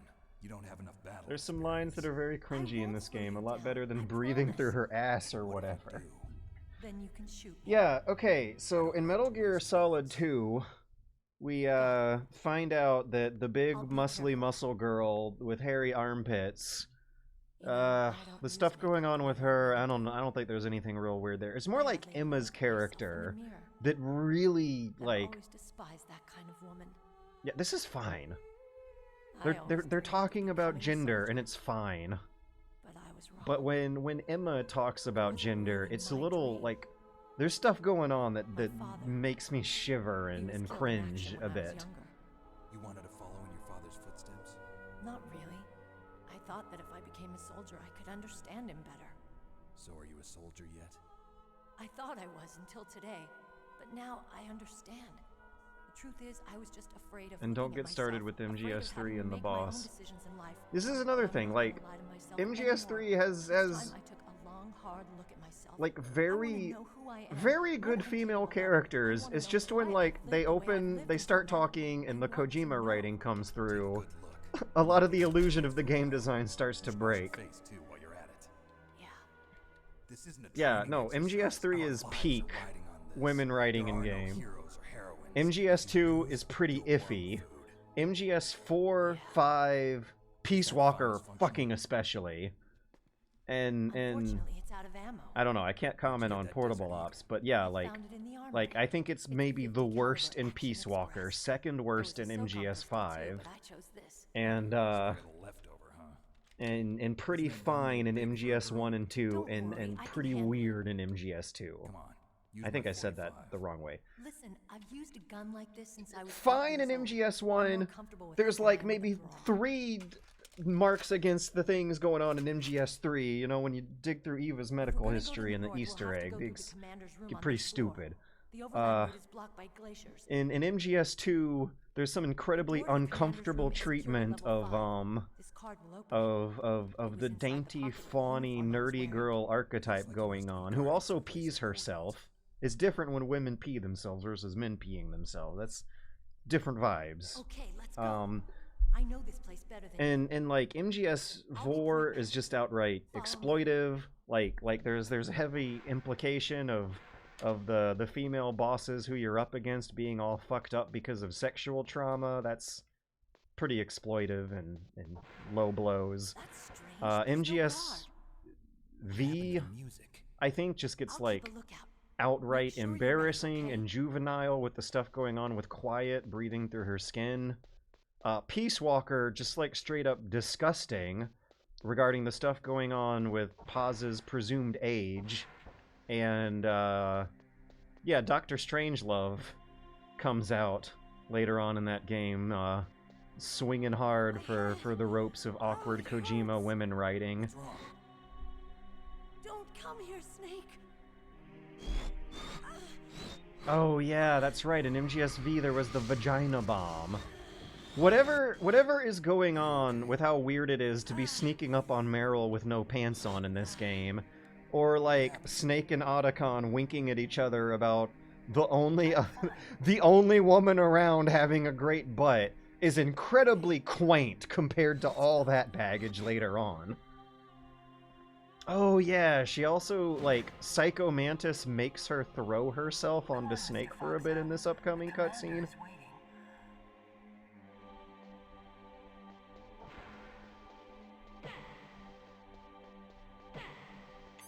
Can I just skip ahead to...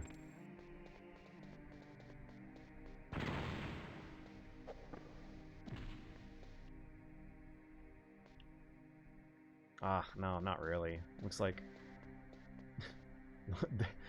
Hideo Kojima didn't think of everything. I thought you just chucked a frag at me. No, next best thing. This is how you turn off the mind control. You just throw flashbang. Oh yeah, I forgot about this. When you first person mode during the segment, you see Meryl's point of view. For some reason.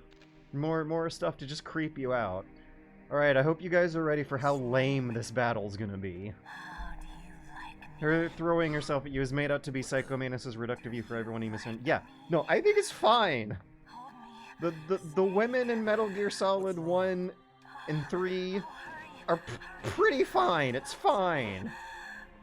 Also, like, remember, besides this, we also get, Sniper Wolf, and, you get your sexy sniper babe lady, and also your sexy Russian lady with the cigarette. Nastasha is somewhere deep there in the codex.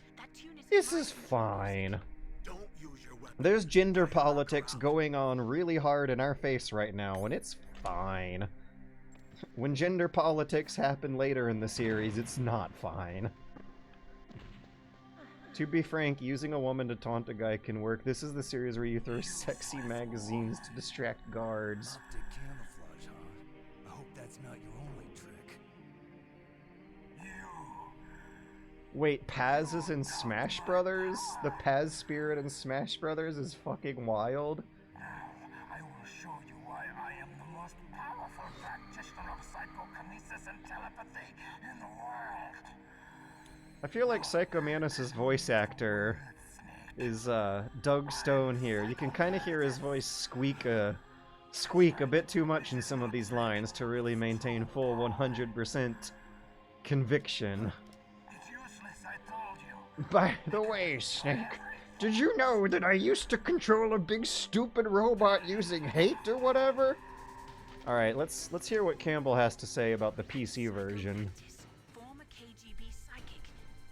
Oh, I should tell you guys about Lou Elizondo trying to perform ESP on a UFO whistleblower and it failing hilariously. Man, we don't have a lot of quiet time for me to tell UFO stories right now, do we? But, okay. So in Metal Gear Solid, the KGB is researching psychopathy and telepathy.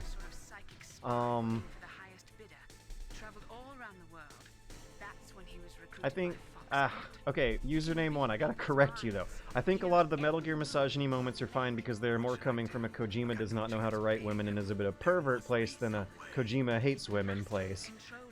This is why the vibes, I think, really strike me different with Peace Walker and 5, is that it does seem to escalate from, like, weirdo nerd pervert to women the women in the game just get the shit beat out of them and also be all perverted and wear bikinis and shove their buttholes in the camera. Like, yeah, Quiet literally has no speaking roles until some, like, music lines in the end of the game or something. It does seem to escalate from the weirdy, socially awkward, nerdy place to, like, all sorts of implications of the subconscious coming out. Okay, anyways, yeah, in the Metal Gear Solid universe, apparently the KGB is researching telepathy and Psycho Mantis powers, right?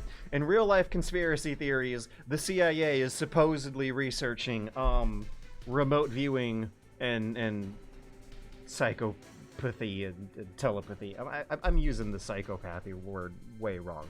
In real-life conspiracy theories, the CIA and DARPA, the military-industrial complex, is supposed to be doing experiments with their super-secret Project Blue Beam, MK Ultra projects about training CIA agents to learn how to use their mind to astrally project out-of-body experiences into faraway galaxies where the aliens are and read other people's minds, alright? So, there's a guy named Lou Elizondo who is a famous UFO whistleblower starting around, like, 2017, I think, is when he started doing some bureaucratic moves to push paperwork through. And for a skeptic like me, who's been following this stuff over the past years, it always kind of looked really funny how these guys will simultaneously claim that they're under a non-disclosure agreement and can't say anything, while also claiming that they have full self-sacrificing convictions to suffer whatever consequences would be necessary to get the truth out on these conspiracy theories. Lou Elizondo has been that type of character. He's always dropping hints, never dropping truth bombs, and always saying that, oh, in 2 years there's going to be a real big announcement. In 2 years something's going to happen that's going to make you believe I'm right. And this has been going on for about at least 4 to 6 years at this point. There is a really hilarious article that I should actually link to about how Lou Elizondo got caught performing a fake ESP future-predicting mind-reading routine, which isn't even really a big part of the UFO lore at the moment, but a side chunk, a side quest that a lot of UFO lore dives into is mind control and astral projection research being done by the government, and mind control supposedly being a way that the aliens control their spaceships with no visible controls to the naked eye, and astral projection being the way that you can teleport some kind of camera-like vision and no clip all the way to other galaxies faster than the speed of light to make FTL travel work. So anyways, ESP, mind control, holding someone's hand and predicting the future are like a subcategory of conspiratorial lore underneath the alien/UFO category, right? So there's this story from another UFO whistleblower named what is it? Cahill McGowan? Elizondo, no, Cahill and McGowan are two different things. There's an article by Jeremy McGowan. Yeah, Jeremy McGowan is another UFO whistleblower who's never quite gotten so deep into the woo stuff. They call it woo, is when theories about aliens start crossing the lines over into theories of things that sound considerably more supernatural than just aliens. And apparently there's this story that Jeremy McGowan posted on Medium, where he was hanging out with Lou Elizondo. And another thing going on is that these guys are like, a lot of them are fucked up war veterans who have pretty bad cases of PTSD and are kind of prone to believe crazy things in the first place. But there's this story about how the two of them are like sitting around a ranch house, like drinking beers, telling war stories, shooting the shit, and at some point they wave their wives out of the room and start having more secret manly conversations. One of which involves Lou Elizondo putting his hand on Jeremy McGowan's arm and closing his eyes and doing some Miss Cleo bullshit, where he gives a telepathic future predicting reading based on some hints about McGowan's family life that were dropped earlier in conversations. And Lou Elizondo ends up interpreting those hints wrong and making a very confident prediction about something that could easily describe a fairly normal lifetime milestone. He holds his hand on this guy and says, in 3.5 years, you're gonna experience something that's gonna make you say, that son of a bitch was right. And I'm reading your future here. I'm astrally projecting into the multiversal quantum subspace timelines, and I'm seeing your daughter get into one of the most prestigious universities in the United States, and you're gonna shoot so far ahead of your wife's drug addiction, that your ex-wife's drug addiction, that you're gonna feel like you're on the top of the world in 3.5 years. And so apparently this was misinterpreted by McGowan dropping hints about his family life earlier, where he said his ex-wife had an addictive personality, not necessarily a drug addiction. He also didn't say that he had 2 ex-wives and 2 daughters, and Lou Elizondo was not able to perform the illusion, the magician's trick convincingly enough to account for all those possibilities. That, yeah, anyways, the credibility of a lot of UFO guys that were getting big in the past 3 years is starting to crumble down, and it's one of the most gratifying and also mildly disappointing things to be watching from someone who has developed a big interest in the long 4,000-year-long history of magical, mystical bullshit, worming their way into very big, important superpower politics over the past 4,000 years. And this seems more and more like an exciting new chapter of the same narrative that includes fortune tellers and auguries and ancient societies like Rome getting big bucks from the government to predict how wars and climate are gonna go. Anyways, let's see what chat has to say about that while listening to some music here.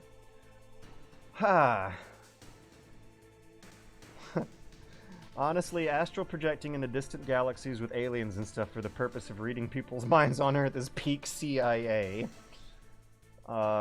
CIA astral projecting unregistered firearms into Latin America every time one of those countries starts thinking about nationalizing the banana industry. George Sears sent the CIA's top agents to assassinate old man Castro with image-trained astral projections.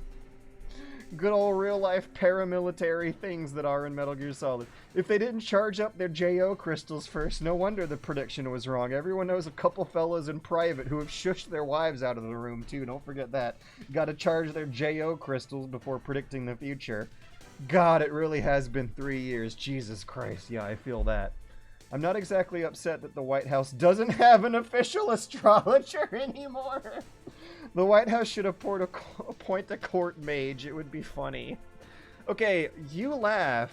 Yeah, sure, the White House might not have one, but I swear I read a story a few years ago about an argument in the Georgia Legislative Assembly over whether or not the astrological signs were in the right kind of place for the government to be predicting, or the government to be passing laws based on predictive futures and whatnot. UFO sites are very US-centric, not many Chinese or Indians being abducted by... I don't know, Jammy Hopper. There's also a lot of UFO sites in Russia and Latin America, too. It seems to just, like, I would argue, come with the territory of a paranoid society that has gone through extensive military restructuring by superpowers in recent times. And of course the aliens only want the aliens don't only want Americans. So many of this stuff is from Latin America too. Of course there's more Americans because there's like also more American users on the internet in general. But no, I think this is a misnomer. I looked it up. There's alien culture in other places too. Yeah, if you have, like... If your country has gotten fucked by a high-tech military superpower with overpowered surveillance and air superiority, and you have, like, a wild frontier in your country that kind of sort of attracts weird people who like to live in the woods instead of in big cities, I think that is the ingredient needed for UFO culture to spring up. Yeah, it's also a big thing in Latin America and Russia.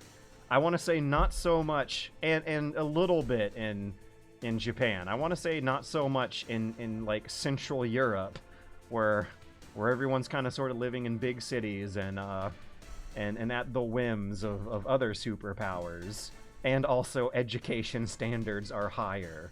UFO culture, I feel, is a byproduct of the much less supernatural and less talked about but very real frontier culture of the United States that comes out every now and then, specifically with how guns are handled in America. America has a shitload of undeveloped forest wilderness throughout the whole country, and the populated cities on either coastlines are really an absolute minority of the total landmass, and that shit attracts weirdos who are prone to believing in a number of free-spirited trains of thoughts, like libertarianism, UFO lore, Bigfoot sightings, that sort of thing. Anyways, Psycho Mantis. I don't think I gotta do anything that special. Just point and click on bad guy, right? Bloop. Okay, maybe I gotta dodge his balls a bit. Bloop. Oh, there we go. I hit him. I didn't hit him for a lot, though. Doop, doop, doop, boop, boop, boop. Boop, boop, boop, doop, doop.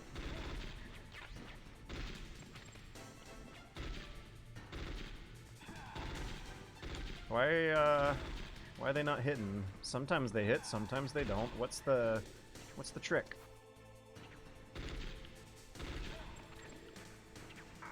Ah, I got lightly touched by a vase. Arrgh.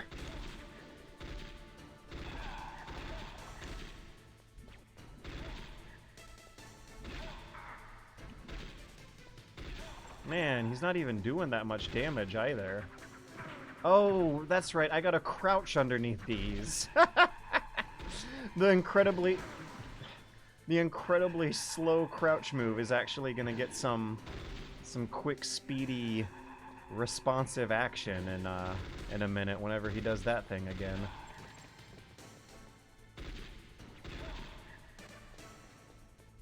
Boom, boom, boom, boom, boom.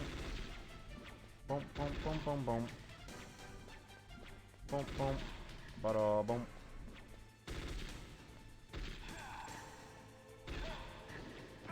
Ah! Da,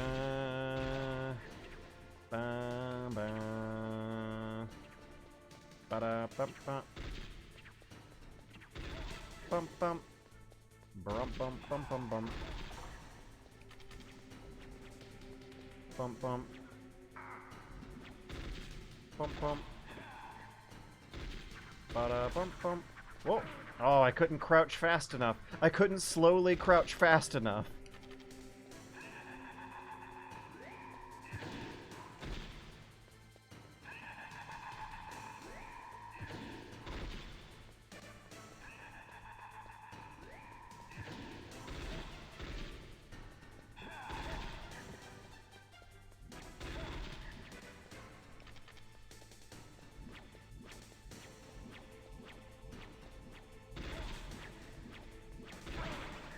Yeah, this pretty much is point and click on bad guy, isn't it?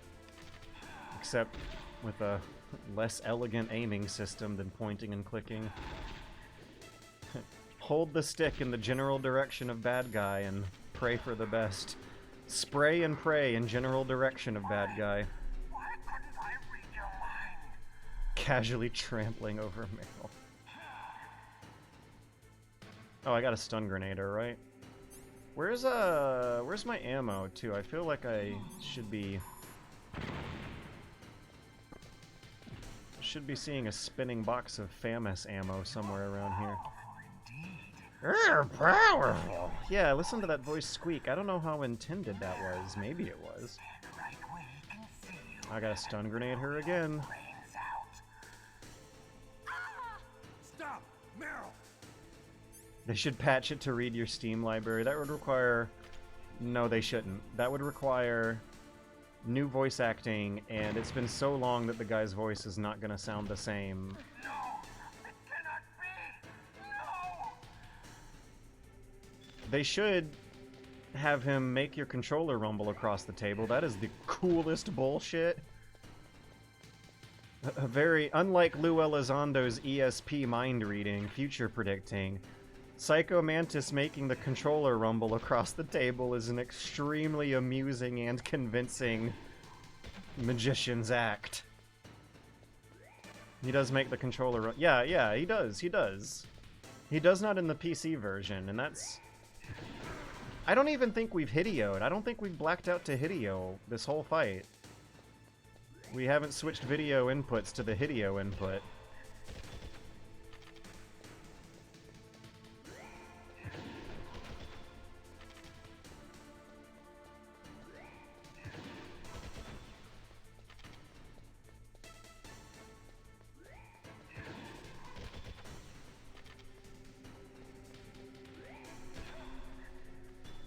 Okay, so I gotta hit him before he throws his ball.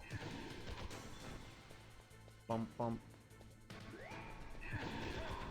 No, I can hit him after, I just have to be close. Got it. Right.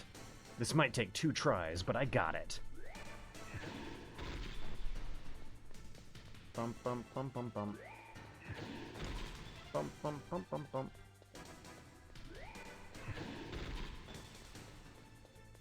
Bump, bump. Come on. You gotta be real close for that to land reliably.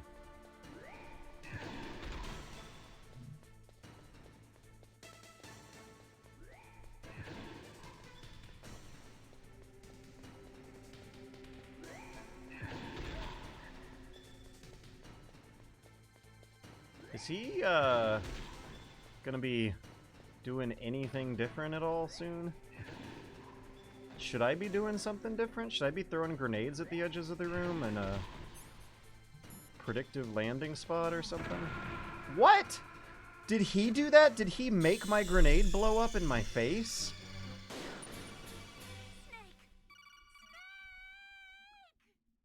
Mantis reads out how much money you've spent across your entire Steam library.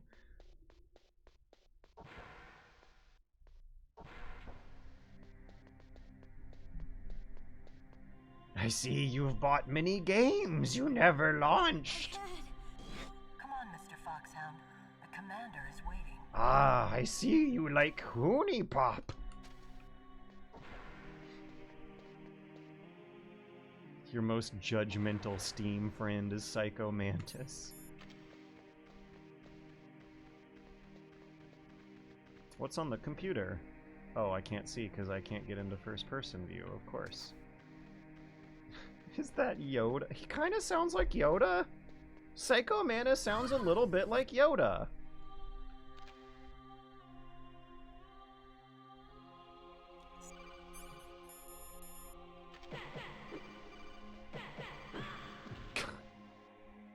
Why use the stun grenade when you can just punch the shit out of her? Oh, I don't think punching the shit out of her works, huh? Oh. I wasted the stun grenade and punched the shit out of her. Good going, George. Great job. Really hero saving the day here, huh?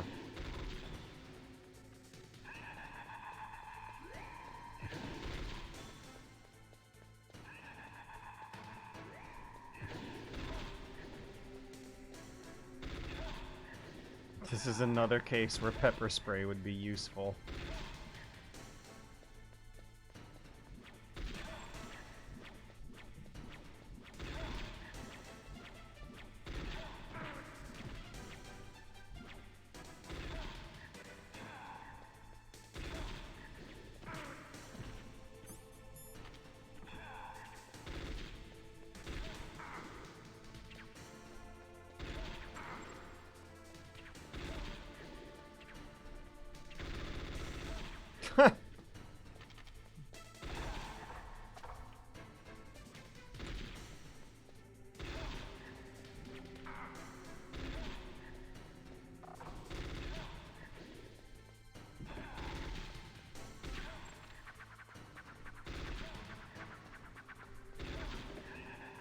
Exciting stuff, isn't it?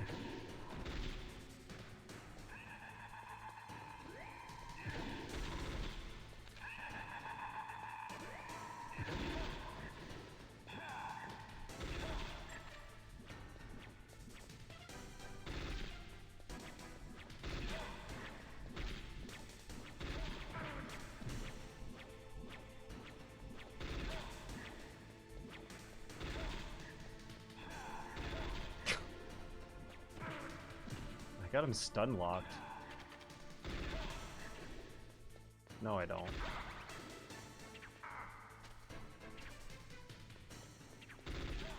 Why couldn't I read your mind? The lack of video screens really fucks up the feeling.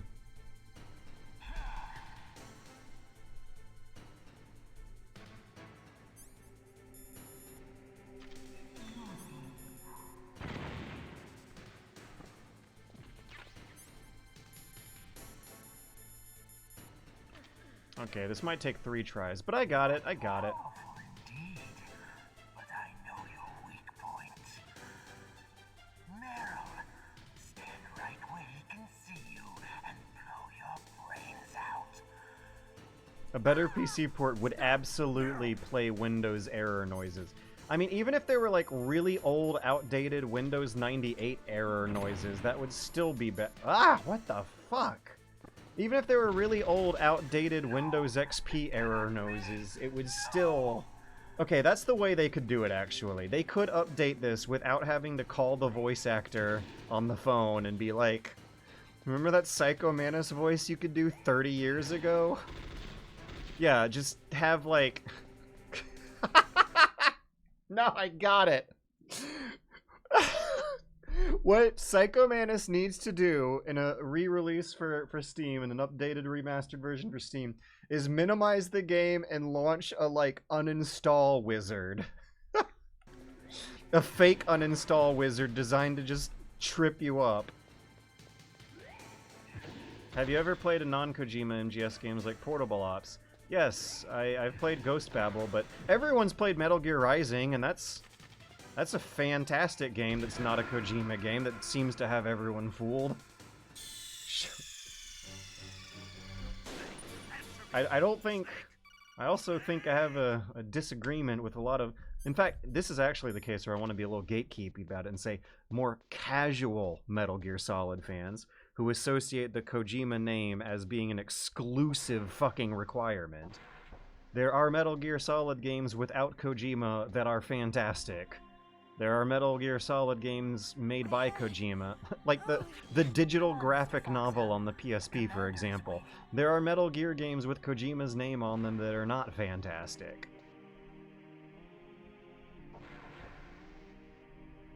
Also, the NES Nintendo game that most Western millennial gamers got in the 80s, that technically was not a Kojima game. It was the MSX versions that were Kojima games.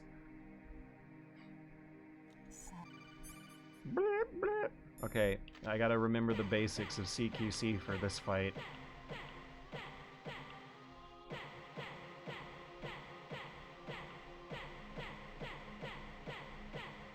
There we go.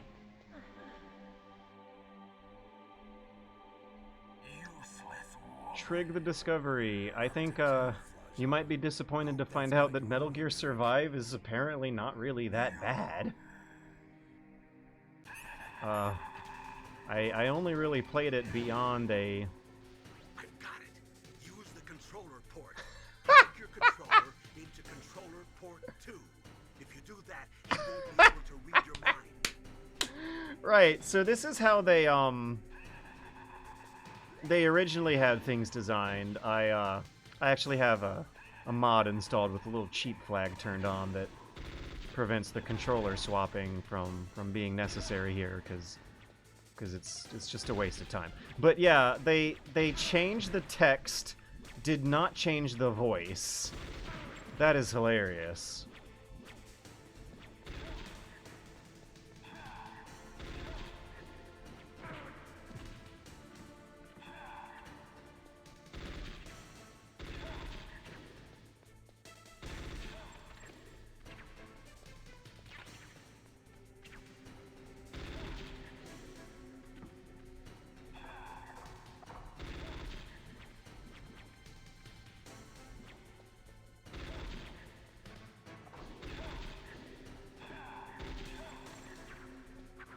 Oh, gotta crouch. No, it still hit me! Ooh, at least I found where there's gonna be some more ammo.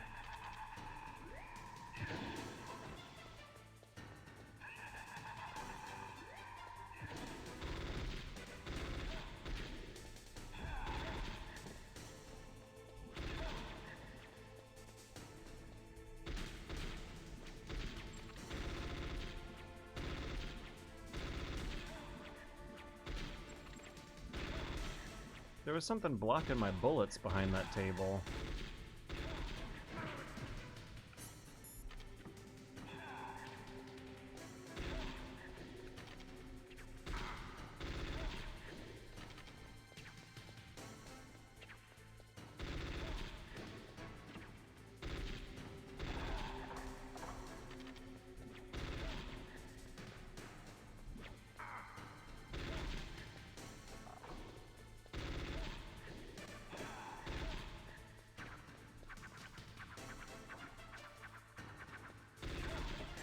Just need to avoid more hits.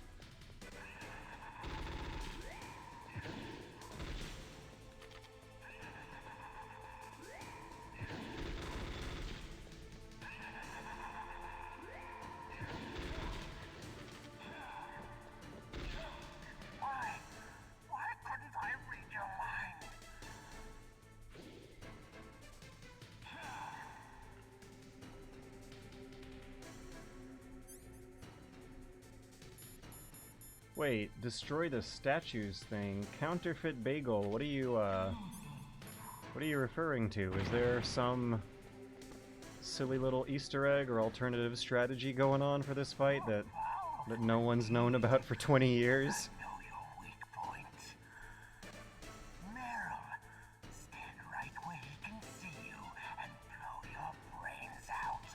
Destroying the statues in the room lets you kill Psycho Mantis. Really? Well, you learn something new every year.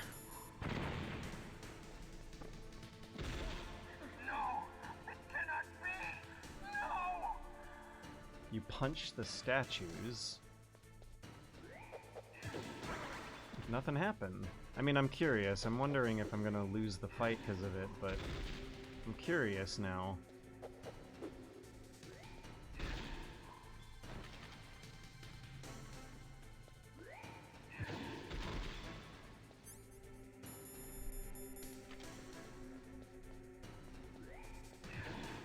Oof.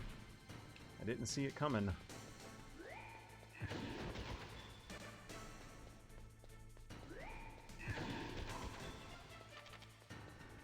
I need FAMAS ammo.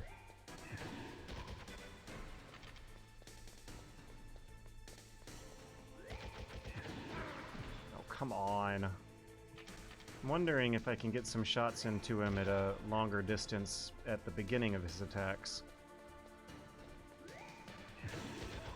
rather than waiting for him to spawn in closer to me and doing it at the end of his attack.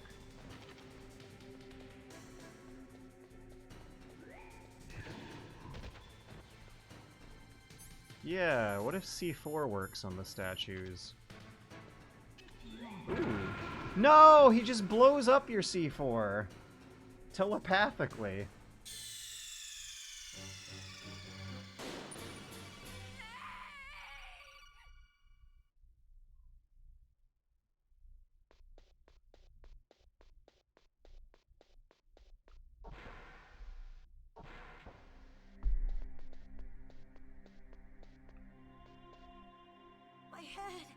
I have to call the Colonel a lot to be able to destroy the statues. Okay. Well, I guess it's like good to know that they had some kind of flag at play for the sake of accessibility. You gotta keep calling the Colonel to do it. I'm not gonna worry about it.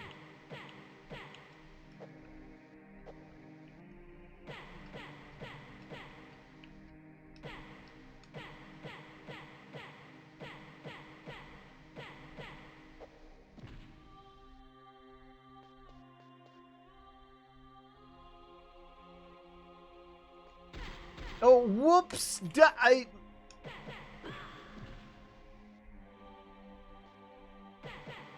Should I be stun grenading her for this instead? I don't think this is a very reliable method. Okay, she keeps getting back. That makes like twice that I've wasted the stun grenade and also beaten the shit out of Meryl. Snake, you've created an HR nightmare. That's putting it lightly. Also, why is Snake immune to the stun grenades? What did I just get money for? Oh blag, oh blag, oh blag. Love you, George. I really don't like the idea of me getting money immediately after this, like, beating the shit out of Meryl stuff.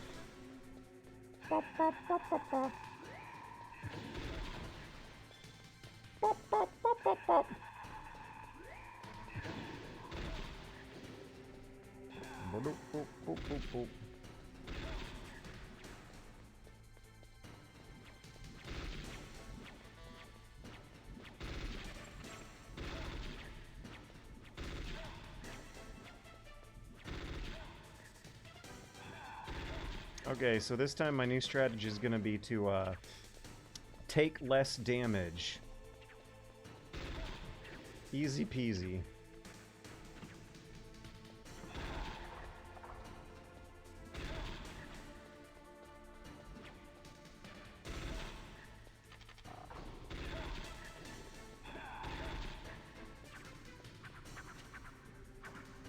Yeah, I don't know if that actually counts as using the crawl to dodge underneath them or not, but it kind of looked like it, so it counts to me.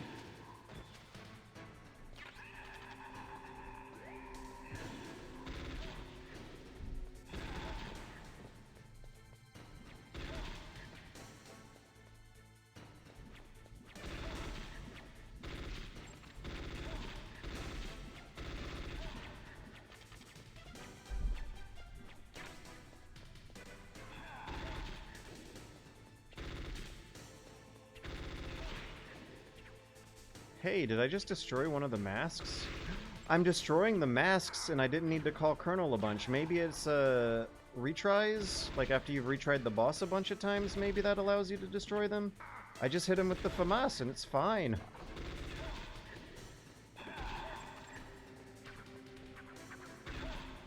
What? I feel like a stranger object than usual came flying at me from the left there.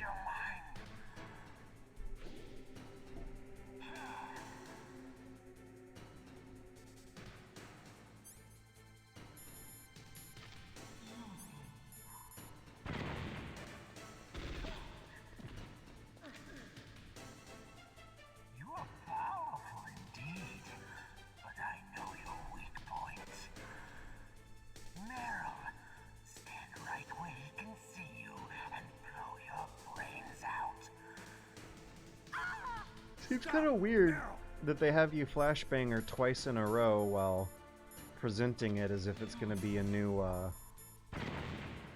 kind of problem you haven't dealt with before.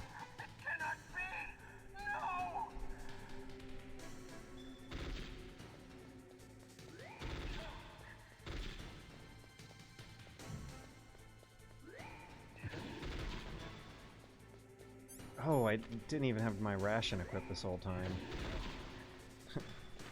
So by avoiding damage, I'm having a really good run this time. I haven't made too many mistakes and haven't lost too much health. Bump, bump, bump, bump, bump. Ba-da-dun-dun-dun-dun-dun.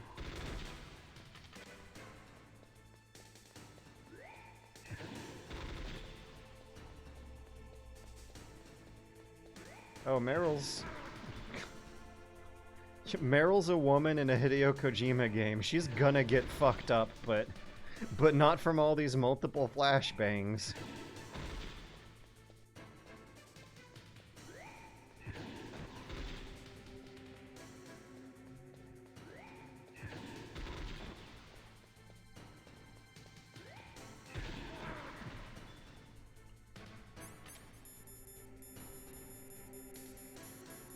So the next problem I'm going to be dealing with here is figuring out the logic behind the machine gun ammo spawns.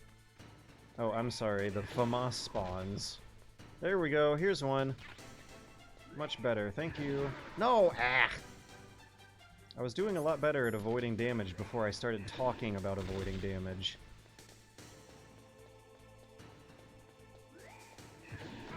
Come on.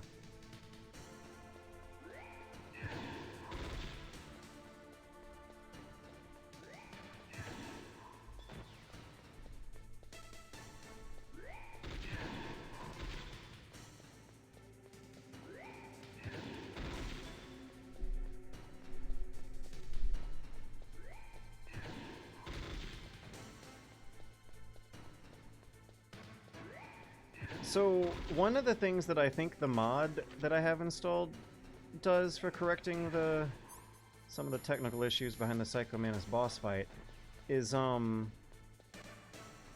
whether or not it's, like, looking for D input or X input signals for players using a controller versus the keyboard.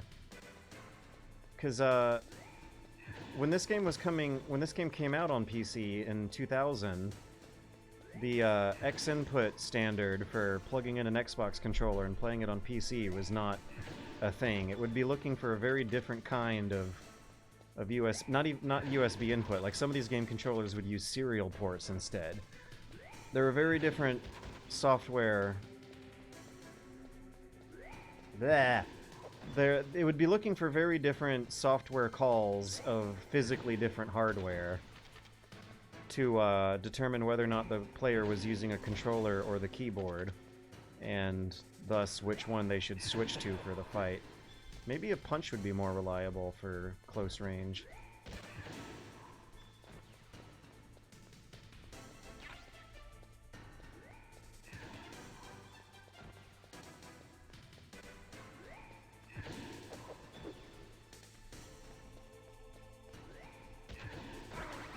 I don't think I should be trying to... God! I was about to say, I don't think I should be trying to shoot him from distance, but maybe if I hold down that crouch button, I can keep enough momentum going to be able to dodge the orb and shoot from a long distance at the same time.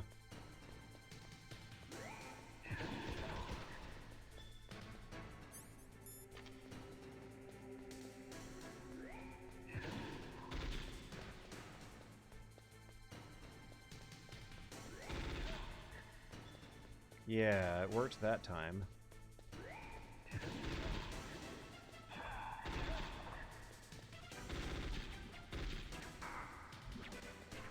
Oh my god. Oh no, please. Good lord.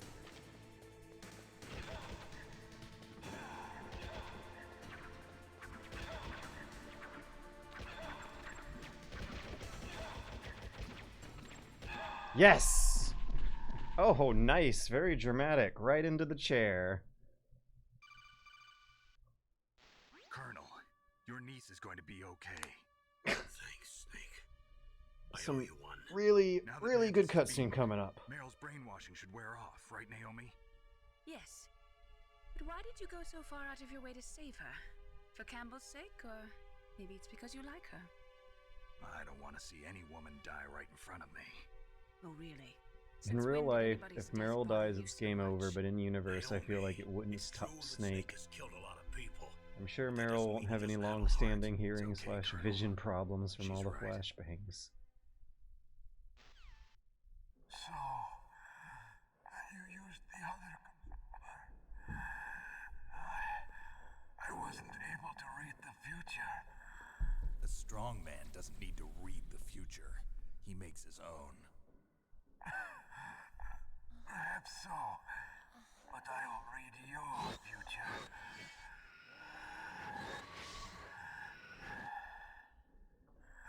Oh no, he's giving me the Lou Elizondo. Underground maintenance base.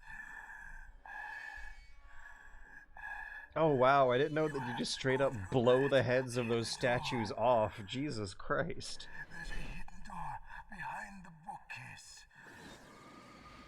The overland route. It's blocked by frozen glaciers. A strong man doesn't need to read the future. He makes his own. Ah, one of the important life lessons we get from Metal Gear Solid that Lou Elizondo didn't get apparently. I can read people's minds. In my lifetime, I have read the pasts, presents, and futures of thousands upon thousands of men and women. Oh, gross. And each mind that Every I now and peered into then. was stuffed with the same single Kojima loved Star Wars as much as the rest of us did, but every now and then there are these moments where the influence is clearly bordering on rip-offs.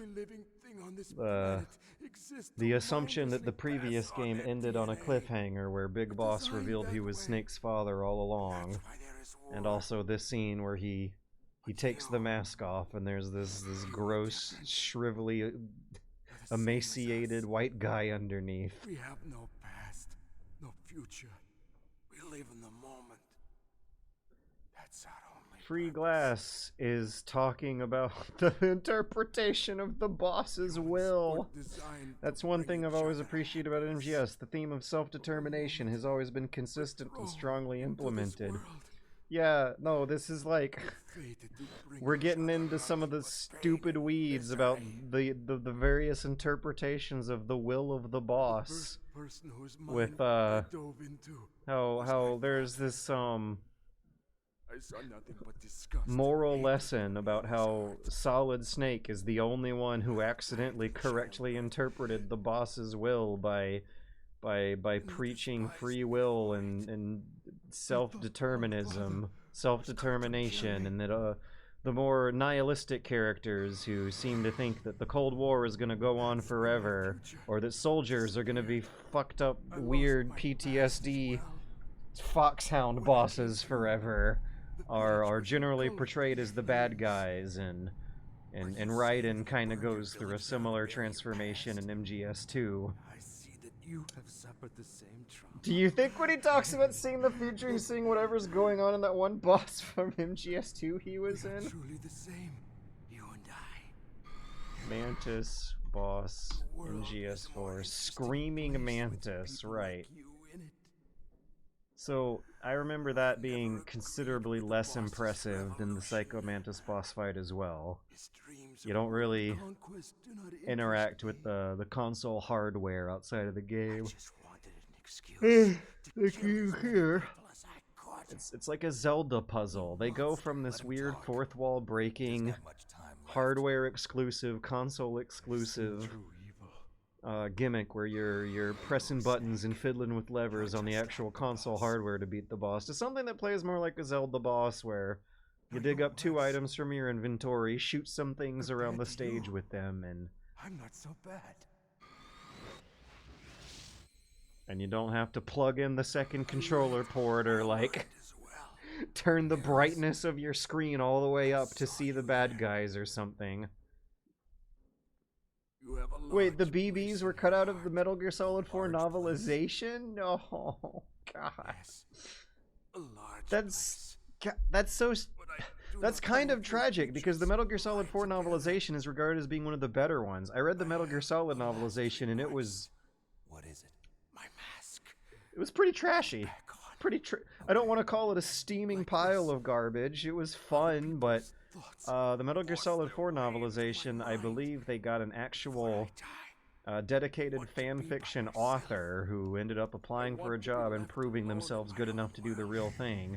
There were some, like, interesting revelations in there that I meant to talk about earlier regarding Zanzibar! Right, in this game they call it Zanzibar. In Metal Gear 2 they call it Zanzibar Land.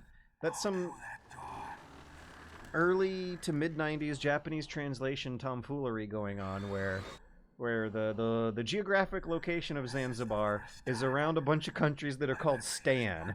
It's geographically near Kazakhstan and Uzbekistan and Afghanistan and Pakistan. And when the game was being made, the international audiences, they hadn't gone through 9/11 yet. They hadn't had to familiarize themselves with maps of these little eastern countries that ended in Stan. And so they use a straight English translation of the Persian suffix and call it Zanzibar Land. If they called it Zanzibaristan, no one would have batted an eye and it would have sounded entirely appropriate for the context. The Bridge Babies got cut from the Metal Gear Solid 4 novel. Okay, I need to shut up and enjoy let the writing speak for itself for a second, because this deserves to be appreciated. This cutscene happening here. Do it again. Snake, can I ask you something? What? About what Mantis said. I was just wondering. What? What's the problem now? Oh, no, nothing. So, tell me, Snake, what's your name? Your real name? A name means nothing on the battlefield. How old are you? Old enough to know what death looks like. Any family? No, but I was raised by many people. Is there anyone you like? I've never been interested in anyone else's life. So you are all alone. Just like Mantis said. Other people just complicate my life. I don't like to get involved. You're a sad, lonely man. Come on, let's go.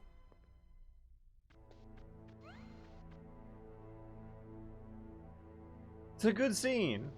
Snake keeps losing his patience with people. Throughout multiple games it almost takes to realize just what an antisocial weirdo he is. But I don't know, like, that seems like one of those vocal exchanges that would have required the actors to be in the same room with one another, to bounce off each other, to like really feel the frustration that Meryl feels with Snake losing his patience and Snake What are you doing? I want to go back and farm for rations. I didn't know she wouldn't let you go back, but Meryl, we gotta go back and farm for rations. I have no health. I have no rations. I need to kill guards and take their rations. Yeah, like, there's some really, really phenomenal voice acting and vocal direction going on. There be wolves in there? and from Blostein and Hader, but also just really good pacing and story progression going on from Kojima. Snake, you follow me. This is like a beautiful section of quiet time. I think there's also some silly shenanigans I can do with the cardboard box up ahead. But this is a really like quiet, introspective moment of tingly, goosebumpy quiet time to think on one of the crazier boss battles that just happened, and how and a like emotional human moment of story development brought out by that quality of voice acting. God damn, that's good. That is such a good scene, and this is such a, I don't know if I want to call it like a good area. It's not necessarily like designed in any particular way. The wolf enemies can get kind of annoying, and it's obviously designed to make you lose yourself. Oh god, I gotta check what's going on here. $69! Big fan, love your work. I hope you consider the Iliad project soon. Yes. Let me go back and read that. Nice for the 69, by the way. Never been to Germany, but I've heard good things. Please eat something nice with this. Yes, Pompous Python, thank you very much. I will go to the grocery store and buy cheese for the tacos I've been making out of homemade tortillas. So, in order to stretch my budget lately, I've been making a lot of baked goods with flour. I've been making my own bread, my own tortillas, and I've been eating a lot of bread too. A lot more carbs than I probably should. But yeah, I tried making my own tortillas. I gotta shoot this thing. I can't take a single hit. The dog has iframes for honor, but unfortunately, if it licked me, I would immediately die. If it sneezed on me, I would die. No! Oh, no! Oh god, I'm instinctively pressing the wrong buttons because I have the... Yeesh! The MGS2 controls memorized more than the MGS1 controls.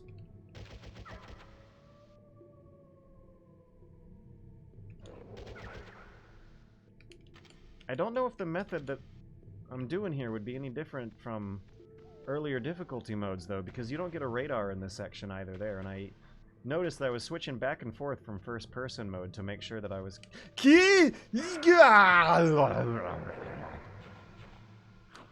Dogs have invincibility frames in real life, too. Otacon chastises you for attacking dogs. Ooh, that's good! That's good, yeah, because also, like, Sniper Wolf kind of, like, seduces him with her dogs.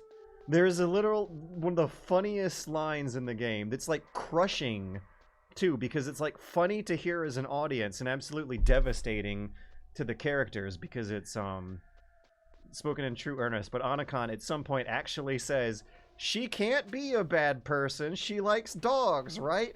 I think that is, like, legit the actual line he says, and like, taken at face value, oh god, do I have to shoot the baby wolf too? Taken at face value, it's like, it's really funny. And the fact that you, in the audience, are laughing almost makes the tragedy of that scene hurt harder. Like, Otacon's sheer childish naivete coming out in a way like that is just another, like, killer layer of emotional tragedy to that character that's handled so well in this first game. So, after I kill a few wolves, I'm gonna call Otacon and see what he has to say about it.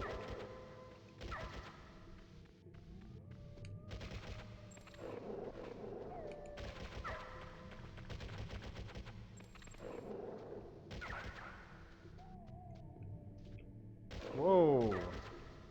That one came jumping into the frame from out of nowhere. Okay. Otacon. He's 141.12. Ha! He's not even in my phone book yet. Be careful. Wolves have the advantage in the dark. Not only can they see better, but they Another illusion thing. This is clearly not how their AI works.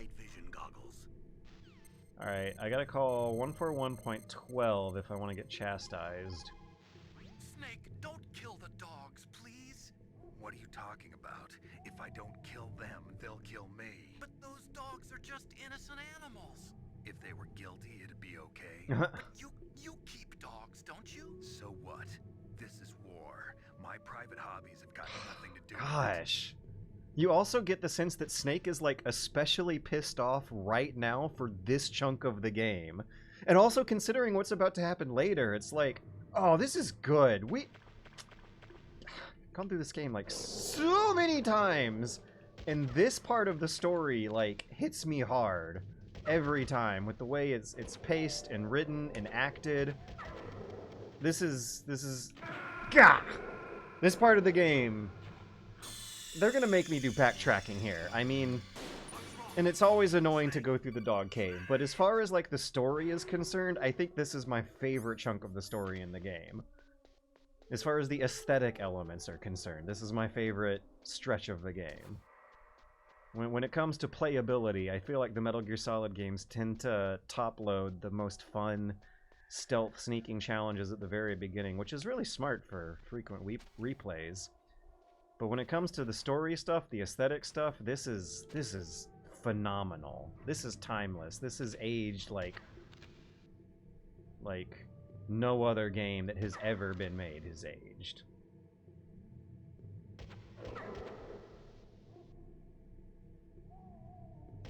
Is it impossible to do the handkerchief trick this early? Yeah. I think what you do instead is you put on the cardboard box, but once you're close to Meryl, and once your card and the dog pees, I'm gonna shut up. I don't want to spoil it.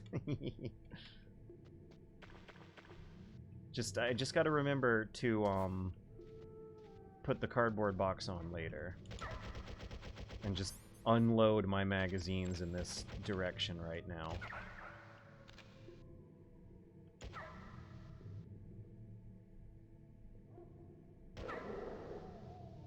Also a nice touch with their eyes glowing in the dark. Let me turn off the goggles. Maybe we can get a better view. Yeah, eyes glowing in the dark. I remember when I was a wee babby, I was playing Doom 3. I was very, very impressed at how the enemies had glow-in-the-dark eyes. It seemed like some sort of technological marvel going on in Doom 3. You know, that game's the most technologically impressive thing since the moon landing or something like that. That's how it was marketed, at least. And then I got into modding Quake 3. I got into modding Jedi Outcast on the Quake 3 engine and found out that to make someone's eyes glow in the dark, you just kind of disable the lighting functions on their eyes in particular, and it actually is less complicated for the computer to calculate that stuff than to calculate how dark or bright their eyes should be given the rest of the lighting, and it demystified the magic. But neat to see them doing that as early as 1998 in Metal Gear Solid. Okay, so now I put one of the boxes on. To nuclear warhead or to heliport? Let's do heliport, because I gotta use this box soon. Snake, what's wrong? I thought you were good with dogs.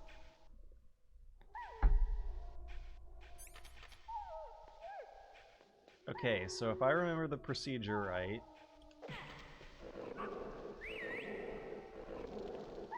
Yeah, there we go. I didn't see it, but I heard it. What are you thinking?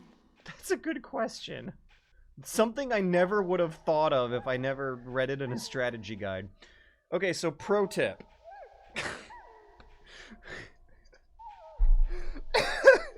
Saying this out loud is wild. Metal Gear Solid pro tip. To save time and trouble on the backtracking trips back to the armory, equip the cardboard box and then smack Meryl. This will cause one of the wolf puppies to pee on your cardboard box and make you smell like a friendly wolf when you come back on your way through, so you don't have to fight them again. Okay, here we go.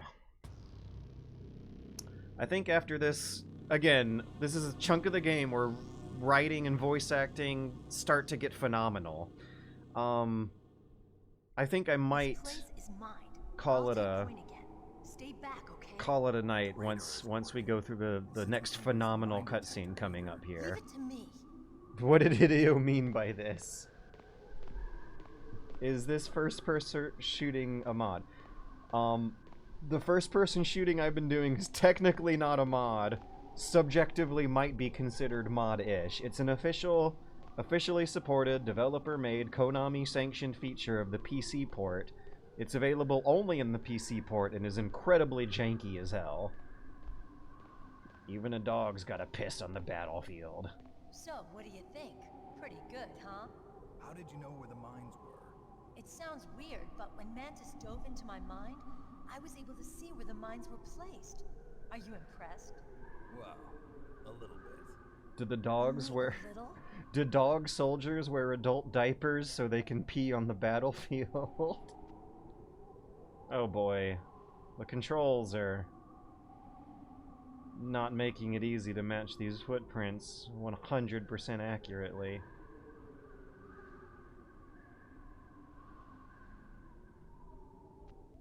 My old complaint about there being no analog stick walking was coming back hard there.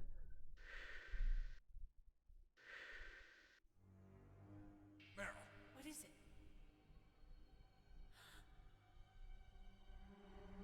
Meryl, get down! Meryl!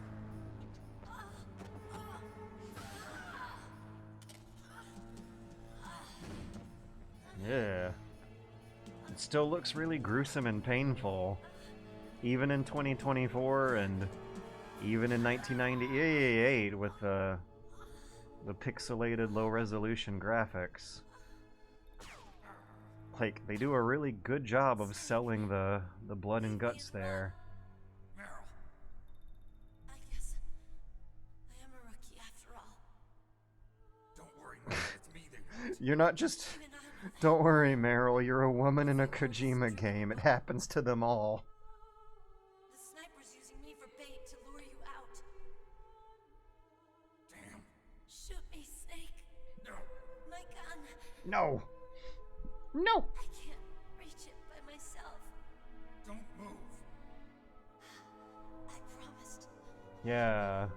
They did this scene great. The anticipation with the laser, the music. Oh no, they got her in the tattoo. Ooh, oh yeah. It's almost like it adds even more the color of the tattoo, like, adds an even more visually messy block of gristle going on there in her wound. Snake, please save yourself. Go on living and Symbolism. people. Don't forget me. And they're also calling back to how the codec calls can get frustrating. Now get out of here. Oh gosh, I don't know about you guys, but I'm still getting the goosebumps here with this stuff. Snake, it's a trap. The sniper's trick to lure you out. The sniper's waiting for you to go and help Meryl, so he can pick you off. Don't do it. Must be Sniper Wolf, Foxhound's best shooter. Snipers usually work in pairs, but this one's alone, huh? I know her. She can wait for hours, days, or weeks. It doesn't matter to her. She's just watching and waiting for you to expose yourself. Maybe She can camp the bounty from the tree line for hours or weeks. She can camp the extraction point for days. If Wolf is in the communications tower, she can see you perfectly. It's the classic sniper's position. At that distance, you won't be able to hit her Oh with a yeah, and standard weapon Campbell either. breaking his You'll need a sniper professionalism rifle, to express his distress. I'm gonna save Meryl, no matter what it takes. Okay. God, this is good. What's wrong, Naomi? Nothing. I'm just surprised you're willing to sacrifice yourself. You got the genes Ugh. of a soldier, not a savior.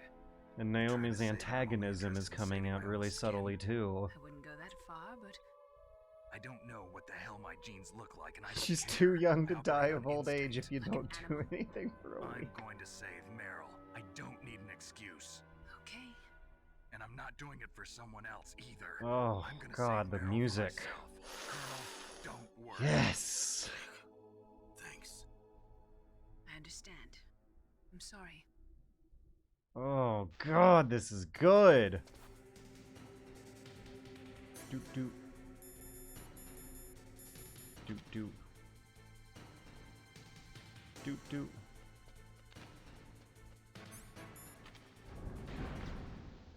I'm not calling it a night. This is too good. I can't give it up here. We're right in the middle of something. Alright, I gotta put the box on that smells like dog pee so that they won't attack me. I think it was heliport? Yeah. Because I might actually want to use this box to fast travel back instead of taking the long way. Did I get the diazepam? Yeah, I'm trying to remember. Did I get the optional area that you crawl under to the south of the wolf caves? I'm having a hard time spotting it in the dark. Is it this thing? Where is it? There it is.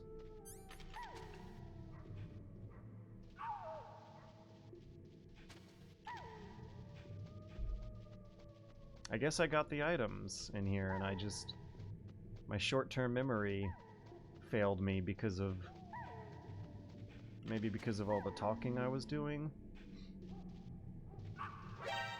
Nope, I gotta box up, Woo! They almost got me.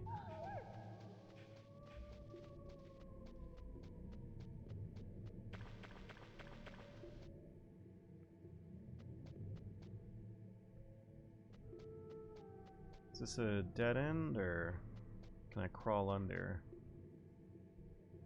Oh, the mod I have installed for finer analog movements is coming in handy in the wolf caves too, with all the issues with visibility this place is designed to give you in the first place is interestingly mitigated by being able to put my viewing angle at a greater gradation of angles than just straight up 90 degrees and nothing else. Yeah, I'm like trying to scan the lines where the ground turns into walls, and I'm not seeing my exfiltration point. What am I doing wrong here?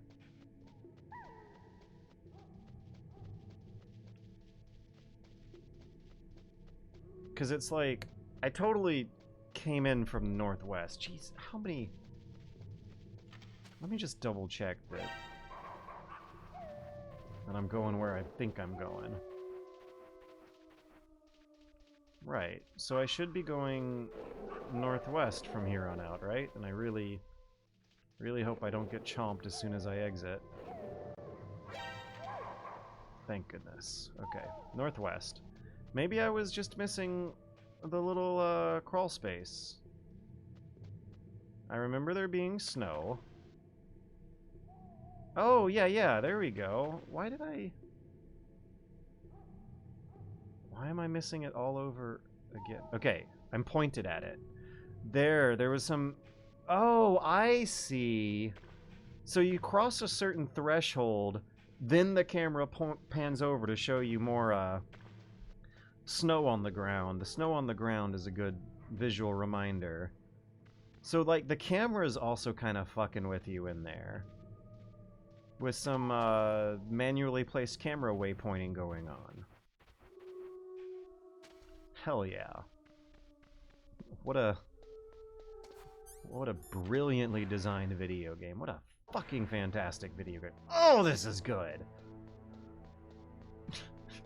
Yeah, I don't know if you guys have been following my content over the past year, but I've really grown tired of a lot of video games and video gaming, but not the classics. This is still activating my almonds just as good as it should.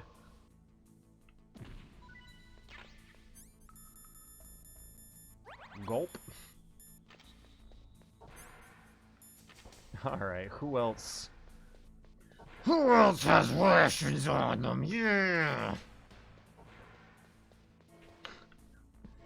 Give me your rations! I smell rations! Oh, it's just a SOCOM bullet.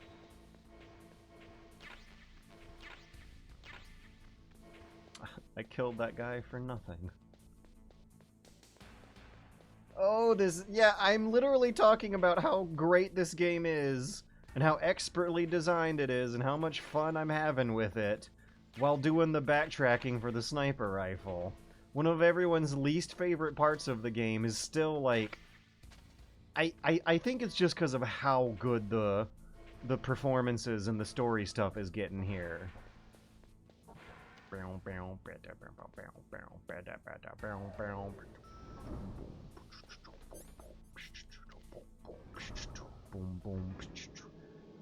Oh, yeah, Free Glass is telling us that this backtracking is nothing. I play Metroidvanias. I don't think it's that bad. Like, I think the only time I ever actually really complained about the backtracking going on here is the very first time I played the game and didn't know how tolerable and minuscule of an effort it would end up being. I think this is the one time I called the Russian lady. Oh yeah, Nastasha. Nastasia? Nastanya? Nasomethanya. Doom. Doom doom. I think it's also important, really important, and really effective that this part of the game is a good quiet time to think. You've gone through the sections before, you know the guard placements, and I mean, in a game designed to be replayed a billion times and seeing something new every time, this is already your first taste, really, of how much replay value there is going on in these levels. There's no one calling you on the phone annoying you here, so,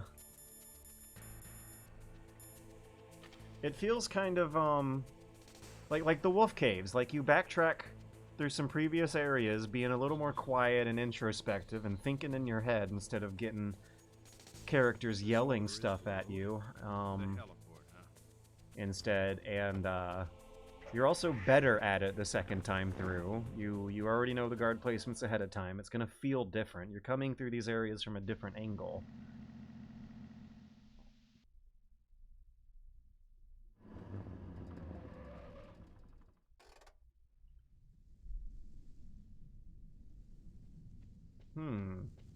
I feel like with Metroidvanias, the more compressed the better. Just have the keys to new places and be new ways to navigate the environment. Got a guard to the right and a guard to the left. I don't think the guard on the left is going to be sneaking or sleeping anymore. I can't see either of them. By the... Uh-oh. Just a box. Okay. By the way, I don't even notice the radar's missing anymore. I don't even notice it. Oops. Oh, check this out. They can shoot each other. Oops. You know what? Let's restart this area. I didn't even think about it for the past, like, couple hours. I haven't even thought about it. I can't believe that. That's incredible. You don't need the radar. You don't need any of this stuff. You don't need gaming computers. You don't need Funko Pops. You don't need to spend a bunch of money on plastic for the landfill. You don't even need the Soliton radar in Metal Gear Solid 1. God. How have they misled so many people for so many years?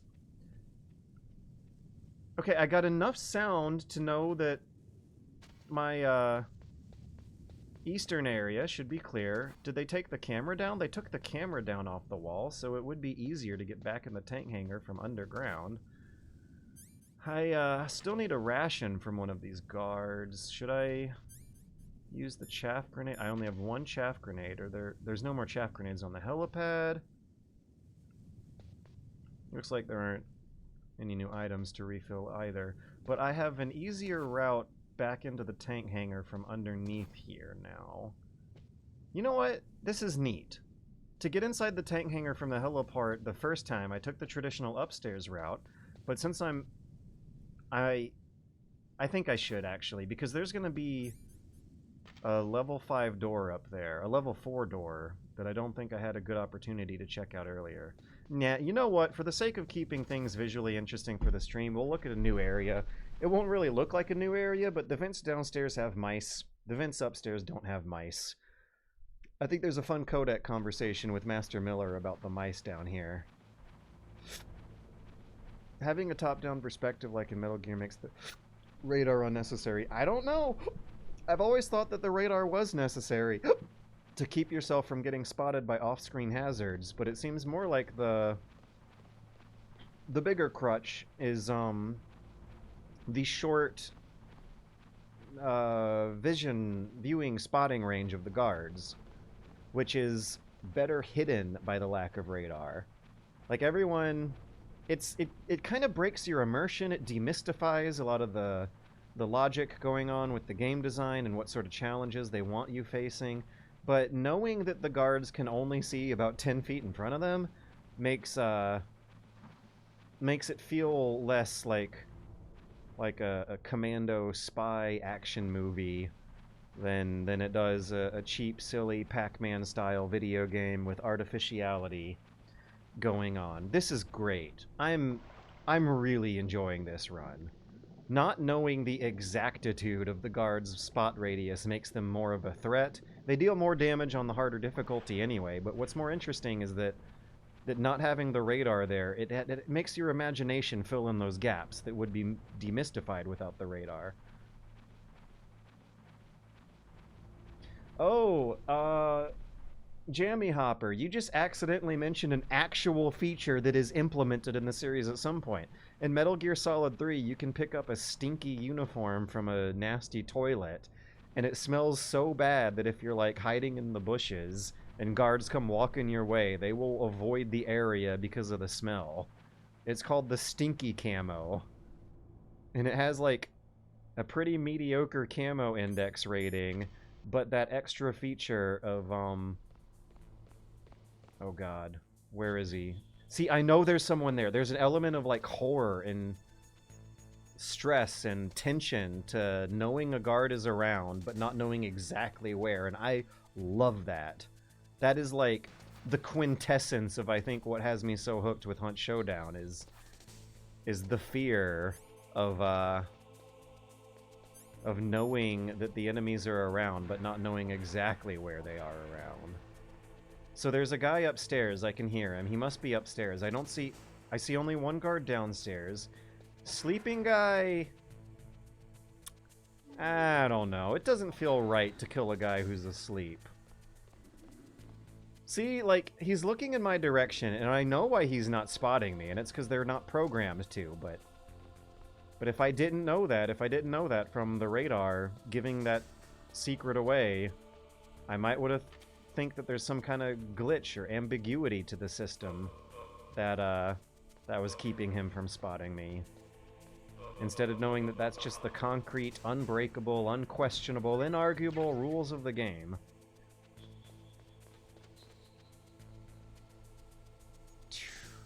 I'm just starting to realize about how I really like it when games deliberately withhold information and handholders like that. Like, I turn the minimap off in open world exploration games. I don't want to look at the minimap instead of the beautiful geometry of the world. I turn the compass off in Elder Scrolls games. I like turning HUD elements off, and I've never done that with Metal Gear Solid before. I guess only with Metal Gear Solid 3, where on the higher difficulty modes you can't use the radar and motion detector, but I feel like that's how a lot of people end up playing Metal Gear Solid 3 for their first runs anyway. Ration, thank you! Your sacrifice has been noted, sir. I will no longer need to kill your comrades for their rations after this. I think I already got this item at some point. What is it? SOCOM bullets. Yeah, it's worth it. I'll get some. I have room for more.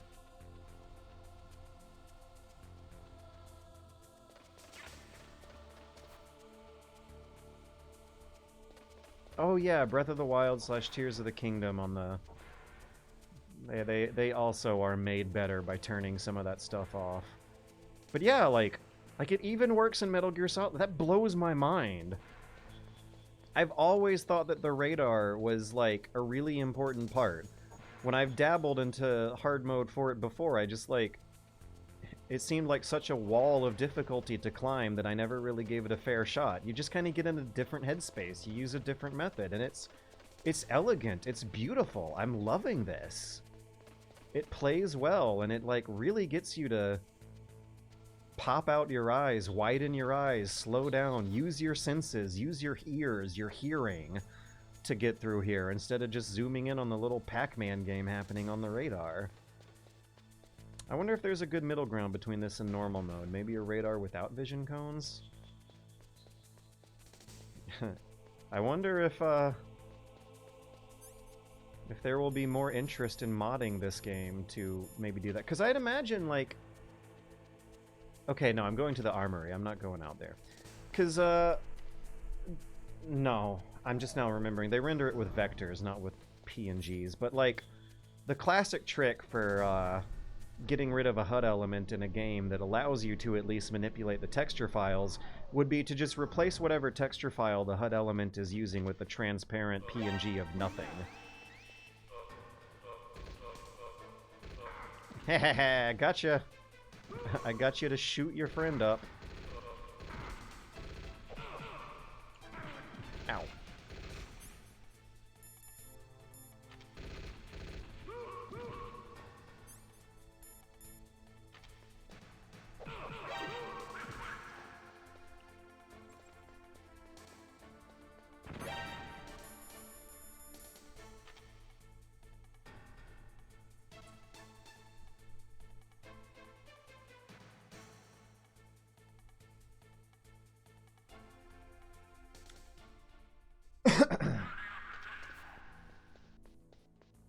So this area might be especially more difficult without the radar because of how many harsh 90-degree angles guards could easily be hidden from your view with.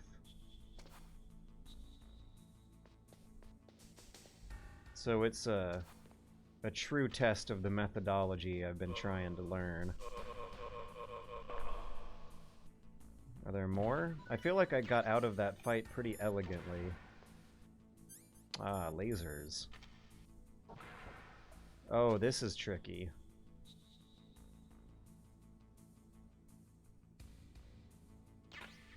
Okay.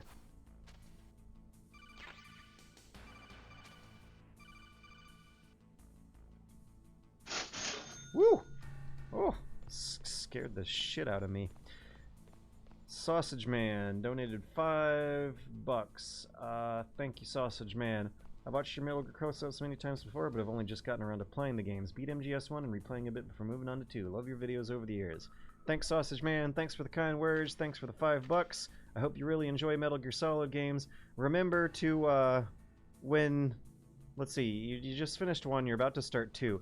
For Metal Gear Solid 2, you can get pretty annoyed by getting hit by enemies off screen that you can't see. I guess, let's see, what's a good important trick to remember for making Metal Gear Solid 2 a lot easier? Oh, you can shoot guards in their walkie-talkies, and that'll keep them from phoning in reinforcements. You, need to, like, do a lot more environmental interaction than I think you might be used to from most games nowadays. You stuff guards into lockers. You shoot fire extinguishers to spray foam in their faces. You shoot ice cubes to watch them melt. Okay, yeah, this is a good piece of advice. When you go through Metal Gear Solid 1, just try to interact with the environment and see what happens. You might be really surprised by how many little vanity interactions they thought of in the game. Oh, yes! The methodology is working! Look at how cool this looks! Boom, boom. Man, I really want to say that I cannot overstate how much I appreciate, and honestly, like, how important it might be for me to really hear the words of people being excited about the Iliad project. Because if I do finish that thing, and if all you gamers actually manage to go through the whole story from beginning to end, you will totally see the connection between loving Metal Gear Solid 3 specifically, and then falling in love with the Iliad later in life. The similarities are... Ooh, did you guys see some cool game optimization tricks happening here? Look at this. So the widescreen hack I have turned on is revealing some of the black magic fuckery going on here. When you're inside the room, they de-render the outside area. When you get close to the door, then they load in the outside area. Neat. Like, this whole place is just made out of, various sizes of six-sided cubes almost. And even when it comes to that stuff, they wanted to lower the budgets. Meow. Oh, I didn't notice I was so low down on the camera angle there. Here we go. This is better, right? Yeah. What? Yeah, who did that? Okay, I got spotted by someone off camera. That sucked. No.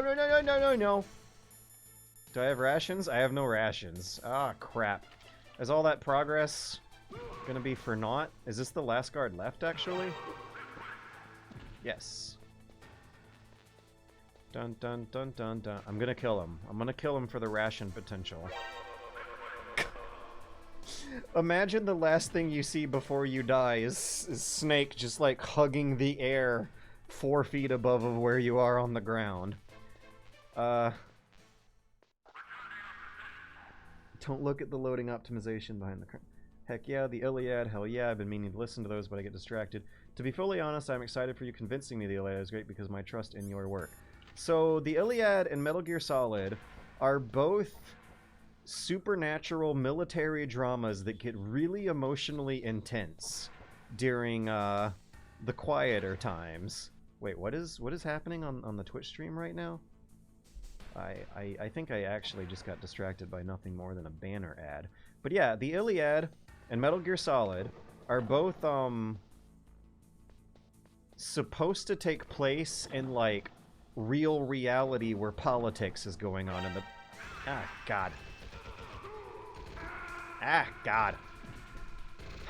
The Iliad and Metal Gear Solid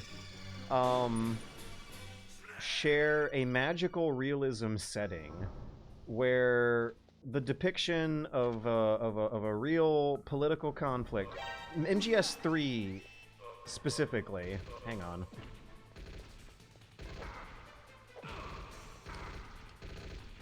Yeah, let me just reset the area.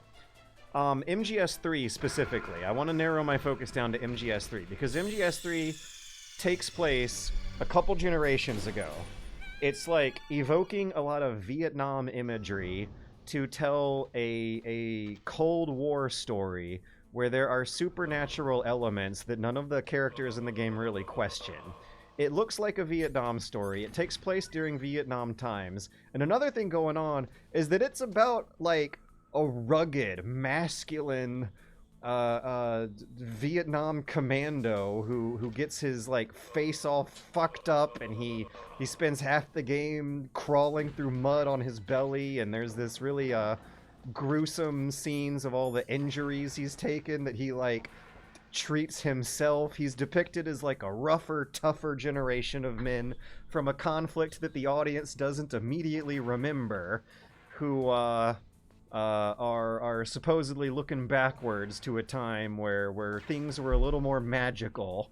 The men were hardier and more masculine. Even the women were hardier and more masculine. And for that matter, there's like also this recurring theme of surprisingly strong female characters in both stories, despite the more apparent masculinity of the more relevant protagonist characters. My God, there's a lot going on in the chat that I'm trying to juggle right now. But yeah, the Iliad and Metal Gear Solid 3 are surprisingly similar stories in a lot of ways that I think call back to some ancient traditions of storytelling to appeal to international audiences in the Western world. Japanese mysticism shows up in Metal Gear Solid 3, and honestly, by making parallels between the two, I am engaging in the kind of Orientalism that white people have been doing for a couple hundred years now, where Japan reminds them of ancient Greece a lot because of the tension between grisly masculine warmongering and more poetic, chilled out appreciation for for fancy art and poetry and aesthetic beauty. Fuck!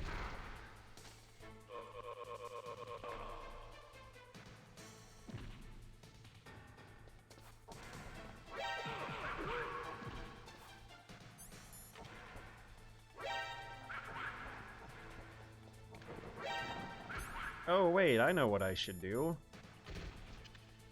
There's so many harsh angles and narrow choke points in this area that I should lay mines behind me as I go through.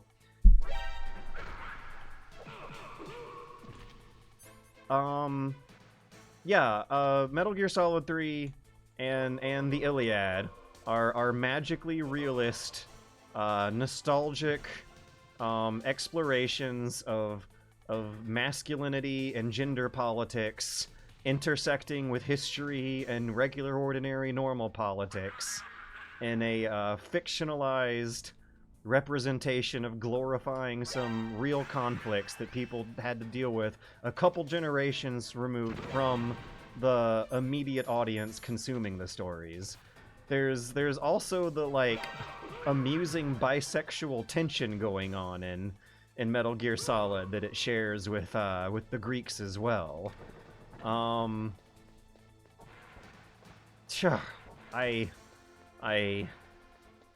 think that there's also some important parallels with how the characters have magic powers. There's a supernatural element where Metal Gear Solid 3 takes place in a magical Soviet forest where spirits live around. Remember when you fight the boss fight of the end, and he calls on the spirits of the forest to give him the strength for one last fight, and you actually see the clouds break and a beam of sunlight comes through and gives him the strength. There are so many passages in the Iliad that describe something like that happening, but in more explicit detail and more casually. Every few lines, a hero, and there are great heroes on both sides of the conflict, will make a prayer to a Greek god who really actually does show up. There's no qualms about them being in a magical divine world where supernatural intervention might as well be natural. The rules of nature. God, the talking is fucking me up.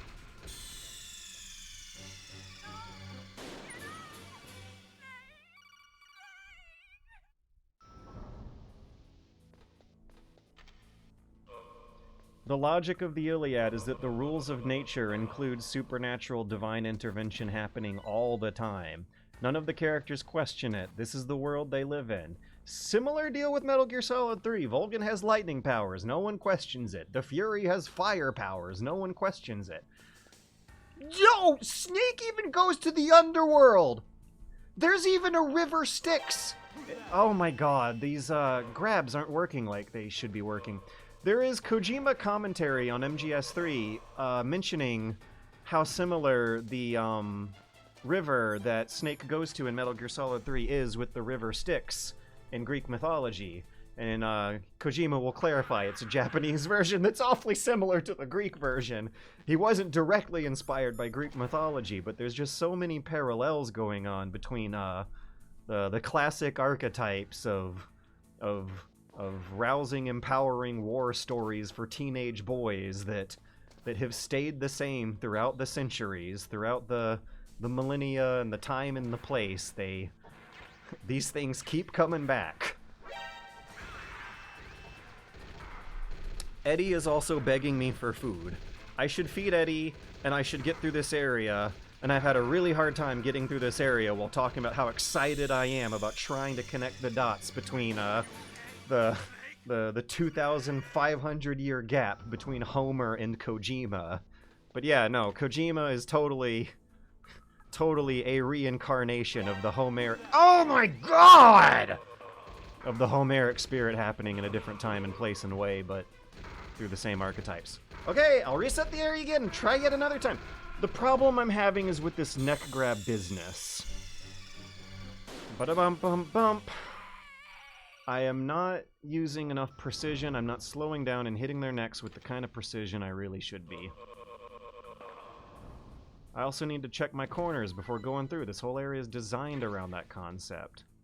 I also need to feed Eddie. After I get the sniper rifle and get in the elevator, I'm gonna walk back and I'm gonna walk out of the room for a second and feed Eddie. It's real important.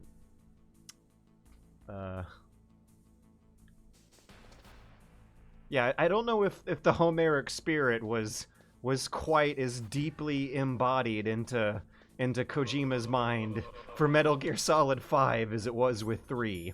But with Metal Gear Solid 3, it's totally like Kojima and Tomokazu Fukushima like bouncing off of each other with discussions over how light how light the tone should be, how surrealistic the supernatural elements should be, and the similarities go deeper than you might expect. Okay, I got the sniper rifle. Come on!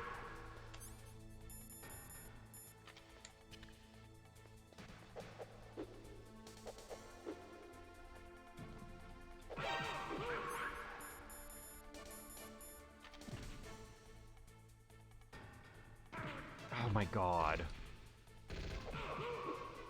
What's my ration budget looking like? Not great. I gotta restart the area. Like, I don't want to kill... It's because of the ration budget. I didn't want to kill so many guards to replace all the amount of rations that I just lost. Jesus almighty! So, that time the lasers screwed me up. Earlier, the neck snapping was screwing me up. What normally happens is that walking around a corner I'm not checking screws me up.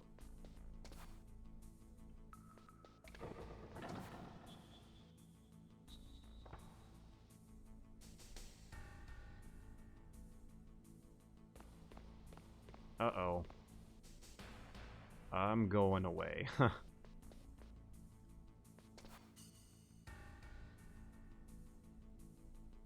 Now, should I be hearing his footsteps, or should I just wait it out?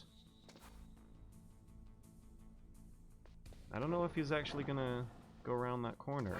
God, no! Alright, man, like that time it felt like the analog stick sensitivity was screwing me up. The lack of a slower movement option.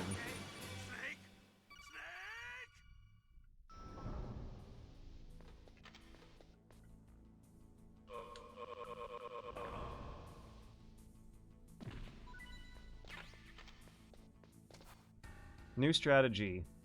Shoot them. Unless I feel real confident about it, like I do right now, I should avoid the neck snapping.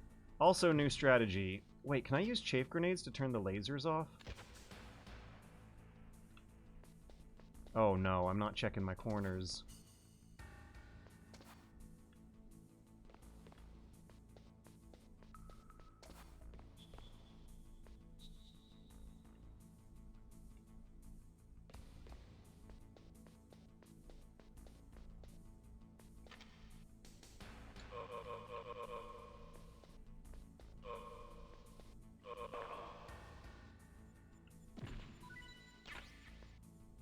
Okay, what do we got? Who's left? Anyone?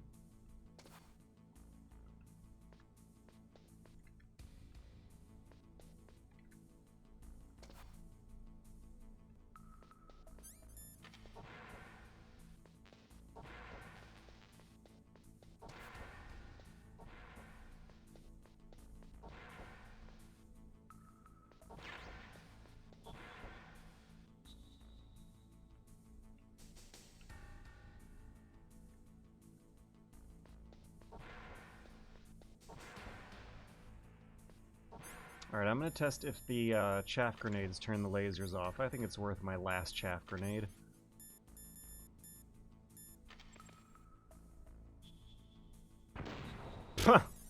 Nope. I think the idea is it's more like they're disrupting wireless communications than they are just turning off electronics. Alright, I always manage to, like, get the sniper rifle okay. It's getting out of here that seems to be screwing me up more. Some real fine-tuned movement here. I think it's time for me to be using the D-pad. Oh, okay. So if I get up into a crouch, maybe I can correct the placement for Snake's next crawl. A little to the right, face south, crouch, crawl. Now I think I could diagonally move out of here, or could I just press against the barrel right in front of me? Yeah, there we go. Okay, I still kind of feel trapped. Yeesh. Okay. Oh my god. Did I do it? Alright, now are there any guards left? I really don't think so. I think I cleaned this place out.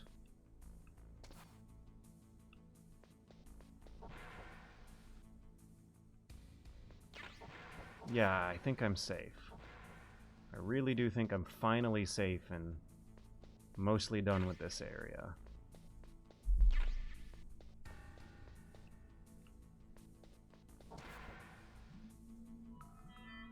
Oh no. My cell phone just alarmed at me because it's too late. I need to stop doing this. Alright. I'll get in the elevator. I'll go upstairs. And then I'll call it a night. I'll feed my sweet doggy and take him out. And then wake up bright and happy and early in the morning and feel great about doing work on the Iliad and the Kriegspiel project again. Yeah, and Skretz, someone just showed up in the Twitch chat who, like, is also just now finding out alongside with me that there was a leaning function in this game all along this whole time! What's the deal with that? Should I take the truck? It just kind of... Whoa. I'll make that decision next stream. What can I do for you, Snake? I think it's cute that this is the first time I've Snake, saved. remember what the Gaul said. The graveyards are full of indispensable men. Snake, you're all alone and surrounded by bad guys. Try to be careful and avoid getting into a fight whenever you can. You're right. Wow, you know all sorts of great quotes, don't you? Well, both my parents are from Guangdong, China, but I was born and raised in America. I've always liked reading literature from both sides. Kinda keeps me in touch. I'll share some more quotes with you if you like. I'm looking forward to it. But to tell you the truth, I'd like to learn more Oh, Snake. Well, I'll think about it. Okay, is Snake hitting on Mei Ling also a thing that they would wanna put a trigger warning in for the Master Collection versions? I gotta stop. I gotta stop at some point. Otherwise, I'll go on forever. Okay, yes. So I'm gonna put it away. I'm gonna drum up as much self-control as I have to tackle more important things right now and put it away. So this time I'm actually going to be paying attention to uploading the VODs to YouTube. I'll be putting these on the Super Bunny Hop Super Secret second channel. I'm going to keep the stream going on tomorrow night. I wonder if I'll even get through the whole game tomorrow night. But after this one, depending on how much emergency glass I need to break to get money, I either want to move on to Metal Gear Solid 3 doing a cinematic challenge where I'm only going to play from the original Snake Eater camera angles that sometimes in that game look absolutely gorgeous.